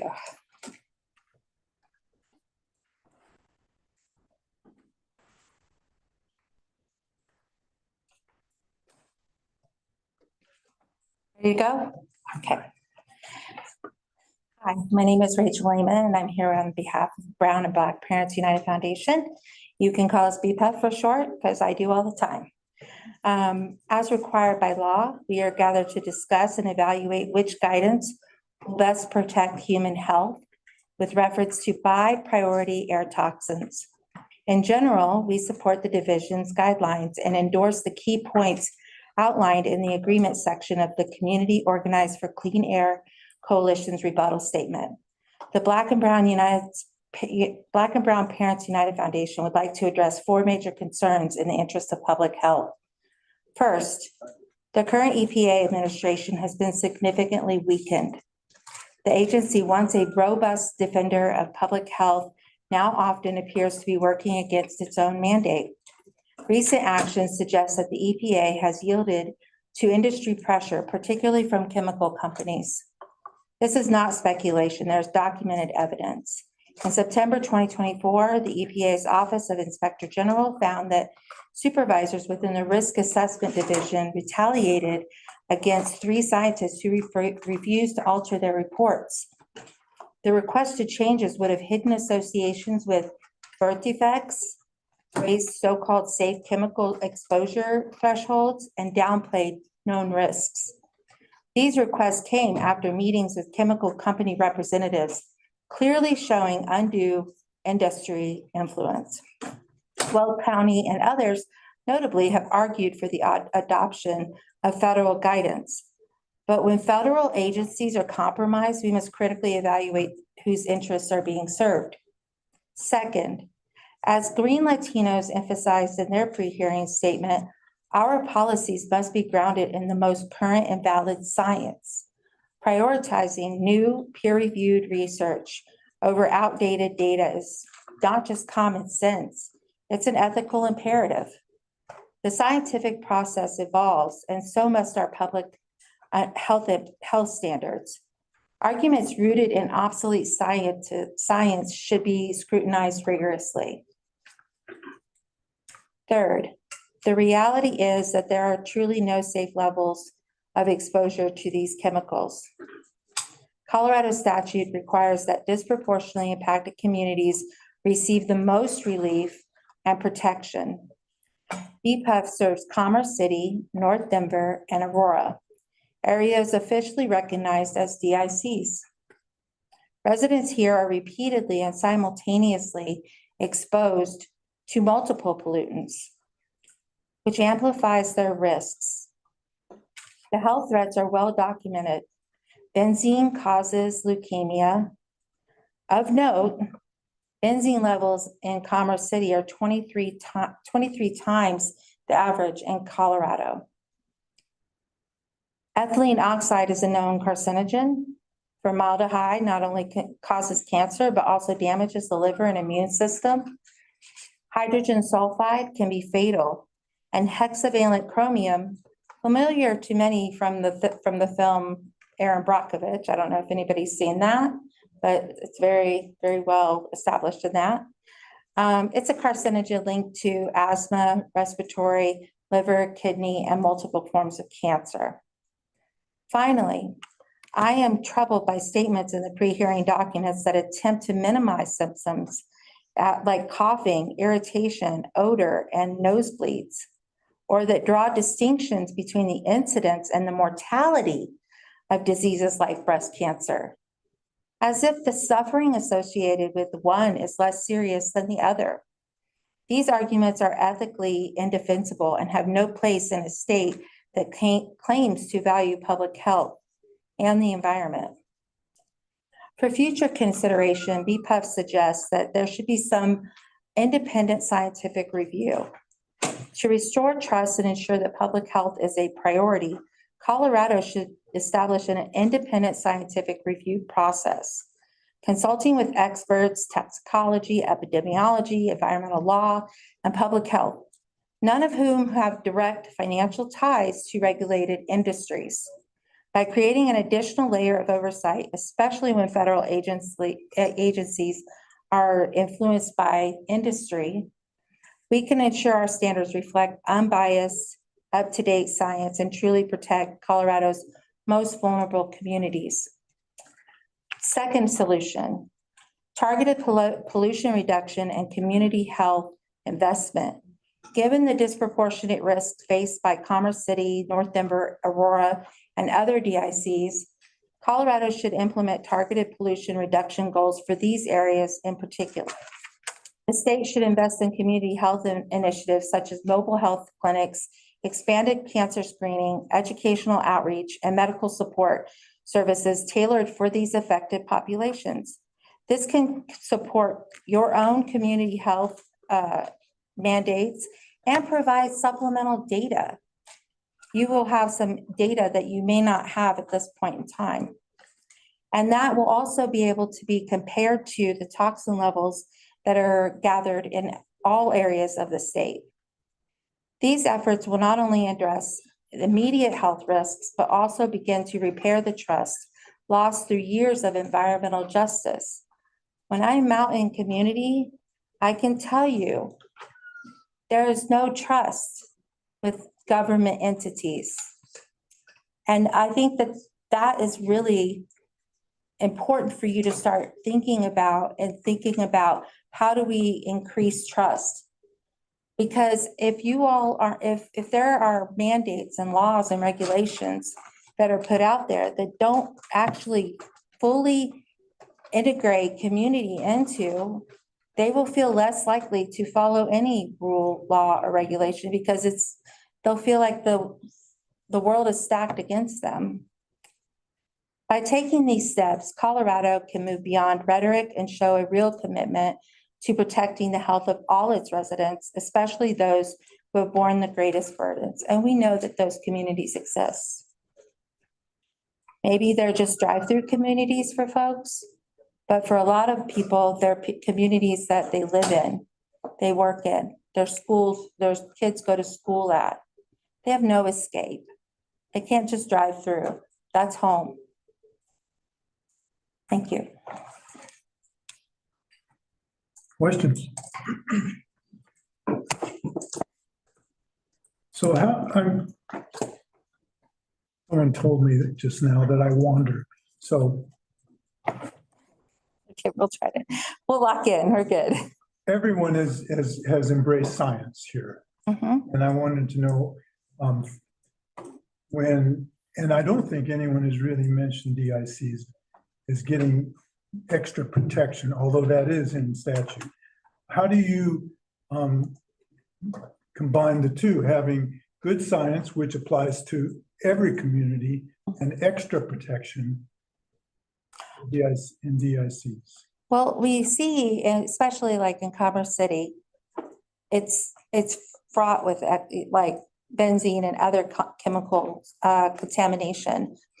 So I would suggest that those industries that are in those areas, that they get extra scrutiny as far as regulation is concerned.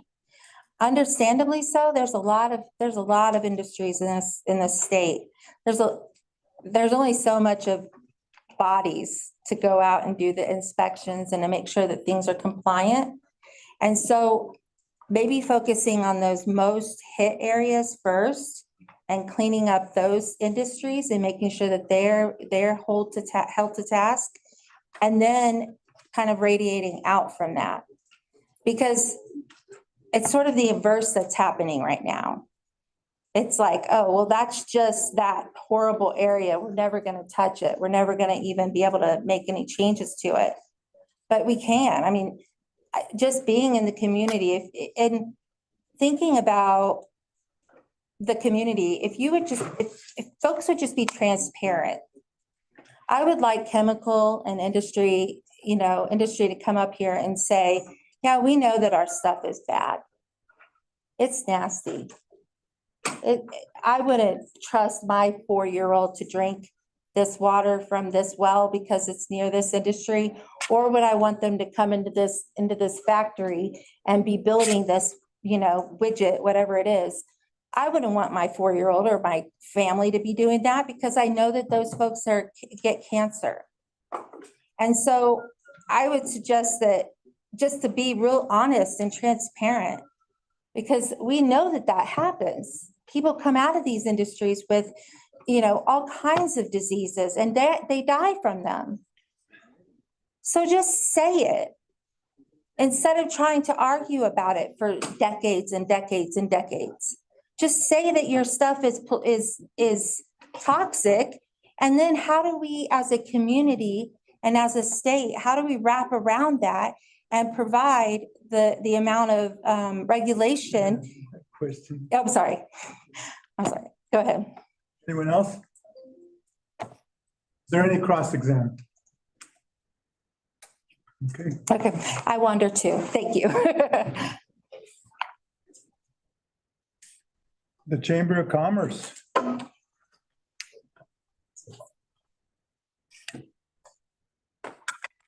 You hooking me up here?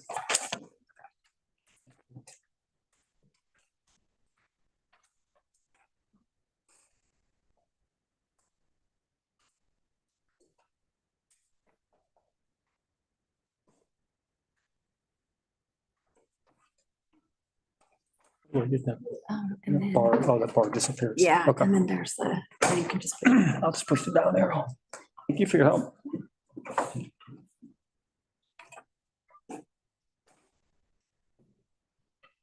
Okay, can you hear me? Excellent. Thank you, commissioners. Thank you for your time today. Thank you for all you do, and I appreciate all the work from the division. Also, my name is Dave Coleman. I'm the Regulatory Affairs Advisor for the Colorado Chamber of Commerce. It's not working when I hit the down arrow.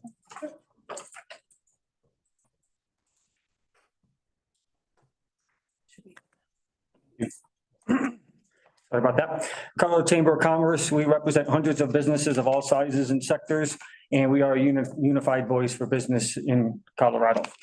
As you heard from several chamber members already, we are deeply concerned about this process due to the time that I have here and the desire to try to speak a little slower. I am from the Northeast originally, so that's hard sometimes. I'm going to focus on just 2 of the issues. We do have other issues that were in our pre-hearing statement. The 2 major procedural concerns, you have heard them already, so I'm going to try to streamline a little bit, but it was difficult for chamber members to assess real potential impacts from the division's proposals because of 2 critical decisions that they made in this process. The decision to propose the benchmarks prior to developing the permitting needs assessments along the way, and the decision to not conduct an EIA. Our members do understand through experience that decision to propose benchmarks before the permitting needs assessment made an EIA very hard to perform. Procedural concern number 1, the benchmarks before permitting needs assessment.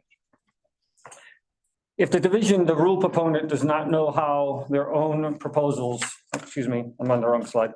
The Colorado Chamber and other members have highlighted for months that this is the wrong sequence. The chamber, among other stakeholders, requested the commission hold the hearing later when the permitting needs assessment would be further along as presented in the legislation. The main reason is that one cannot assess regulatory or business impacts without knowing how the benchmarks would be used.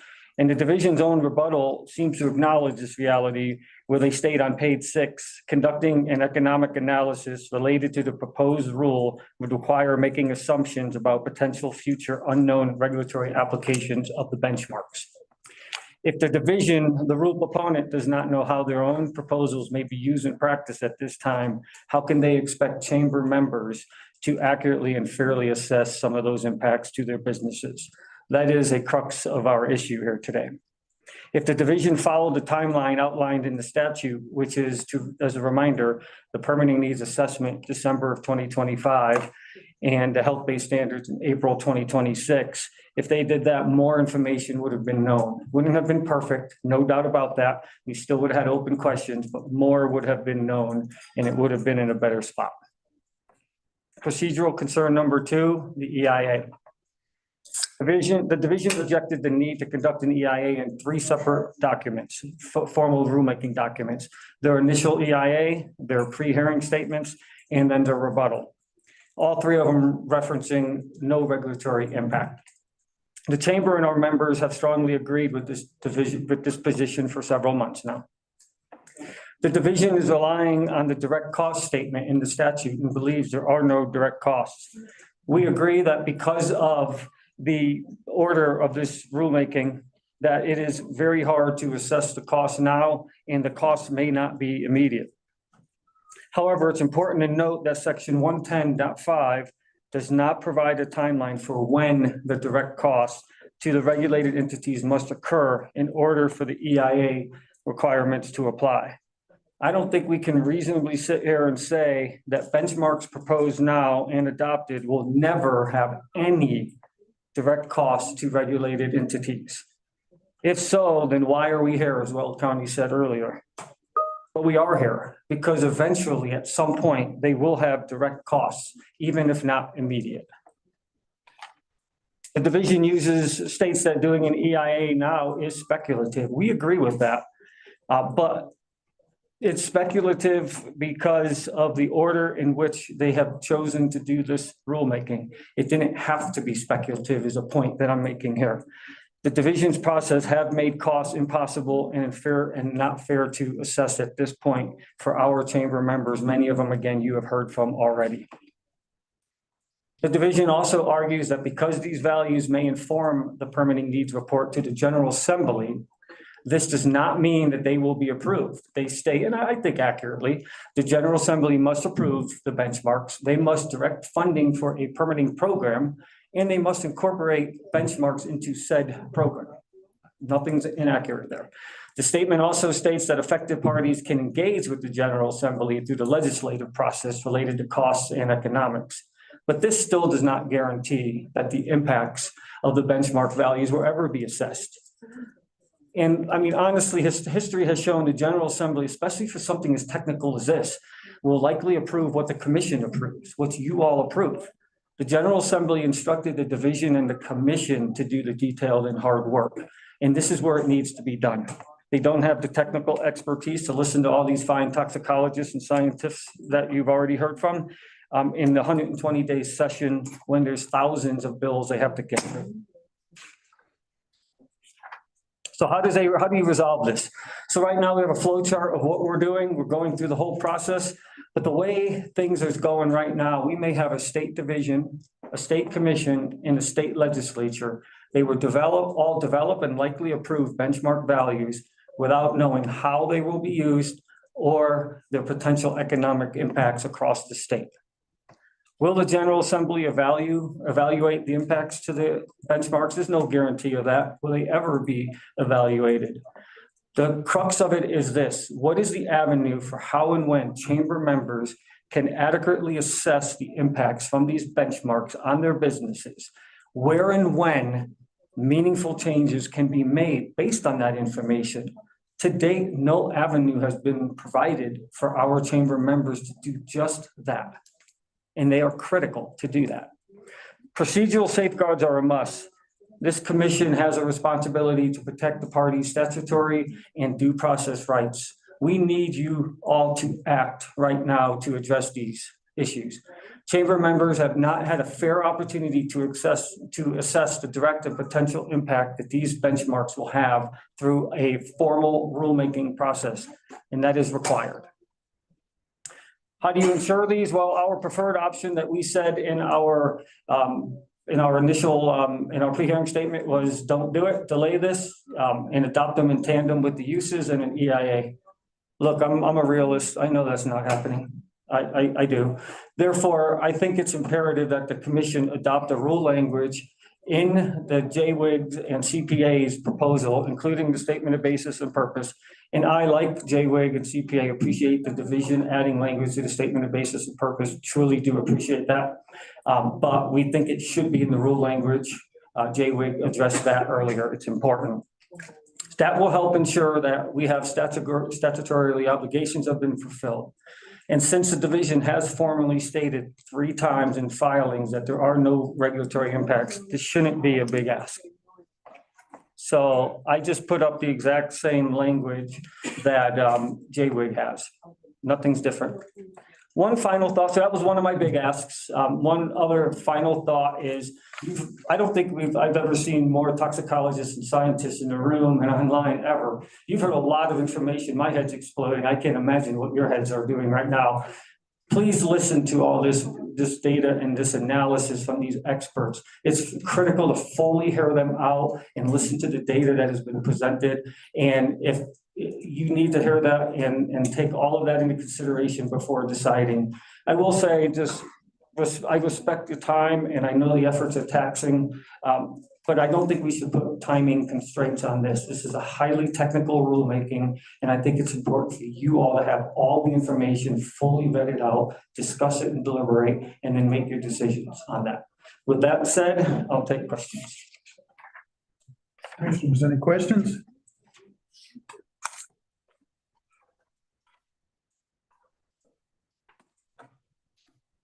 Commissioner Reader. One quick question on slide 19, you have the list, where are those 3 constraints taken from? Do you have the specific references and the divisions? Yeah, they're in my rebuttal. Okay, I'll look there. And they're linked, they're footnotes 10, 11, and 12. You can see where they are. I'll look those up. Thank you. You're welcome. Sorry about that. I should have put that up there. Trying to conserve space on the slide. Commissioners, more questions? Okay, is there any cross-exam? Thank you. Thanks all. You see.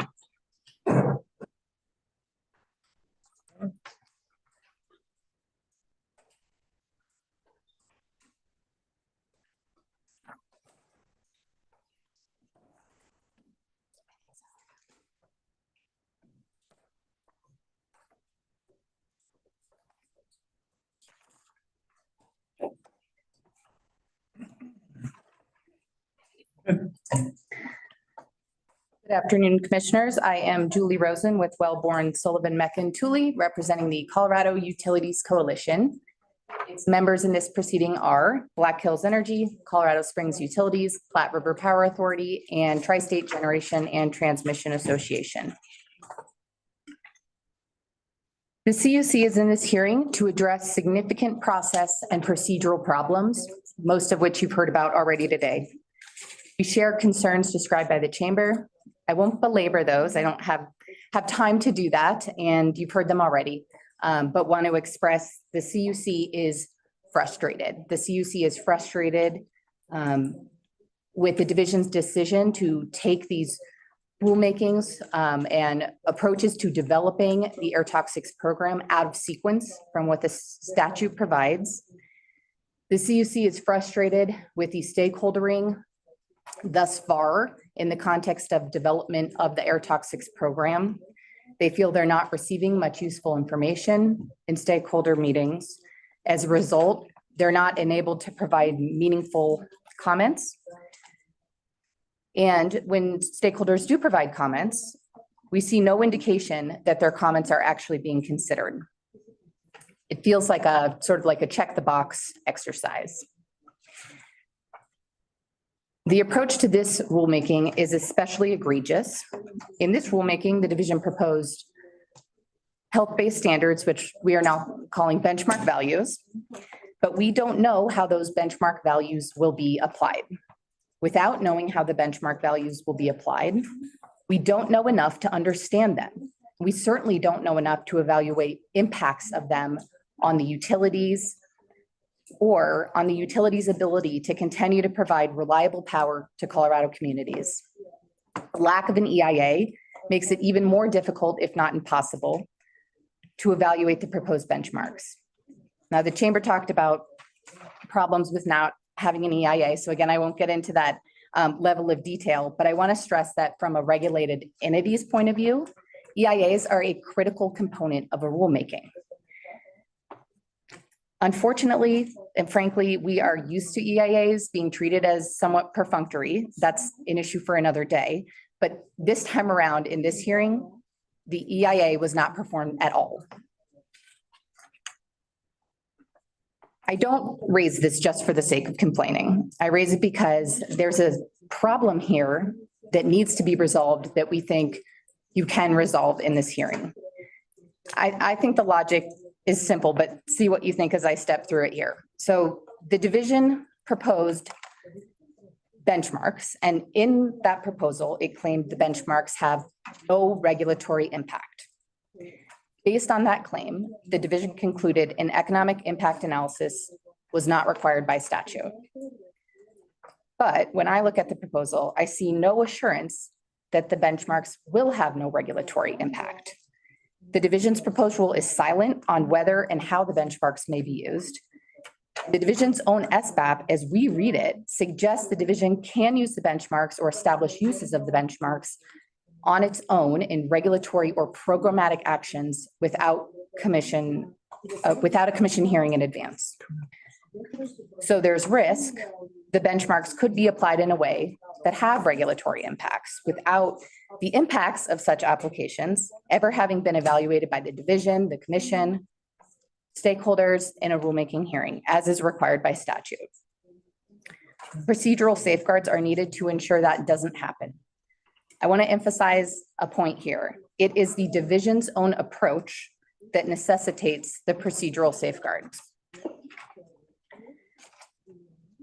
We are requesting a safeguard here that makes it expressly clear that the benchmarks may not be applied in a manner that has an economic or regulatory impact unless or until there is a future rulemaking evaluating impacts of the benchmarks and their uses. To be clear, we're not proposing to permanently restrict any particular uses and certainly not, in perpetuity. If the division wants to apply benchmarks in a certain way that could have a regulatory impact, they need to come back to you. They can come back to you, request a rulemaking hearing for that proposed application to be evaluated. So on the slide here is the specific provision that we are requesting. This is the 2C language. The joint JWIG CPA et al. Group had presented this morning. It's the same language as their language. We conferred on this and the CUC supports it and asks the commission adopt it. I want to point something out in this language here.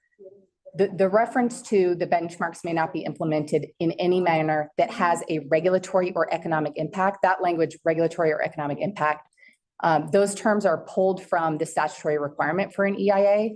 And so we think that this language strikes the right balance and is appropriate to provide the safeguards that were needed in light of the division's determination that the benchmarks will have no regulatory impact and therefore no EIA is required. We think this rule language here is the right approach.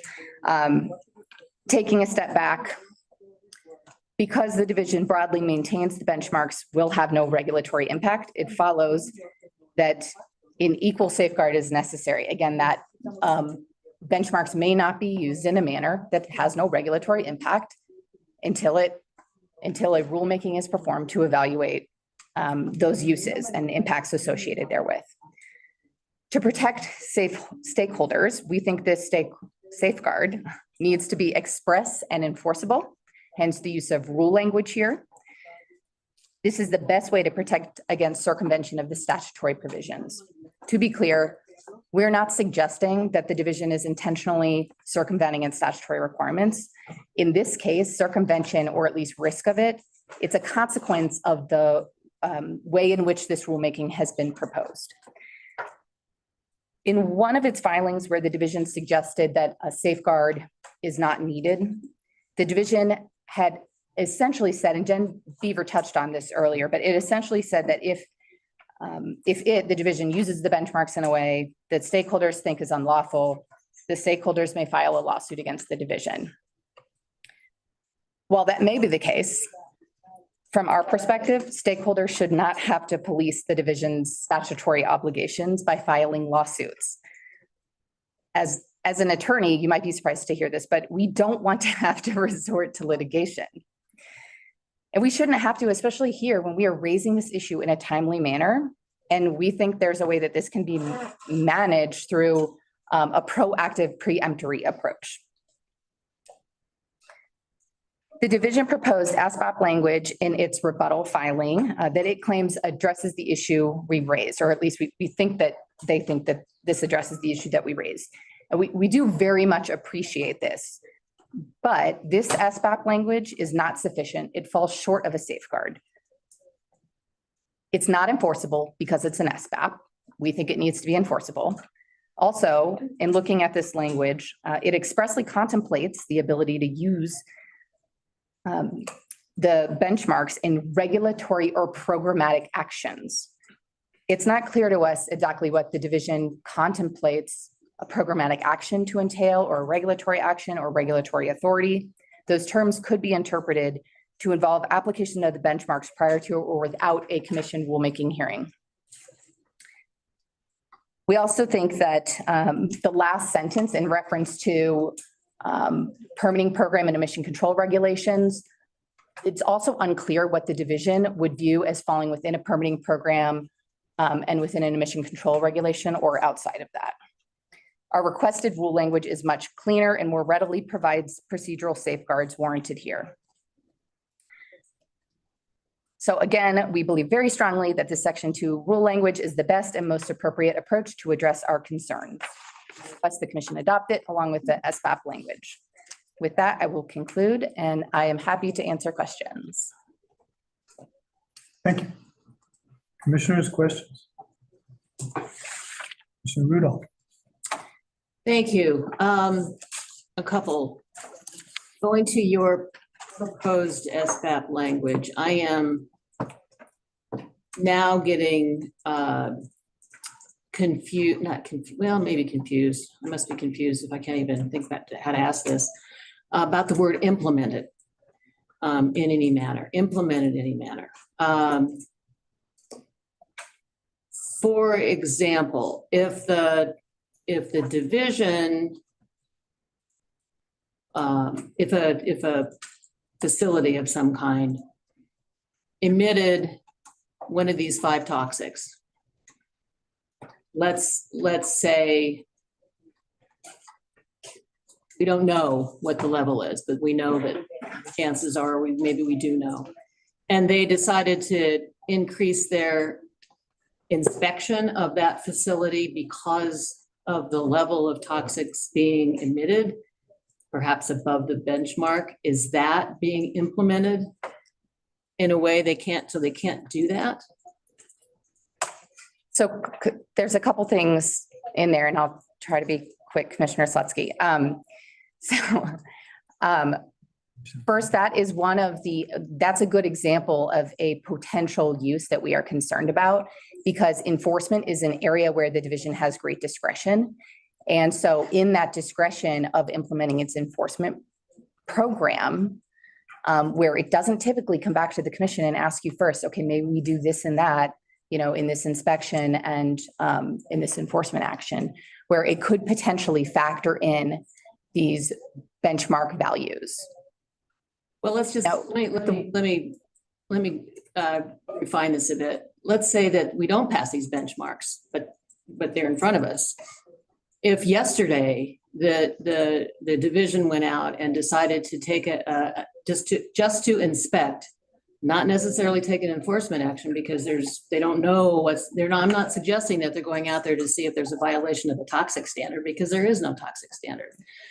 But if they decided to go out and because they know that a particular facility is emitting, let's say ETO, and so they want to go out and perform a routine inspection, perhaps more frequently, because they know this facility emits ETO, would that be a problem based upon Would they not be able to do that based upon this language? If this was passed? Yeah, so in that scenario, the air division is focusing on ETO and specifically targeting sources that it knows or thinks emit ETO. Can the division do that even if this commission does not adopt a health protective benchmark for ETO? Is that the question? We'll start there.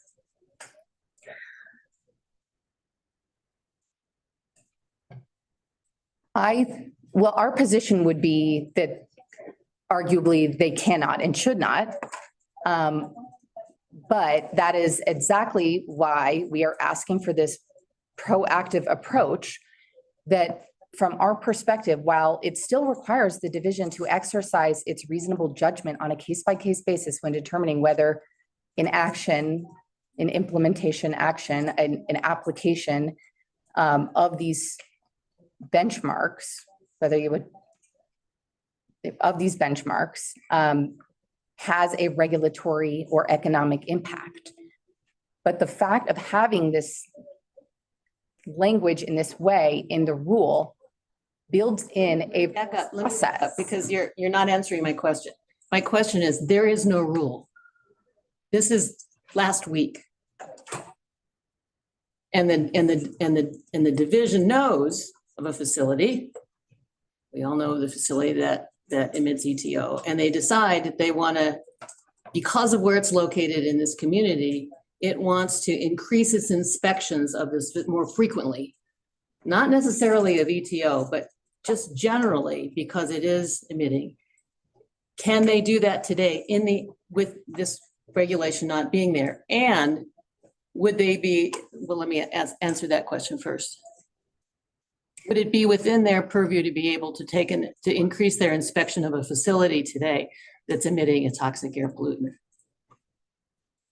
I don't know if there's a yes or no answer to that because I feel like it's within. I don't know. I don't know if it's within the division's existing discretion or not.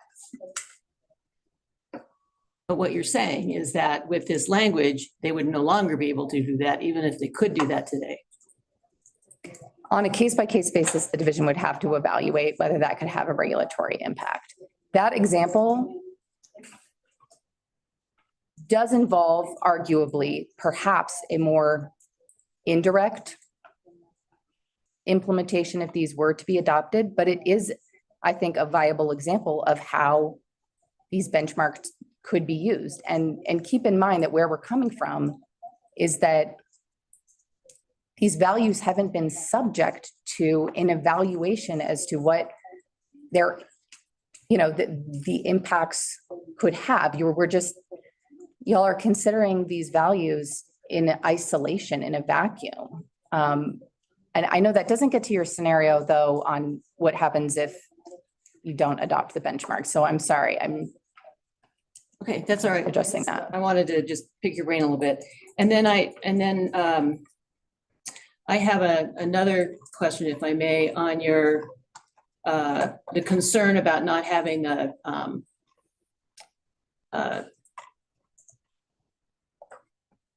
economic, I kept wanting to say environmental, the economic impact analysis. The way I read the direction to the commission is to adopt, these are health-based standards. And I don't see that in the adoption of the determination of what the standards, in this case, the benchmarks are, is a consideration of cost. That comes in the implementation piece of this. So in some respects, I see this as being I hate to compare this because this is where we start to get the slippery slope, is the NACs. Because the NACs are adopted, I understand, based strictly on health, without really concern about economics, although we know that sometimes is not the case. But so can you talk a little bit about why, when we're just looking at whether or not a particular standard is protective of health, that how consideration of cost would change potentially what that numeric value or what the risk level, the toxic value or the risk level would be?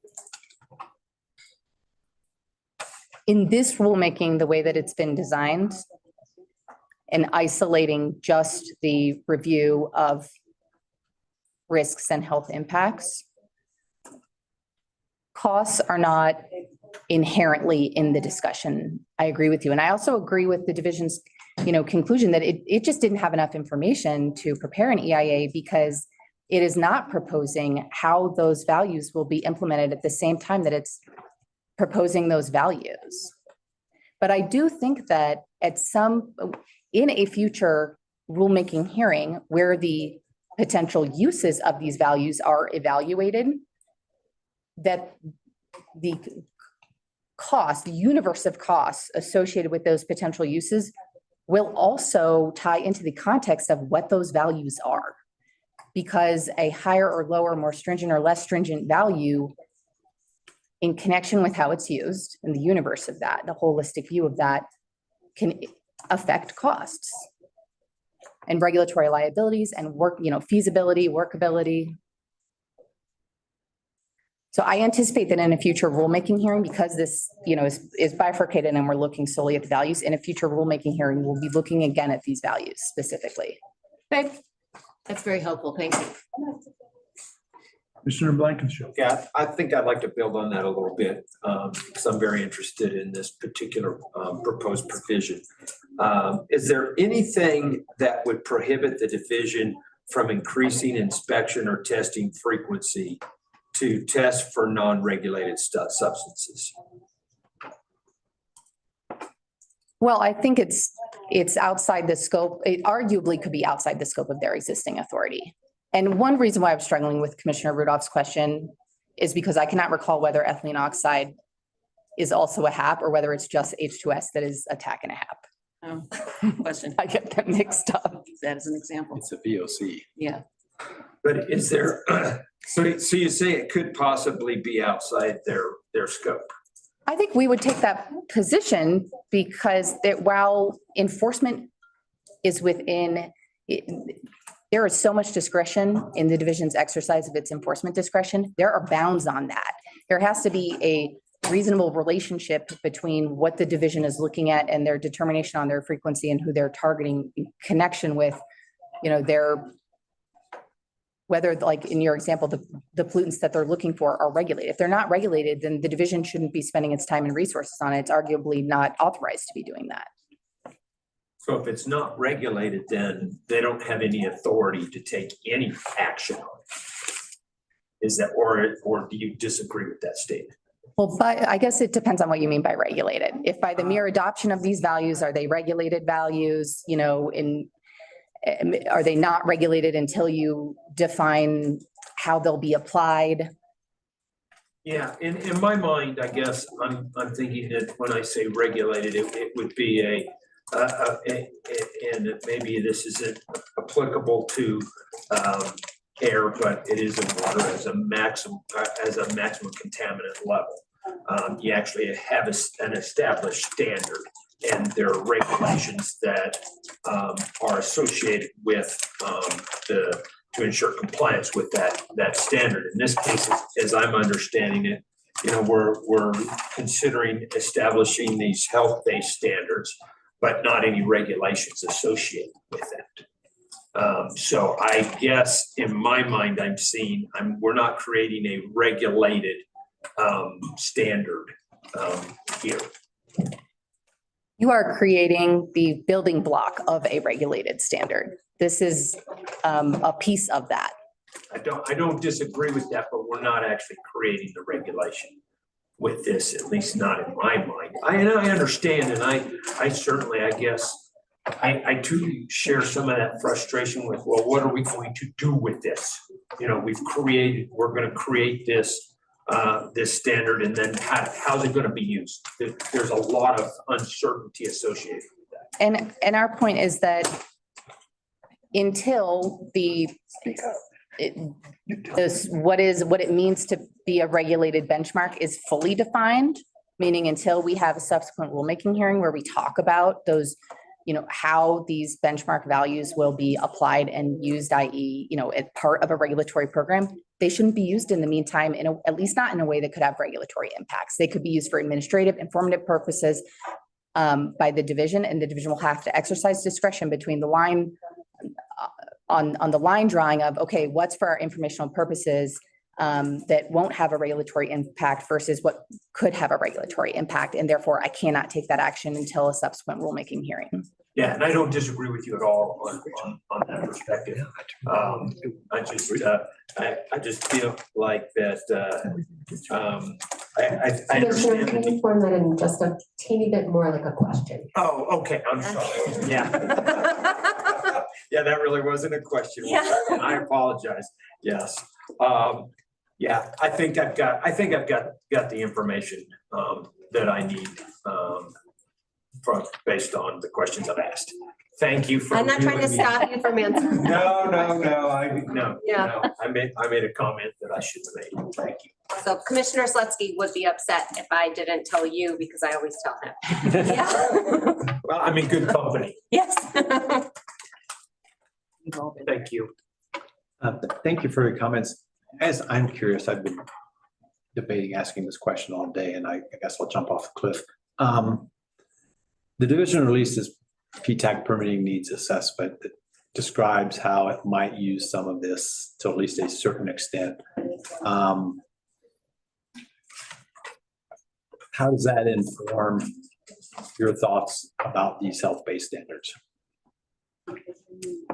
Too little, too late, right? It's a draft. We've just now seen it. Admittedly, I have not had time to study it closely. But most importantly, you are not being asked to adopt a permitting program that describes in detail how these health-based values will be used. So I don't think it helps all that much. Had this hearing been resequenced as we think the legislation contemplated, in other words, had the division finalized the permitting needs first by the end of this year and then sent that to the General Assembly, and then you all had held a rulemaking hearing on these values as well as the emission control regulations in April, we still may not have at that, in this hypothetical future point, at that point, we still may not have had the approval from the General Assembly on the permitting needs assessment. And you wouldn't have had time logistically the division wouldn't have had time logistically to build a comprehensive rule proposal to you to implement that permitting program. So there would still be this disalignment. Now, we would have the benefit of information on how emission control regulations would be proposed and could be evaluating the potential impacts of those at the same time as we're evaluating the benchmark values. But where we sit today with the permitting needs assessment doesn't move the needle at all or change our position here. Generally, the commission has to adopt rules that are technically feasible and cost effective. I guess I'm curious how you would compare this rule against those criteria. Doesn't evaluate it. I don't have enough information to do that evaluation myself. The utilities don't, and that's their concern. And that is why we're asking for this procedural safeguard. Thank you. Commissioner Milford. I have a quick question, and I think it's really straightforward, Julie, and maybe just dumb on my part. Who is intended to be bound by the section 2C? Is it just the division or? I think that's right, because the division is the agency responsible for, implementing its program. And so this is direction to the division to not implement these values until a subsequent rulemaking hearing. Could that be clarified in the language, or does it need to be? I don't know that it needs to be, because I don't know how to read it any other way, but I think we would be open to clarifications on that point. Anyone else?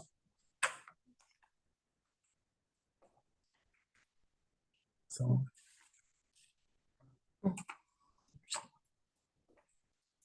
Okay, well, any cross? Thank you. Thank you.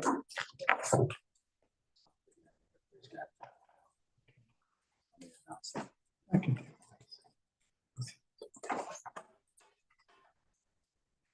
Next is Community Organized for Clean Air, OCA, Cultivando, and Greenhouse Connection Center, and commissioners and others. There will be Spanish speakers presenting this group, so you might want to warm up your earphones if you need that. I'm going to, yeah. I would say to our panel here, some of us have good understanding of Spanish.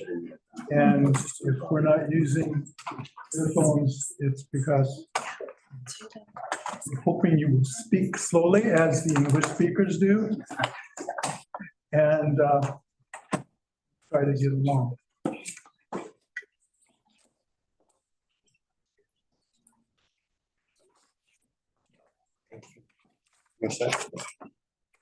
Okay, well, good afternoon, commissioners. Thank you very much for having us here. My name is Mike Foote, along with students from the University of Denver Environmental Law Clinic, Shani Hornbacher and Isabel Munsell. We're representing the Community Organized for Clean Air, or COCA. So COCA is a community group that is comprised of grassroots organizations and individuals active in the Commerce City and North Denver area, particularly the Greenhouse Connection Center and Cultivando, as you mentioned. And they're the folks on the ground who live and work in some of the most polluted zip codes in the state.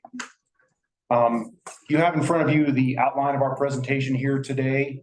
We'll start with introduction and goals, go to community impacts and testimony. You'll hear from two community members in Spanish. And we'll talk about the vulnerability of the communities, necessity for the sufficient margin of safety, the importance of considering cumulative impacts, and then finally a conclusion. Go to the next slide. So first and foremost, you're going to hear from community experts. And these are the people who have lived or worked in the community for years. They have family in the community. In the cases of Cultivanos Promotores, it's their job to know what's happening in the community. That's what they do. We believe they're experts just as relevant, if not more so, than the other experts you've heard from in this rulemaking. They are experts in their impacted communities.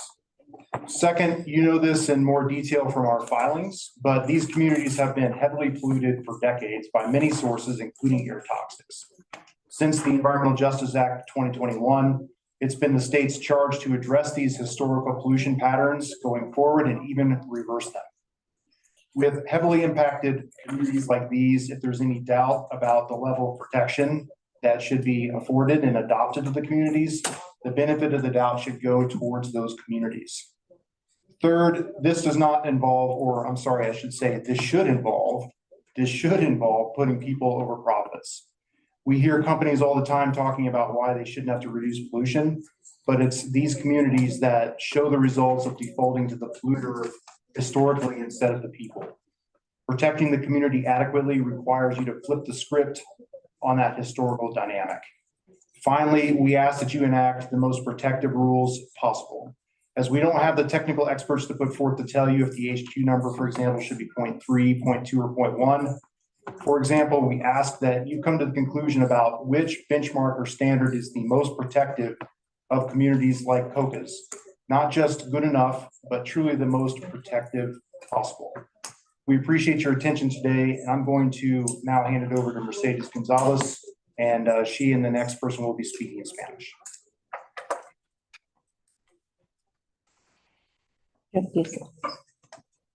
Buenas tardes, comisionados y presentes. Mi nombre es Mercedes González y soy residente de GIES. Llevo 8 años viviendo en este vecindario y durante ese tiempo he experimentado cambios de mi salud y en la de mi familia. Tengo un bisnieto que se llama Max, tiene 7 años y ha padecido asma desde 2 años. Mi preocupación y mi dolor como abuela es ver el sufrimiento de mi bisnieto Mi bisnieto a una temprana edad ha sufrido el padecimiento más grave. A los 4 años, él tuvo un ataque de asma muy severo. Yo miraba a mi bisnieto acostadito, quejándose sin poder respirar. Él no comía, no tomaba agua, porque decía que se sentía muy mal. Se levantaba él solito y se ponía su maquinita para respirar. Yo lo miraba y lloraba junto a él, porque siendo tan chiquito, él ya estaba padeciendo esta enfermedad.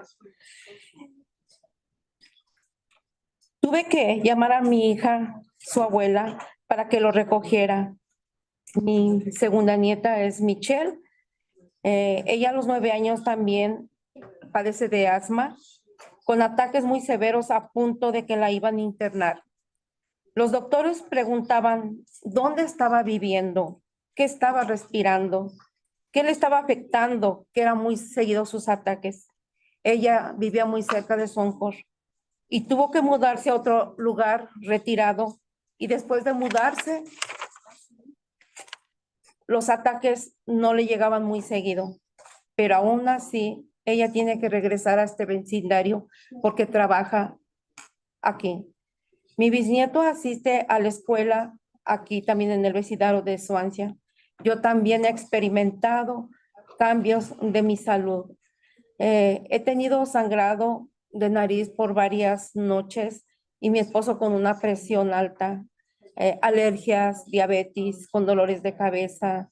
Estoy muy preocupada también por familias y vecinos que me han compartido que han tenido las mismas experiencias de salud.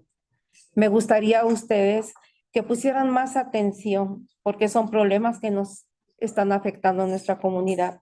Como ustedes ven, estamos rodeados de industrias que contaminan el aire, principalmente Sunco, Purina, y otras industrias pesadas. También tenemos el 170 y todo tipo de transporte que afecta a nuestra salud. Suncor emite más tóxicos que otras industrias que se encuentran a nuestros vecindarios, que son los más afectados en todo el país. La contaminación se percibe en el aire, tanto como dentro y fuera. Son presencias de químicos que impactan nuestra salud gravemente. Me gustaría que tomaran atención para que regulen benceno, sulfuro de hidrógeno, que causan dolor de cabeza, náuseas, dolor de estómago, sangrado de nariz, cáncer, entre otros. Por favor, comisionados, escuchen nuestra voz. Ustedes tienen el poder de parar el racismo de salud ambiental en esta área 8216, que es la más contaminada del país. Merecemos respeto a la vida, a los más vulnerables, ancianos, niños y jóvenes, que son el futuro de este país. Merecemos respirar aire limpio, puro, respeto a toda especie de animal de la tierra y del mar, respeto a la humanidad. Solo Dios es el dueño de la vida. Queremos vivir, no queremos morir. Queremos trabajar juntos y buscar soluciones con ustedes. Les pedimos que establezcan estándares y parámetros de salud más estrictos y que analicen los impactos acumulativos de estos tóxicos. De esta manera puedan dar prioridad a las personas sobre las ganancias. Les pido también que establezcan a COCA como experto de la comunidad. Los consideren al menos de la misma manera que los contratistas pagados por las industrias. Muchas gracias por su atención.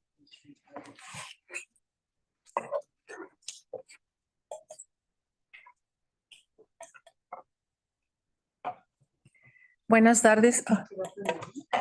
Buenas tardes, comisionados y público en general. Mi nombre es María Zubiate.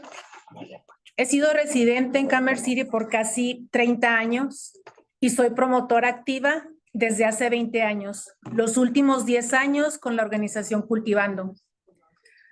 Conozco esta comunidad profundamente porque no solo hablo en nombre de ella, hablo desde dentro.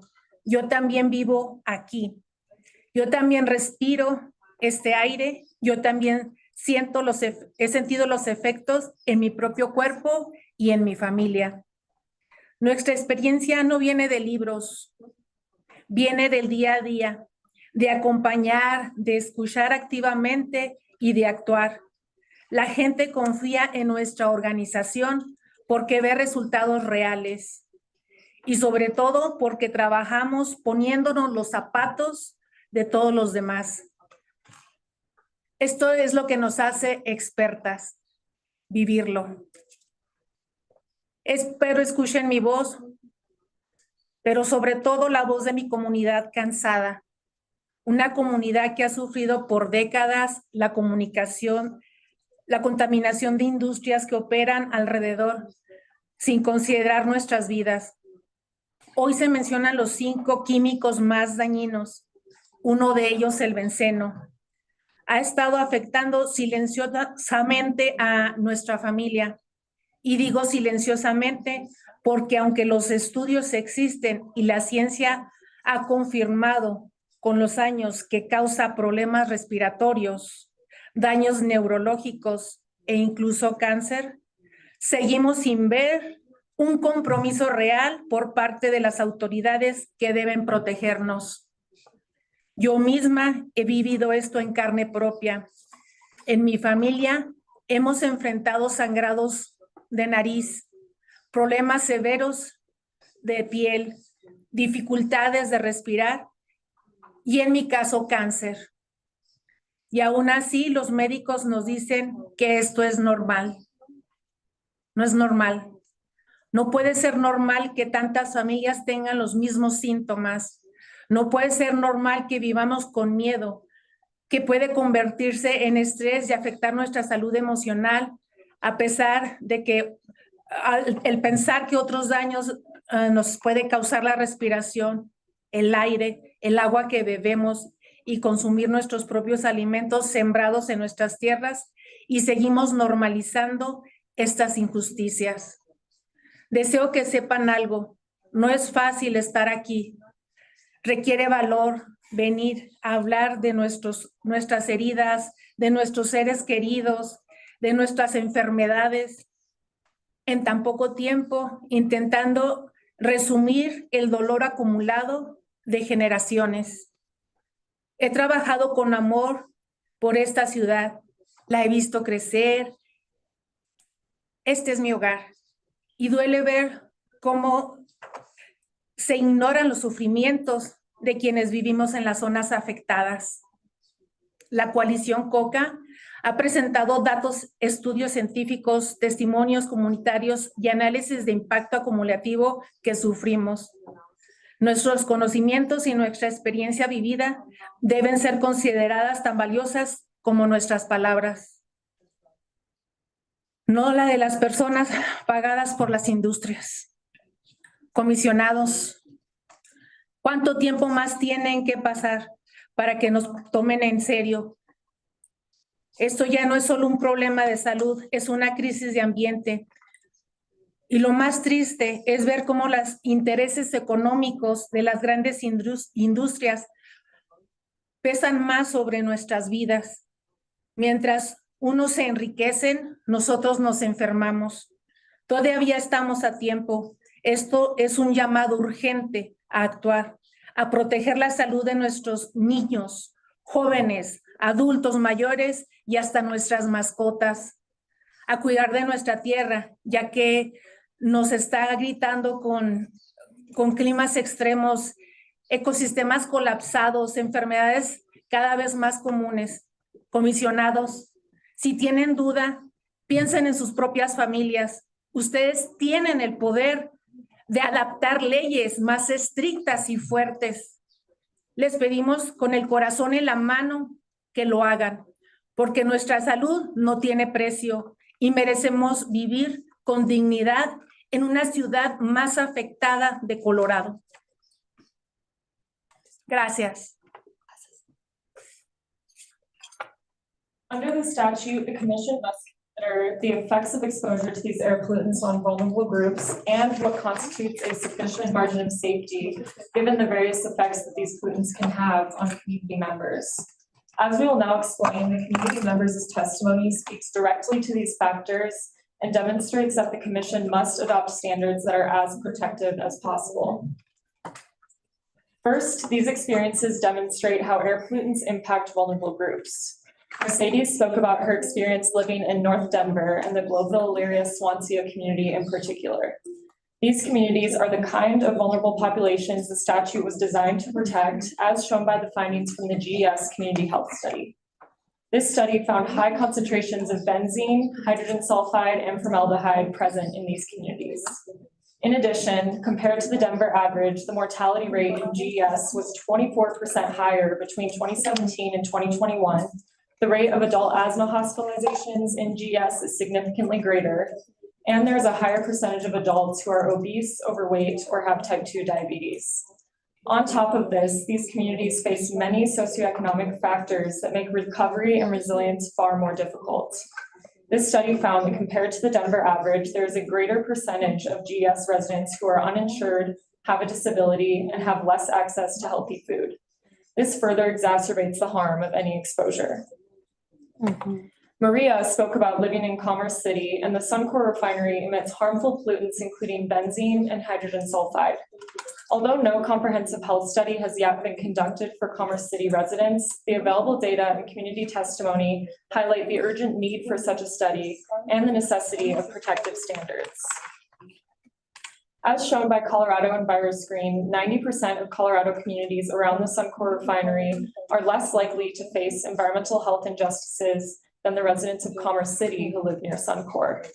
In addition, the National Cancer Institute found that cancer rates are significantly higher in areas near Suncor compared to the state as a whole per 100,000 people. Overall, Maria and Mercedes' testimony demonstrates that the Commission needs to adopt the most protective standards possible to account for the way that these pollutants impact vulnerable communities.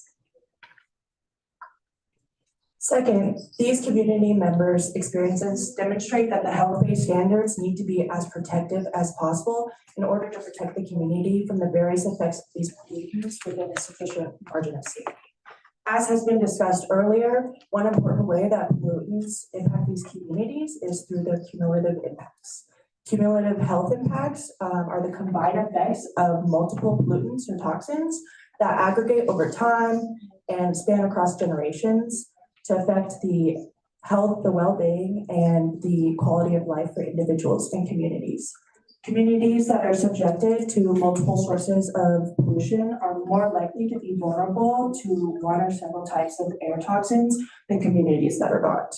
As evidenced by our community expert testimony, these communities are exposed to various pollutants, and their resulting health impacts have been normalized despite the same thing happening throughout their community. Therefore, it is quintessential for the Commission to consider the cumulative health impacts and set standards as protective as possible in order to protect communities like GES and Commerce City within a sufficient margin of safety. We must acknowledge that the GES and Commerce City communities face irreversible harms from multi-pollutant exposures. Not only has this impacted Maria, Mercedes, their families, and multiple other members of the community, but this will continue to cause irreversible harms for future generations. Although speaking about their experiences is difficult, both Maria and Mercedes have overcome their apprehension because they're committed to protecting for the future generations. We appreciate the Commission's demonstrated commitment to community engagement, and we implore you to continue this vital work, ensuring that our actions today become a foundation of hope for future generations.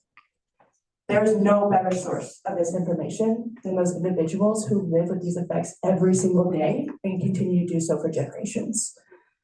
Therefore, the Commission, with its clear mandate, the Commission should adopt the Division's proposed standards and demonstrate the strong leadership on clean air regulation. For this reason, we respectfully request that the Commission recognize community members as the true experts of their own lived experiences, whose testimonies evidence generations of cumulative health impacts. Therefore, the Commission must prioritize the health of the people over industry profits by adopting the Division's proposed standards as an absolute minimum and seriously considering even more protective standards proposed by Green Latinos. Thank you, and we welcome any questions. Commissioners?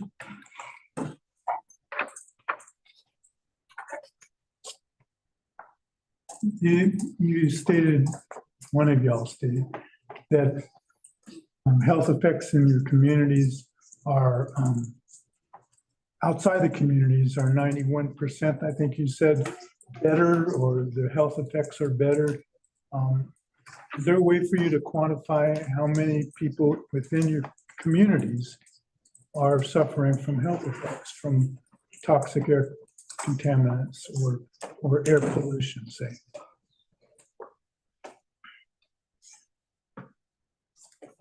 Thank you, Commissioner. I guess in the meetings that we've had in the community regarding this rulemaking and others, we've been hearing from promotores pretty consistently. You heard from one here today. And every time we hear from them, we hear it's an extremely high number in their community that's impacted. But we don't have exact numbers to give you if that's what you're looking for in comparison. But every time we go down in this particular area, we hear pretty much the same thing, pretty much the same unfortunate stories about family members, community members, et cetera, that are impacted in this particular community. I would like to add to that too. My name is Harmony Cummings, the director of the Greenhouse Connection Center, and we have distributed over 300 high-end air purifiers. And everyone who gets one of these air purifiers talks about how grateful they are for just something that improves their health in the night or in this one room of their home, because everyone is feeling some sort of impact, whether that's asthma, allergies, nosebleeds, headaches, reproductive issues. Every household that we distribute 300 air purifiers in the GES community in Commerce City is feeling. So to answer that question, I would say everyone who breathes the air in these communities is impacted by the air in the community. Thank you. Anyone else? Commissioner?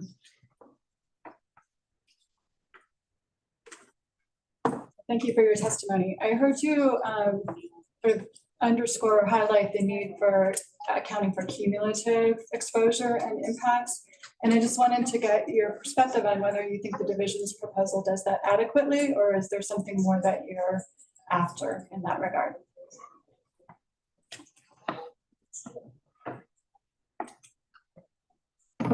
Sorry, I would say that I think there needs to be more done with cumulative health impacts. I think the focus has been a little bit right now focused on single exposures to the PTACs.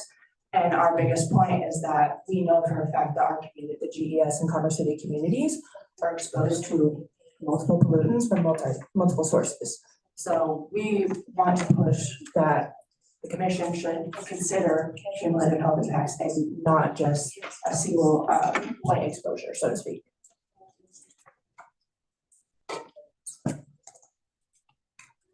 Anyone else? Any cross-exam? Okay. Thank you. Appreciate your time.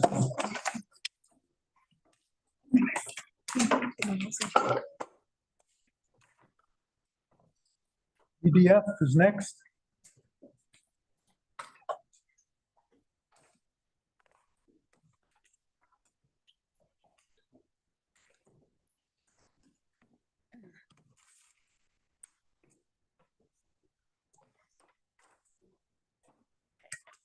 Good afternoon, commissioners.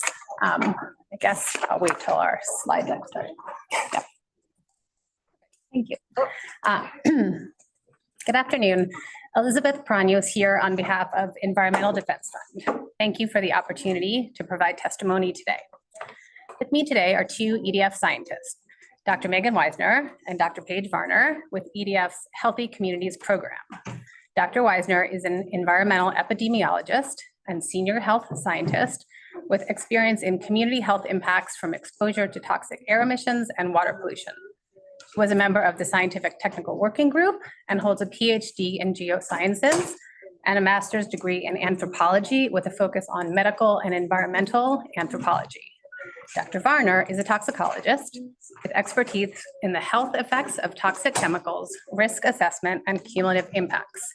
She received her PhD in environmental engineering and toxicology from Duke University in 2022 and has since worked on assessments of health effects for application to state and federal policy at both EPA and EDF.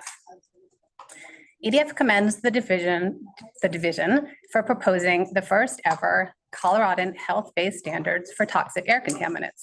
And we are grateful for the time and attention the division has dedicated to this rulemaking. We also appreciate the efforts by all of the parties to collaborate and find common ground where possible. In particular, we appreciate the JWIG and Weld County bringing our attention to an error in our pre-hearing statement regarding the percent contribution to human-caused benzene emissions in Colorado, other than mobile sources from oil and gas activities. For over 30 years, EDF has engaged in state initiatives to improve air quality in Colorado and protect the health of Coloradans. EDF scientists have led and published peer-reviewed studies on exposure to air toxics across the US and in Colorado. EDF's experts routinely participate in federal air toxics rulemakings with a focus on benzene and formaldehyde rules proposed by EPA. Next slide, please. EDF supports the promulgation of robust health-based standards for carcinogens and non-carcinogens. We support all of the division's cancer health-based standards, as well as the methodology used to derive them. As Dr. Weisner will explain, these standards meet the statutory requirements of protecting the public from adverse health effects of each priority toxic air contaminant, allowing for an ample margin of safety, and providing for a sufficient margin of safety that accounts for the various effects that different populations, including vulnerable populations, may experience from exposure to priority toxic air contaminants. We also support the division's methodology used to derive the standards. The IRIS toxicity values used by the division are the best available peer-reviewed toxicity values. The 1 in 1 million risk level used by the division is well-grounded in other state air toxics programs and adequately conservative to provide the public with an ample margin of safety and account for the effects that different populations, including vulnerable populations, may experience. For the non-cancer health-based standards, we agree with the division that a hazard quotient lower than 1 must be used. As Dr. Varner will explain, we recommend the division use a hazard quotient, or HQ, of 0.2, however, rather than 0.3, to adequately protect vulnerable populations and account for variability in human susceptibility to PTAC exposures. If an HQ of 0.2 is not adopted, then we urge the use of Cal EPA's chronic non-cancer reference exposure level for benzene instead of the IRIS level, which Dr. Varner will explain. We also have some recommended revisions to the SBAP language to both clarify the need for further work to assess cumulative exposures and protect the public from short-term acute concentrations of PTACs. Lastly, we support the most recent SBAP revisions proposed by the division regarding the need for a separate rulemaking or legislative authority for a PTAC permitting program or PTAC emission control regulations. We do not, however, support an expansion of this language that would further constrain how the commission or division uses or implements the health-based standards. And as set forth in our pre-hearing statement, we support the JWIG's proposed SBAP language regarding reconvening a scientific working group, need not be the same scientific working group, when considering new or revising existing health-based standards, and when developing and applying risk assessment methodologies and supporting guidance. I will now turn the presentation over to Dr. Weisner. Next slide, please. First, is this on? It's on. Okay, should be on. Yours doesn't appear to be on, does it?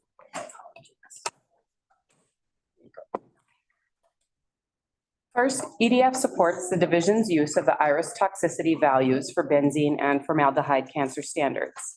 This was appropriate because the IRIS values are the best available peer-reviewed science.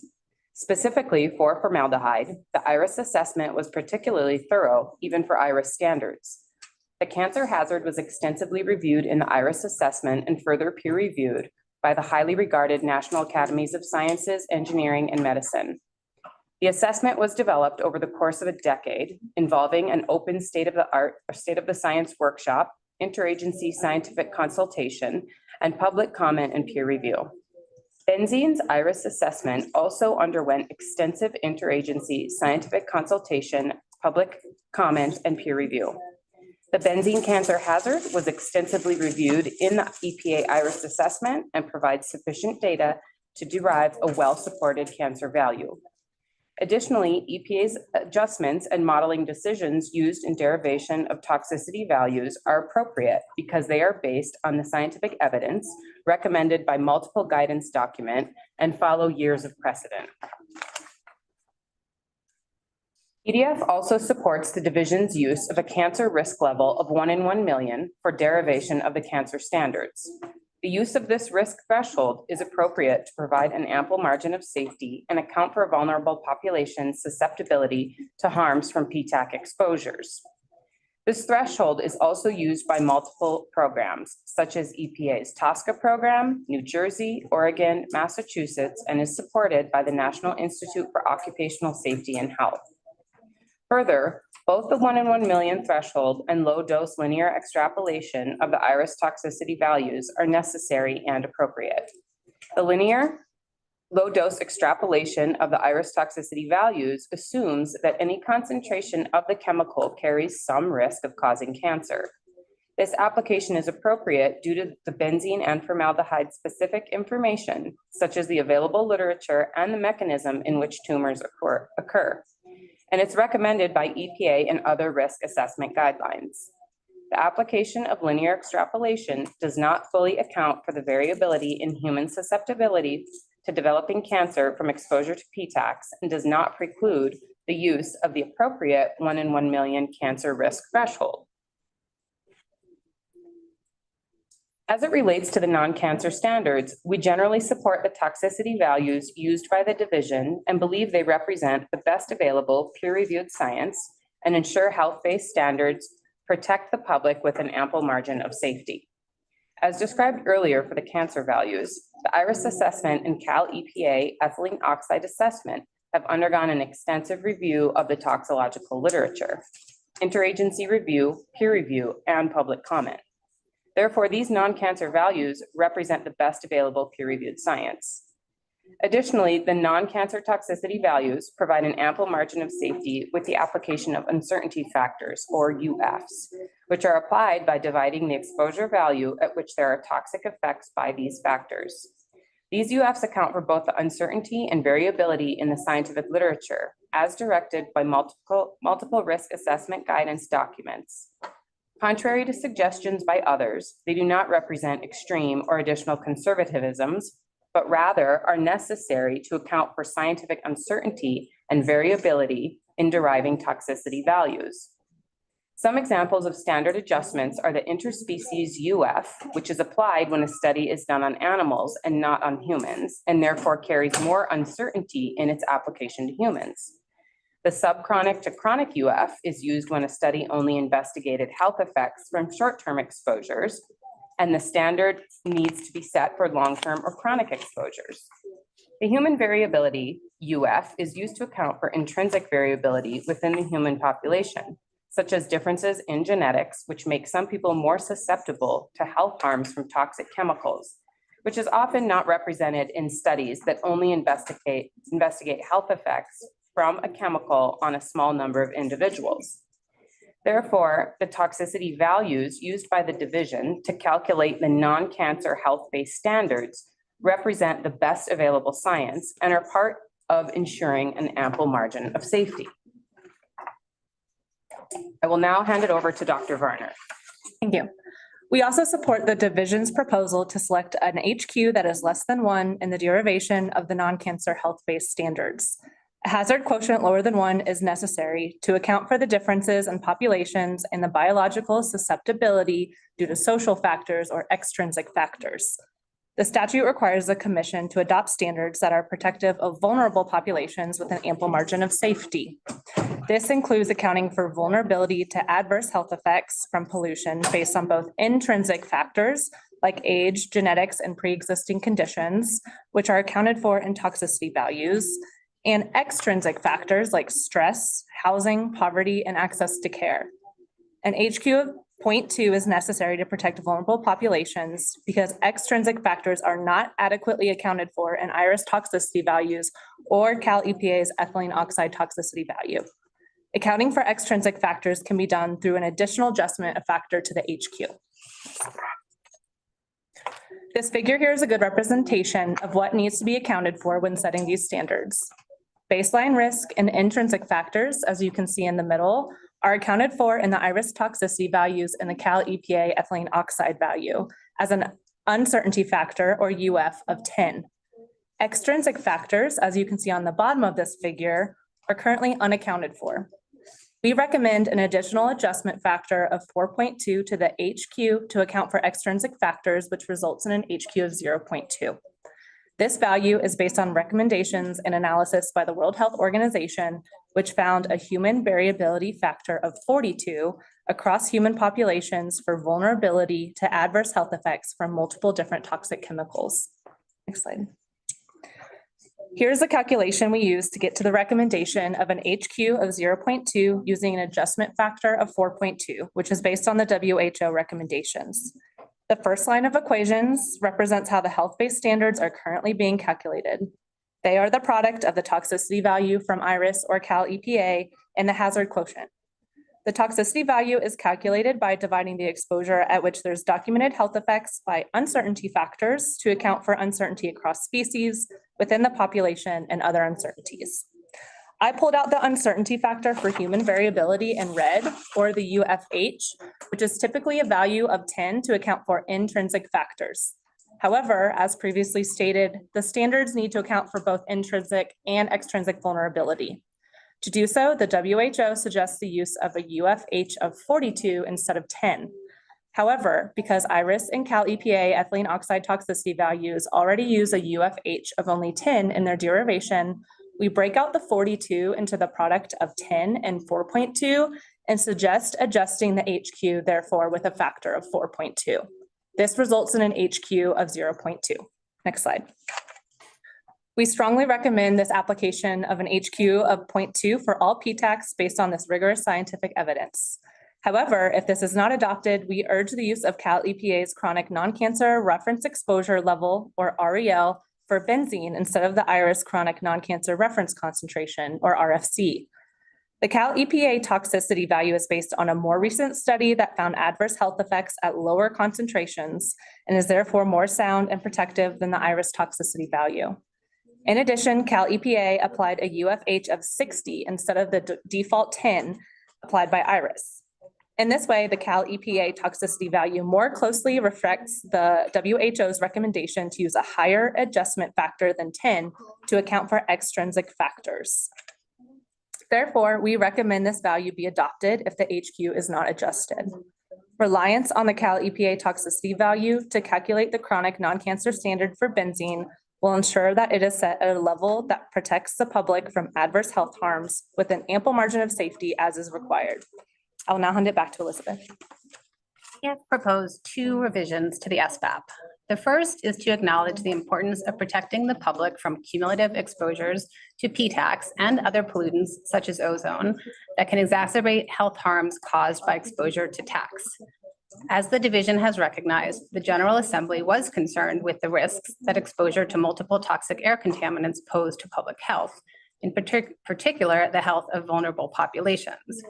We do think that the legislative declaration matters and is helpful in interpreting the statute. As Commissioner Rudolph pointed out, the preamble to HB 22-1244 clearly expresses a concern about exposures to multiple pollutants as well as exposures from multiple sources. Next slide, please. We have proposed that the Commission acknowledge in the SBAP the importance of protecting the public from cumulative risks. We think it is important to communicate to the public that adoption of health-based standards or benchmarks alone do not adequately protect the public from cumulative exposures to multiple PTACs or exposures to a PTAC and other health-harming pollutants. We've revised our SBAP language as seen in this slide to acknowledge the limitations of this rulemaking and also to acknowledge the division's recommended permitting framework proposed in the draft permitting needs assessment that does include a process for evaluating cumulative risk. Our current language does not prescribe a particular use of the health-based standards. Now back to Dr. Weisner. We urge the Commission to promulgate acute health-based standards expeditiously. The General Assembly allows the Commission 4 more years consider revising the definition of health-based standards to include acute exposure limits.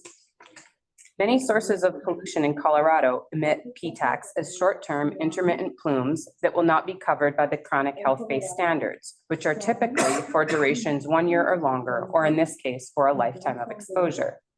Swift adoption of acute health-based standards are necessary and imperative in order to safeguard public health from acute exposures. We urge the Commission to establish acute exposure limits for PTACs in the health-based standards by no later than July 1st, 2027. That concludes our direct, but we are happy to take questions. Commissioners? Commissioner Milford? Start. Thank you for your testimony. JWIG in their testimony sort of articulated a rationalization for having an HQ equal to 1 for the benchmark, and then accounting for extrinsic factors, I guess, in risk assessment. And so at that point, you could apply the additional factor. What do you think of that? And could you just kind of respond to that suggestion? Sure, I'm happy to start and then have Dr. Varner elaborate. So we believe that the statute is quite clear that the health-based standards themselves have to provide for a sufficient margin of safety to protect vulnerable populations. And vulnerable populations are defined in a way that would include disproportionately impacted communities, for example. We don't believe that it is possible to account for extrinsic factors like socioeconomic status and access to healthcare that arise more frequently in DICs, for example, by just using the toxicity values and the HQ of 0.3 or a higher HQ of 1 as proposed. So the whole basis for our proposal to lower the HQ to 0.2 is that we think it's necessary to comport with that statutory requirement to ensure that these health-based standards provide for an ample margin of safety and sufficiently protect vulnerable populations. Yeah, I would also like to add that extrinsic factors do have effects on an individual's health. And as this is required to evaluate how those factors affect the health and their population's vulnerability to the PTACs, I don't think that can be addressed in a risk management decision. That is a health-based consideration that should be considered in the setting of the health-based standards.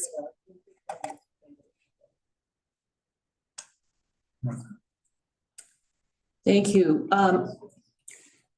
Earlier today, there was testimony from JWIG regarding cumulative impact.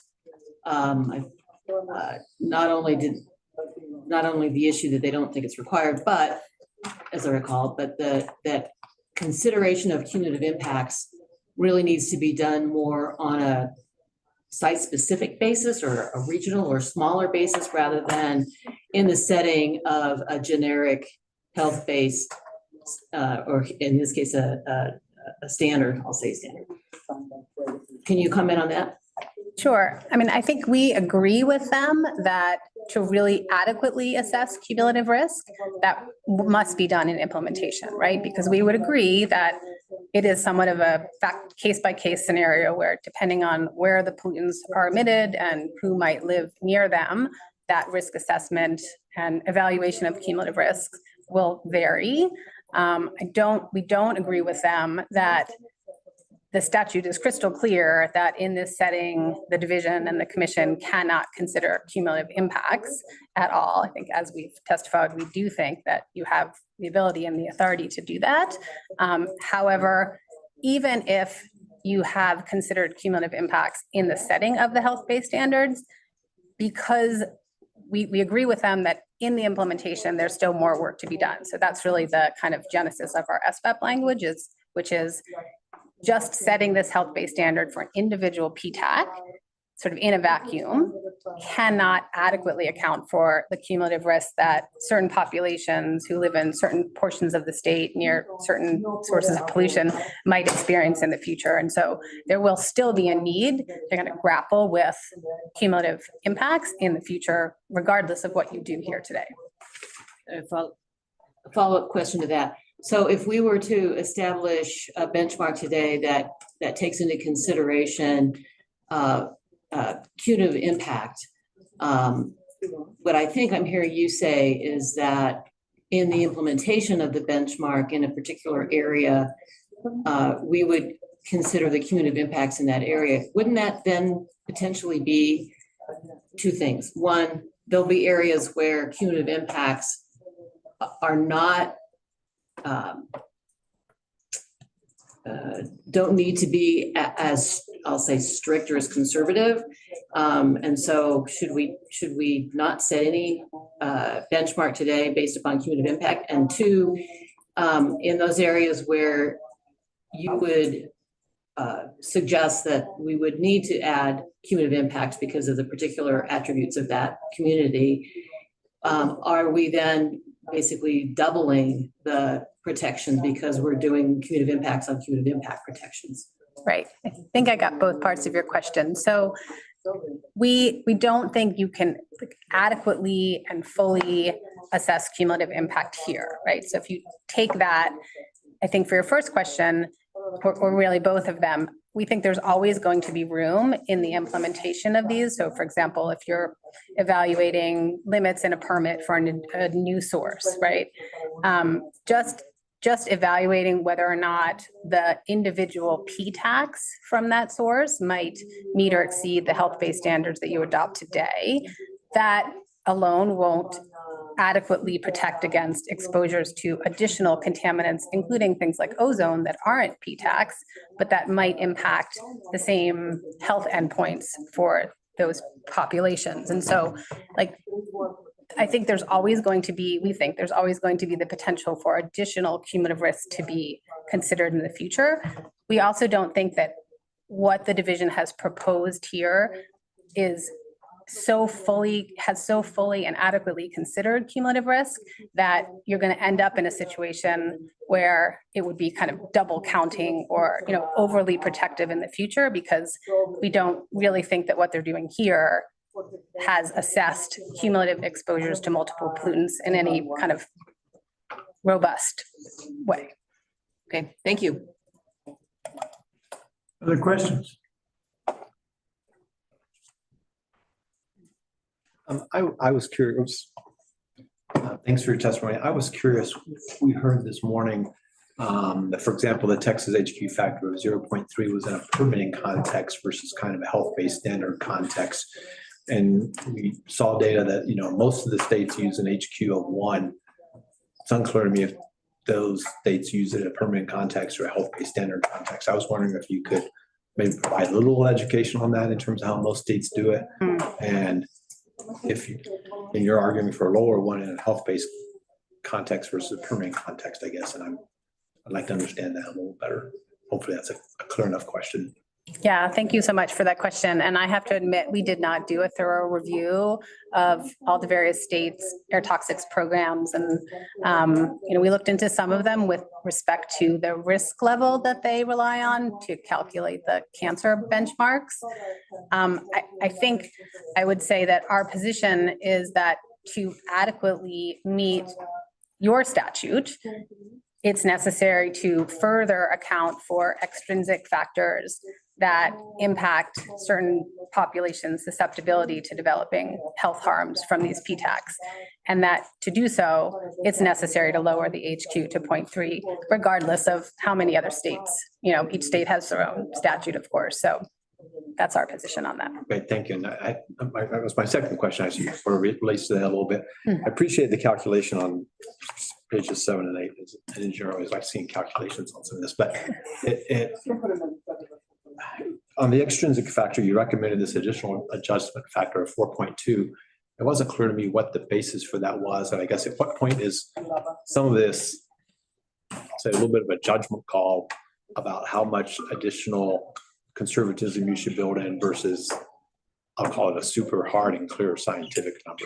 Yeah, that's a great question. And I think a lot of other states do make that judgment call of setting, 0.3 or 0.1 without the scientific basis. And I think what we have here is the World Health Organization study looked at the genetics and the health harms and susceptibility to health harms across the entire human population to multiple different toxic chemicals to see what that variability really is. So, if someone on one end so essentially someone on one end could have 42 times the effects from a chemical than someone on the other end based on this really stringent genetic and health data that the World Health Organization conducted. And that's why they've set that recommendation of a 42-time vulnerability or variability factor based on this, mega study. And so that's where that comes from. And because IRIS and Cal EPA already apply a factor of 10 to account for the intrinsic vulnerability, we kind of separated that out and suggest the adjustment factor of 4.2 to the HQ to further account for that scientific recommendation. Thank you. I appreciate the clarification. Thanks. Other questions? Any cross-exams? Thank you. Thank you. This is next.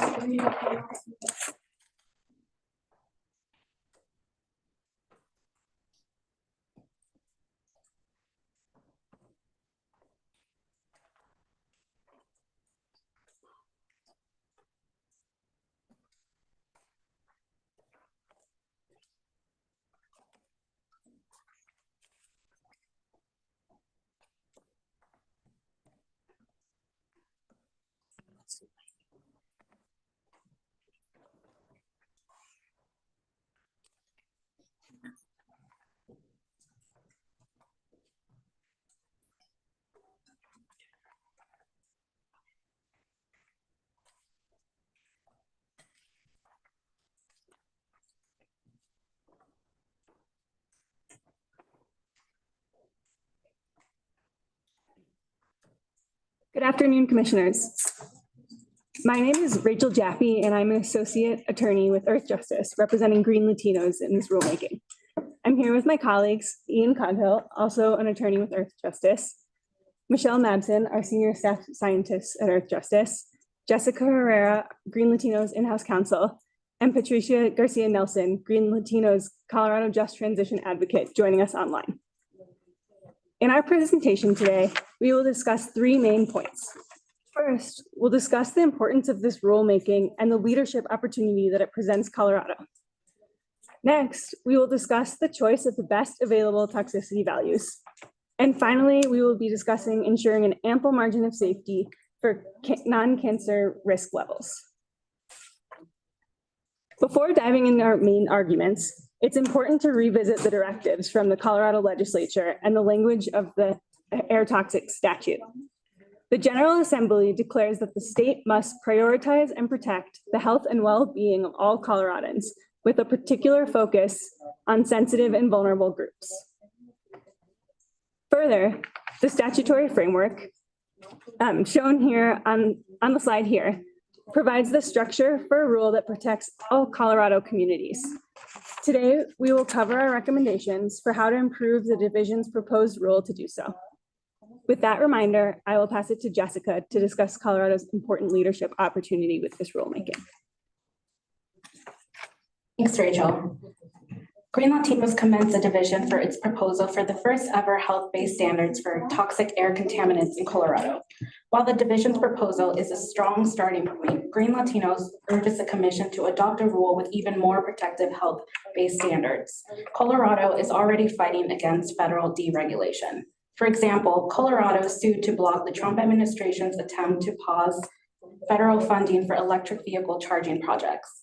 Colorado's leadership is imperative at this time, where at the federal level, regulation for air toxic pollutants has become increasingly unpredictable at best and absent at worst. The EPA has moved towards deregulation in several key areas, including the Trump administration's exception for certain commercial sterilizers from a 2024 EPA rule that straightened emission standards on hazardous air pollutant emissions from commercialized commercial sterilization facilities. One sterilizer exempted by this rule is the Leva Nova facility in Arvada. Colorado has already positioned itself as a leader in air pollution regulation. The unpredictability of current regulations of hazardous air pollutants leaves communities without assurances that their health and their safety will be protected, and Colorado must step in. The commission already identified the 5 priority air toxics based on the prevalence of pollutants in Colorado, the relevant toxicity levels, and estimated risks.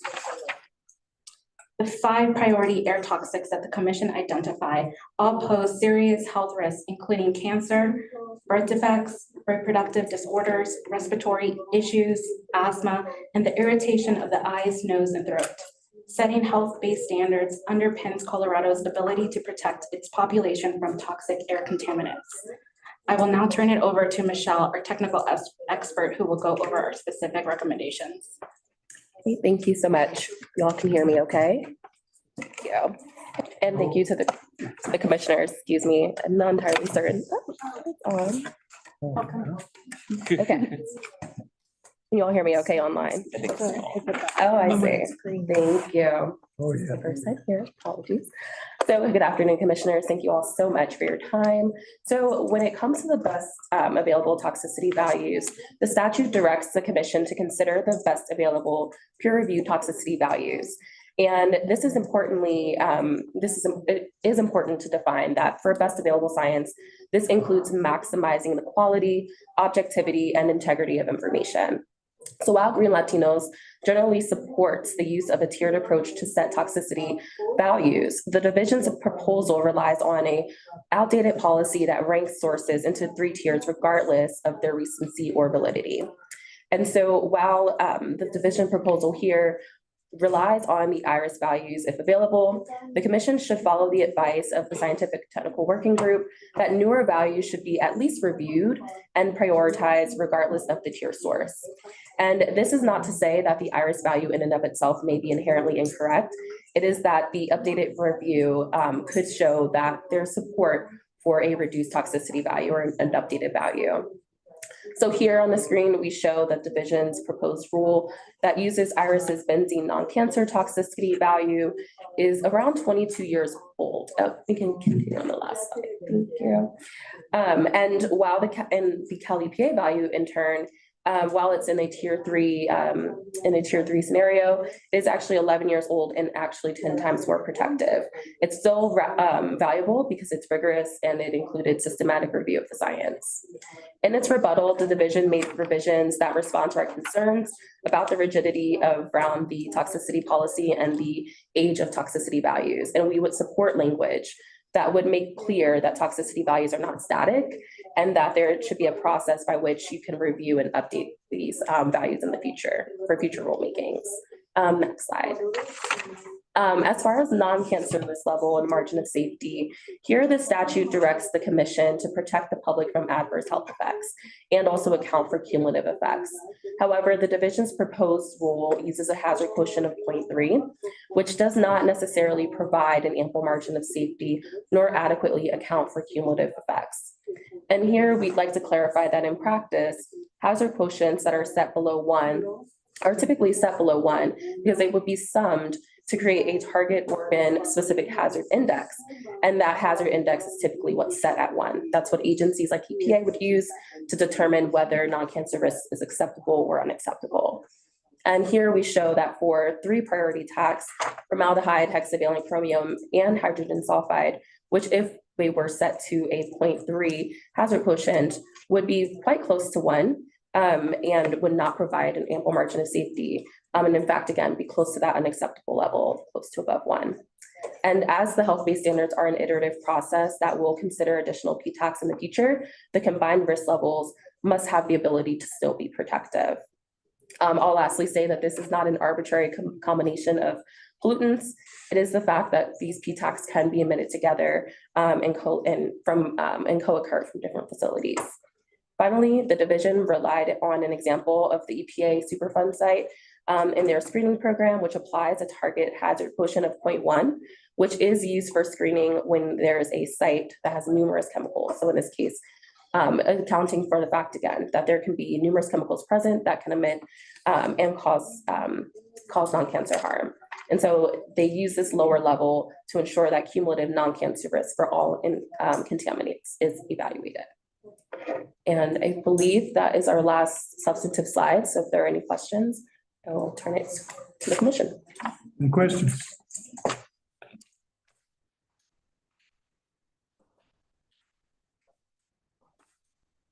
One thing I think we forgot to mention too is that Michelle was also on the technical working group for the rule as well. I think you all probably, a lot of you already knew that, but I just realized I think we forgot to mention that.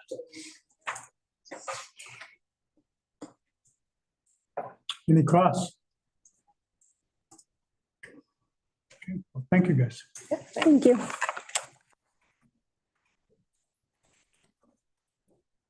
Local government.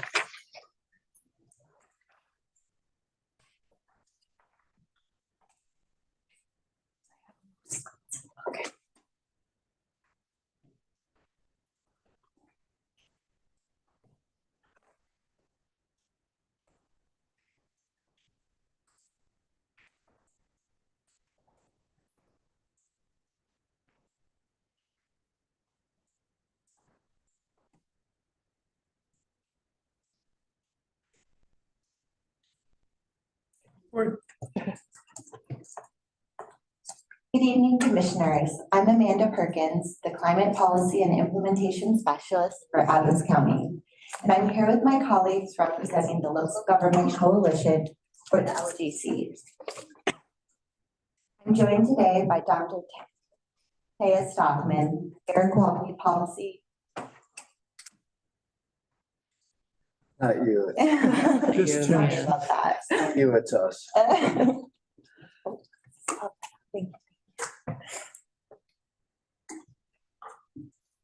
All right, there we go. All right, I'm joined today by Dr. Taya Stockman, Air Quality Policy and Program Specialist for Adams County, and Olivia Lucas, Senior Assistant County Attorney for Boulder County. We are grateful to the division for their work on this proposed rule, for the efforts of the other parties, and to the commission for ensuring that our air regulations adequately protect the health of our people and the environment. Today, we will be presenting to you what we feel are the most pressing outstanding issues with this rulemaking. We broadly support the division's proposal, and we also support several recommendations from EDF and COCA. We request additional clarity on the unit of measurement used for the health-based standards. And lastly, the LGC does not support the alternate proposals of JWIG, CPA, and Weld County, as they do not fulfill the legislative directives of HB 22-1244. We'd like to note that the ambient TAC levels proposed in the alternate proposals exceed the current health-based standards. This is important because disproportionately impacted communities already experience health effects at current levels of air toxics exposure. And lastly, these alternate proposals are inaccurate or unnecessary in matters pertaining to this rulemaking requiring an EIA. We support the division's proposal, including their finding that an EIA is not necessary. We support a hazard quotient of no higher than 0.3 and would be in favor of setting an HQ of 0.2. We also support the proposed cancer risk of 1 in 1 million.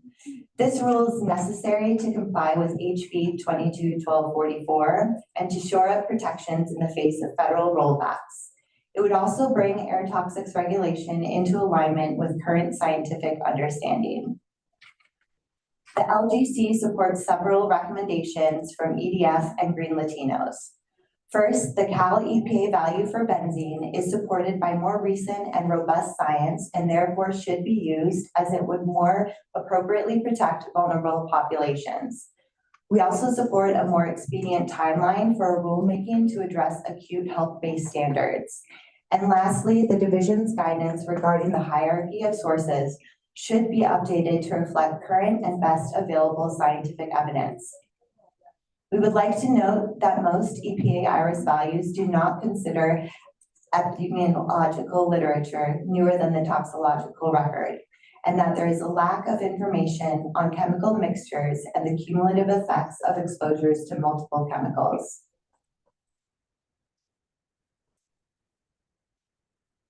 Now I'd like to talk about some additional clarity the LGC requests on the unit of measure for the health-based standards. So while the APC presented calculations in its rebuttal, the LGC still has concerns of units of micrograms per meter cubed as proposed, especially when we're talking to community groups. This unit of measure is very difficult to understand because most measurements are conducted in parts per billion by volume. Due to the high elevation in Colorado, what the method, we would like to know more about the method to ensure studies conducted at standard temperature and pressure are adequately translated to Colorado's conditions. And supporting that conversion from micrograms per meter cubed to parts per billion by volume at standard temperature and pressure, providing more consistent measurement for varying altitudes across Colorado. And the LGC opposes the alternate proposals. We believe the alternate proposals do not protect sensitive and vulnerable populations because they do not consider cumulative exposure to multiple air toxic contaminants. The proposed health-based standards do not provide an ample margin of safety for vulnerable groups because they do not take into consideration multiple air toxics that may act cumulatively to produce adverse health impacts. And they do not address the concerns of the disproportionately impacted communities. The House Bill 22-1244 states that the purpose of the air toxics law is to protect the most sensitive and most vulnerable populations. Specifically, it doesn't say consider, it says with a particular focus on sensitive and vulnerable groups, not a consideration of these groups. And the legislature also believes that Coloradans are exposed to air toxics at levels currently that should be meaningfully reduced through state regulation.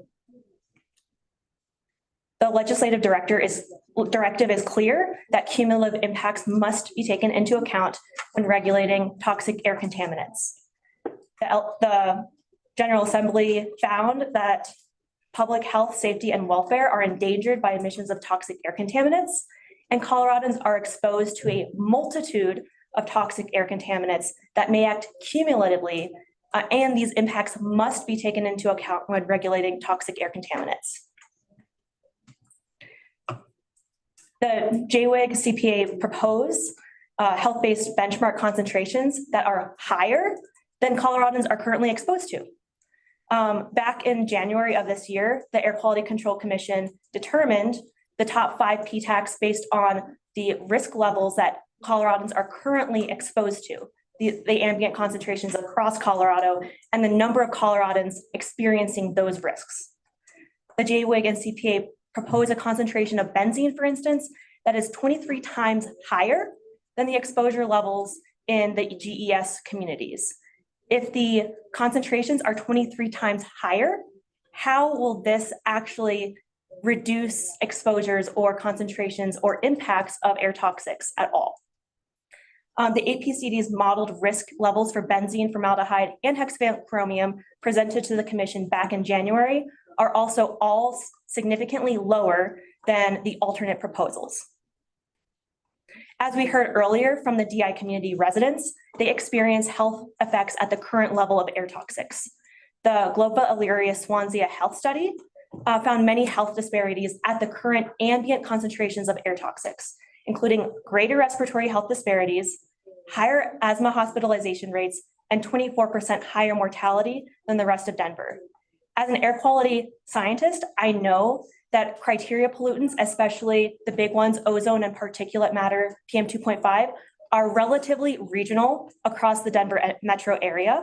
And talking with the authors of the GES health study, they agree that exposure to criteria air pollutants does not explain all of these health disparities. So what is left is the air toxics that these communities are exposed to that likely leads to the increased respiratory health risks.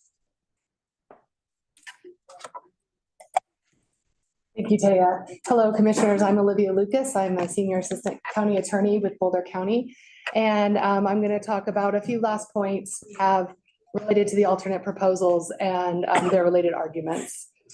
First off, the LGC agrees with the division that an economic impact analysis is not required for this rulemaking. The proposed rule is to set concentrations, but it doesn't at this time propose a regulatory use for them.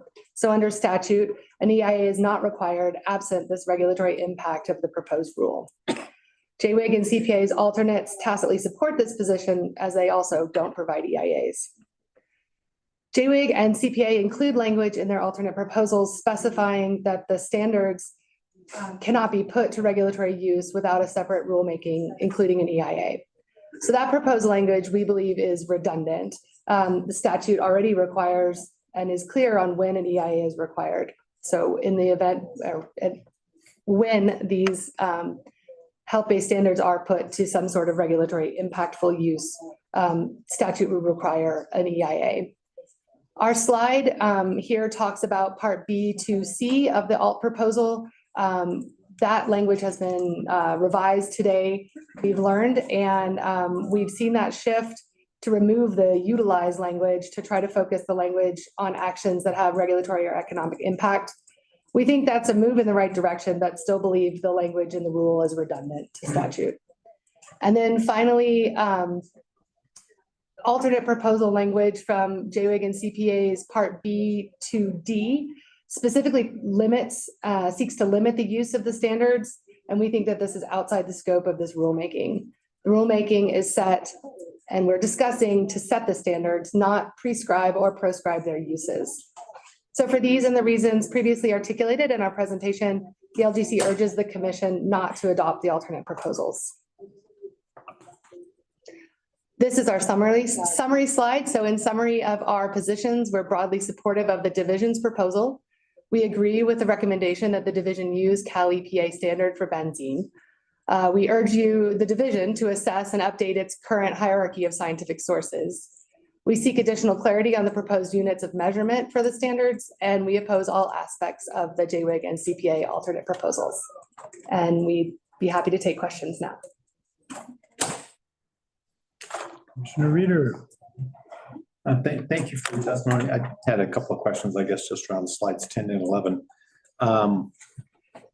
When we had the hearing in January for the 5P tax, were there other data presented besides the ambient air concentrations that may have influenced the commission's decision? So in January, at least the technical support documentation I'm comparing what was informed in the technical support documentation of the ambient concentrations to what the JWIG and CPA are proposing in this rulemaking. I guess I'm just asking about your second bullet in determination based on a single factor, and I'm asking, were there other factors besides ambient air concentrations that may have influenced the? Yes, there were. Okay, thank you. And secondly, I'm curious for your reaction. We heard earlier that the formaldehyde and ethylene oxide standards, for example, are well below background ambient concentrations. And it's partially spurred my thinking because you talk about the concentration, proposal here is higher than the ambient. Is a proposal that's much lower than the ambient also are potentially impossible to attain and therefore problematic? So my main answer to this question is that they are health protective benchmarks. The standards should be solely based on protective of public health and not on any other considerations. Okay, so then whether a concentration is higher or lower than the ambient doesn't really matter then. Except that there are currently health effects happening at the ambient concentrations as demonstrated by multiple studies conducted in the Global Elyria Swansea North Denver area. Okay, thank you. Questions? Commissioner Blankenship. Thank you, sir. This is for, Ms. Lucas, I believe. In the last slide, you in reference to the, I guess it would be the, what do they call it? The safeguards, proposed safeguard statement. You indicate that it's too broad and could prevent legitimate non-regulatory uses of the HBS values. In your mind, what would be a legitimate non-regulatory use of the HBS value that you might see could occur? I think just identifying emissions from from a facility as a certain at or not at a benchmark, for example. I think there was discussion earlier today about inspections and whether a level would trigger an inspection. I think the division has pretty broad authority to seek information from regulated sources, and so that could be one. That said, and we're still analyzing the revision, but part of that sub-bullet has been addressed, at least partially, by the revision to the JWIG and CPA language. I'm not saying, we'll probably talk more on rebuttal about our full opinion of that, but certainly I saw them coming towards addressing that concern. Okay, yeah, and I would like to hear that, your thoughts on their proposed changes to that language in your rebuttal. Thank you. Questions? Commissioner Thomas? Thank you very much. Taya, I think this question is for you. So regarding the proposed units of measurement of micrograms per cubic meter, that seemed like a pretty common unit of measurement for air toxics and certainly in like EPA databases. So is it just that there's confusion in terms of how the community understands micrograms per cubic meter? There's a few different issues because a lot of these states that have these standards implemented are not at the same elevation as Colorado. The LGC just wants to make sure that the standard is translated appropriately, whether that be saying somewhere in the legislation that these values are based on standard temperature and pressure, and then later on you can do your own conversion, which the division provided. The other concern is that we've talked with community members for the past few months about this, and they have no clue what the levels even mean at all because they're not what they're used to seeing, which is in parts per billion. So there's kind of a twofold issue. And while I appreciate the divisions writing out how to do that conversion, it's still confusing to community members about what that actually means in practicality. So there's a couple concerns, yes. Thank you. Anyone else? Commissioner Rudolph?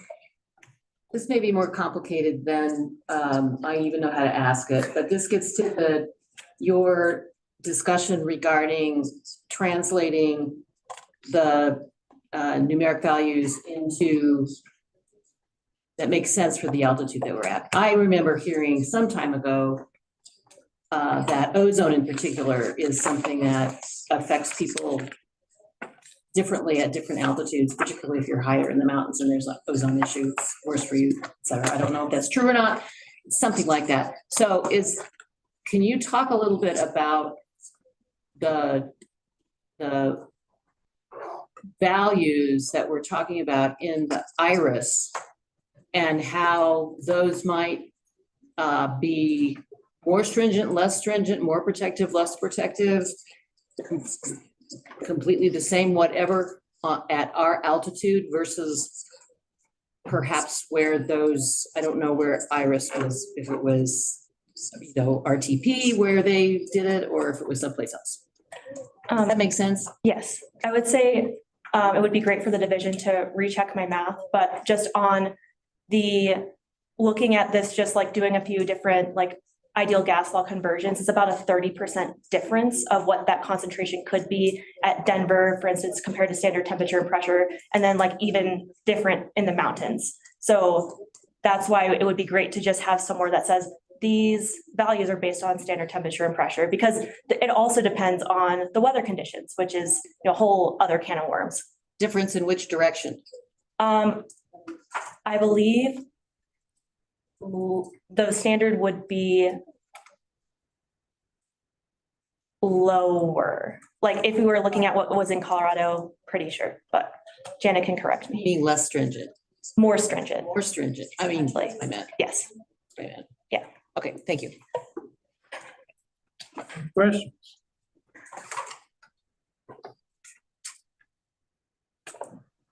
Cross. Thank you, guys. believe we've kind of snuck in under the wire here. Sneaking is always good. I'd like to thank everybody for a good job. And we need to figure out for tomorrow, commissioners. We need to build in, I think, maybe a couple hours for deliberation. Meaning that we need to start, 2 or maybe even after lunch, which 2 is. And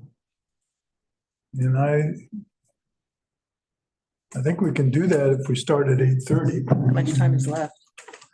How much time is left? About an hour and a half testimony? An hour and a half of testimony and another hour and a half for questions. That's 3 hours.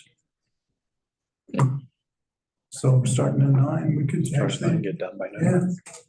Okay. We'll just do that. Anything else before we sign off? Somebody's running for the door. I could. So 8:30? Like you to. No, 9. Oh, we're gonna stick with 9. Yeah. Okay. I think we could go for 9:30. Sticking with that. 10. Yes, stick with me. Okay, we'll see you all tomorrow, 9 o'clock. This meeting is adjourned. Oh, wait, hold on. Jenny's got a con. Hey, everybody, hold up, please. Rebuttal presentations are due to Jenny at 8. Rebuttal presentations are due at 8 a.m. AM tomorrow. AM to not tonight. Mountain time. And we're gonna start the meeting at 9. So people are watching.